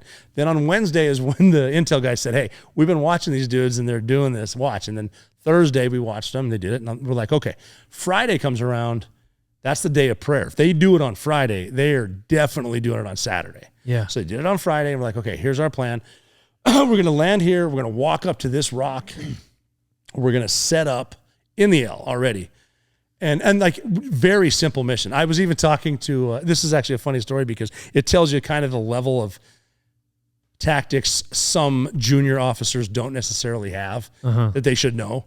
We sold it at first to an Army officer and said, hey, sir, here's the plan. We're going to go here, blah, blah, blah. This vehicle comes here. We're going to set up an L. And he goes, okay, stop. What's an L? Like, what's an L? An L ambush is the second thing they should teach you when you join the Army. The first one being, there's your bed. This is an L ambush. It's like, it's so basic. Well, how does it work? We're like, well, we set up here. I bring my base element out. The maneuver comes here. The vehicle comes up and we stop them. And he goes, what if they don't stop? And I go, then I'm going to kill them. An L ambush. Sir, I don't know how to. So they bought it. And it was very simple. We're going to have someone watch them over here, and we're going to keep the pro word simple. It's going to go green light, yellow light, red. Yeah. That means red, we hop out, and that's it. And like when people say, well, do you shoot the engine block? I'm like, no, you don't stop a vehicle by shooting the engine block. Well, how do you stop it? We shoot the driver. The driver. Easy. Everyone knows that. So sure enough, Murphy shows up because they're watching these guys try to start the car. The car won't start. We're like, and we almost want to go help them start. Yeah. Let's get on this the other on. side of this hill. It's like, just push it. And it's a standard transmission, I think. Yeah. Pop the clutch. So we literally light cigars, like our post-op cigars. Smoke them now. So we're smoking cigars. I started saying, okay, they got the car started, and no one's driven this road. I don't know how long. And out of nowhere, this van full of kids drives by. And it's almost like, well, shit, we're lucky we have good trigger discipline. We didn't do it. Anyway, So then we hear green light, yellow light, whatever. So we hop out, red light, and this car, it's like a little shitty car. And I hop out, and we got like the guy off to my left is called the line of death. No one can pass that. You kill him. I'm in front. The maneuver elements, we got snipers right there. And I go, get out of the car. And this guy looks up. I'm assuming he doesn't speak good English, but I did hear him go, throws it in reverse. And now his little car is peeling out. And I'm like, get out of the car. Like he's stuck. He can't move. He's from here to the wall. Get out of the car. Now I start to get concerned because I have snipers up there and they're 100 meters. They can pick whichever nostril they want, right? Yeah. I'm like, bro. And then boom, his head explodes.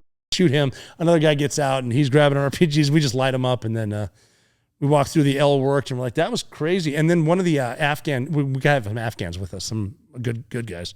Not the best operators. This dude comes up holding an RPG and it's got a bullet hole in it. We're like, I know it has an arm dip, but can you put that way over? You can hang out with it if you want, but just get that out of my face. And then we finished grabbed our cigars, relit them, and then a helo came in. That was so awesome. It was all SEAL Team 6 guys. That was Silver Squadron. And some armors. And then we got done with that deployment. It was kind of funny because generally when you retire or get out, like your team will chip in and get you a really nice pistol or something like a retirement gift and engrave it or make it whatever. And they got me a plaque. This is the one hanging up in my studio. It's a picture of us and a really shitty pistol, like it was a drop gun, like you have it in case. Whoops, throw the gun to the guy, and all it says in the plaque is "Not your most historic, just your last." So that it was a joke. The pistol. It's a joke, but it was way better than a cool hilarious. pistol. So that's like a kick-ass plaque from Silver Squadron. That was my last gig. Did you have like a little bit of resentment that you didn't get to finish with your same team? And no, I didn't. I was kind of done. I was at the point where I want to see my daughters get married, and it's just a lucky shot. I don't want to be one of those guys that gets hit like that. It's time. Yeah. I mean, I still love my guys, and they continue to crush it. It's a really fast moving train, and you can stay on it. But if you get off, it's going to keep going. That's kind of what happened. So they went off and did more amazing shit. Yeah. And I got out and worked in DC. That's why I'm so disgruntled about DC. Yeah. What'd you go to work doing right then? Sort of, I worked for a lobbying firm, sort of. Not because I'm not a lobbyist, but I didn't know, like I came from SEAL Team 6, so I assumed everyone worked as a team. We all have our best in, not the case. I was able to open doors for people to try to sell their shit. So get them to meet, like I could meet congressmen and senators, shit, and bring people in. It was good. It was a good experience, definitely. You didn't have any desire or temptation to go do like contracting work? No, I was good. I'm done with that. Good money at the time, but I don't need to go back. I don't need to go to Afghanistan. And if I need to see a pyramid, I'll go to Vegas and stay at the Luxor. I'm good. Yeah. And then I got into public speaking, just again, right place, right time, and learned how to tell a story about, I didn't tell the Bin Laden story. I was telling leadership shit and communication. And so I started traveling a lot doing that. And then you told the story to some. I told the story when I donated my shirt to the 9/11 memorial, and that was anonymous. I didn't want my name on it. I wanted it to be that, like, this shirt and this American flag was in Bin Laden's room, anonymous. And when I donated it, the Congresswoman, Carolyn Maloney, who represents that district, she, being a politician, had I shouldn't say that. She had a group of people there that happened to be families that lost people on 9/11. And it was funny because they had the shirt wasn't hanging yet. It was just there. And there was a curator with like the gloves and little tongs. And I kind of grabbed it and she said, don't touch it. It's historic. I'm like, I literally pulled this out of a bag next to my fucking dirty socks. Like, whatever. And then she had me on stage and she asked if I would tell the story to the families that lost someone on 9/11. So I did for the first time in public. And the way that they responded was just head in their hands. And they kept saying too, there will never be closure, but this helps with the healing because we can put an actual name and a face with someone who saw Osama bin Laden. I can't imagine. Insane. Especially at the memorial. Yeah, at Ground Zero. Yeah. I had a dude that was with his grandson and his son had died. And he said to me, my grandson always asks, why did God do this? And I said, God didn't do this. The devil did this. And you, sir, killed the devil. It's like, oh, damn. Wow. And I was like, you know what? If I can affect 30 people with healing, I can probably affect a couple 100,000. So I'm going to get this manuscript approved by the Pentagon and I'll release it. Yeah. That's how that happened. That's awesome. Yeah. Again, I'm grateful just because I kind of crave that. I got a couple more that I'm, got on the shelf ready to read, but I think this is one of, or I've read both of your books. Also, The Way Forward that you wrote with Dakota, with, great Dakota stories. Meyer. Yeah. And, but yeah, these are two of maybe, 14 that I've read, but there's a lot more out there. There's a few, a lot of them too. SEALs get shit for writing books, but if you go to like Barnes and Nobles, there's a whole military section, and I wish there was more books because I like to know what people went through. There's a lot of really good books, a lot of people that you really haven't heard of. Yeah, they're history books. Mm-hmm. Yeah. Well, do you have what do you make of the naysayers to your story? I don't care. Yeah. It's at first it sort of bothered me, but I'm basically the only person that saw what happened. Like Bin Laden saw it, he's gone. Amal Bin Laden saw it. Can't ask Nobody her. else saw it. Yeah. And it's one of those things too, unless you were there at the time, you only know what you were told. Mm-hmm. And then when we when we got back with the body and Admiral McCraven was there, the guy who ran the whole mission, I remember him there and someone said, hey, do you want to meet the guy that killed him? And they said, yeah, and he came over to me and they reintroduced and he put his hand on my neck like a proud father almost moment. It's like, obviously it's the whole team, but like then with the whole team there was no question. Later, it's like, well, whatever. I don't want to get into that shit, but yeah, I don't really care. And for dudes who were 8,000 miles away, they can eat it. I don't care. Yeah. And again, it's like, I told you what happened. The team killed him. The pilots got us there. She got him. Yeah, for sure. I wasn't smart enough to find him. I was smart enough to carry a sledgehammer. Yeah. That's about it. Right. And I knew where she said he would be, and I went there, and he was. And then team did a great work, and that was the whole team, up to the president, down to the mechanics that made sure the helicopters could fly over to the guys who fed us. The whole team got him. And then they dropped him in the ocean. Yep, allegedly. Yeah. I didn't see that happen. Well, someone asked me too, like, how do you know he's not in a vat of formaldehyde at the agency? I'm like, I don't actually. Maybe he is. Well, it's even with some guys from Red Squadron said, well, we have the gun that we have Bin Laden's gun in the team room. I'm like, really? You think the CIA gave you his gun, or did they give you another gun? You don't have his gun. The CIA does. Yeah. What did the pilots do during the raid? They went to a mountaintop. The pilots in the bird that crashed? Yeah. They hung out. Just hung out? Yeah. When I went through that first carport that they opened and I saw here's how either focused or not focused I was. When we walked past, there was 4 guys, maybe 3 guys standing there, and they're in different uniforms with different helmets, and they have American flags.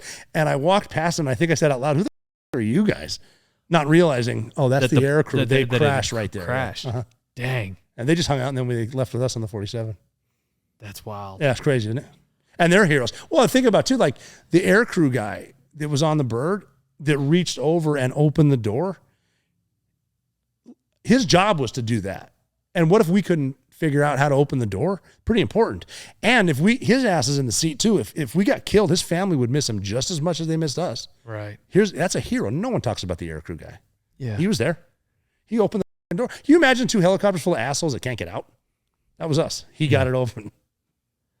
Had those pilots ever flown those helicopters before? Dang. Yeah. Wow. I mean, that's where the talent comes in. Yeah, those pilots. right. Yeah, and they were just cool as ever the whole time. They're all. I mean, you ever run into a TF-160th guy, pilot or air crew or anything, mechanic? Sit down and listen because they got a story to tell. Are those helicopters now more used, or no? I don't think they're used at all. That was just a one-time thing. I mean, China uses them because our allies, the Pakistanis, gave them the tail, so they reverse engineered it. Now they have stealth birds. It's pretty cool. Wow, pretty cool for them. I Yeah, guess. I know. I'm being a smart. Yeah. Damn. Well, that's an amazing story. It's surreal to hear it. We could sit here and talk about it all night. It is. I mean, it is weird. Well, for me now too, it's like there's no all that happened. It's just I know the story really well. I can see it. Yeah. All because of a girl. All because of a girl. Do you ever thank her? Does she know? Yeah, I've run into her. I saw her at a speech in Dallas that I was giving. She was in the audience. She lived in Dallas. I knew that, and I saw her there. And I changed my entire speech just to turn the screws on her. And she legit stood up and she goes, "You done yet?" I'm like, "Cool. Now I'll get on with it." No, I saw her afterward too. Did you happily married a kid and all? It's funny. That's hilarious. I was basically saying, yeah, ladies and gentlemen, she's the reason Bin Laden's dead. Dang, that's hilarious. Oh man. Golly. What's that song? That song. Anyway, it'll come to me later. But anyhow, well, thanks for coming on. Thanks for having me. Seriously, Yeah, this is great. It's an honor to. A couple times, like especially that dad phone call. Yeah, tough one. I just had to set the book down and walk away. I was crying. Like that's intense, but it's such a happy ending. Yeah, isn't that crazy? Sucks that we had to do it, but it worked out. Mm-hmm. So I agree. And then what else? You got the Operator Podcast. Yeah, the Operator Podcast. They need to check out. Yeah, definitely check that out because it is around. I've never called myself the Operator, but that book is the story of the Operator, who is anyone. A Ranger, a Green Beret, a SEAL, the life of the Operator. And now the Operator Podcast is if you're doing anything to positively affect including yourself, your family, the community, you're an operator. And I tell you, I talk about a lot of different shit. My point of view as an operator, I want to hear your feedback as an operator to me. So I'll tell things, and if I'm wrong, they'll tell me in the comments, and then I listen, and I admit I was wrong if I was wrong. If not, I tell them they're wrong. And then now, I'm getting around to having guests, which is a blast. I've got some funny-ass interviews with Navy SEALs, stories I didn't know, Delta Force guys, pilots, all kinds of good shit. So the Operator Podcast, and then RJO Apparel and Legalize Iboga to support and, sign books. Think of something creative, I'll sign it. I'll get it to you as soon as I can, too. So all good stuff.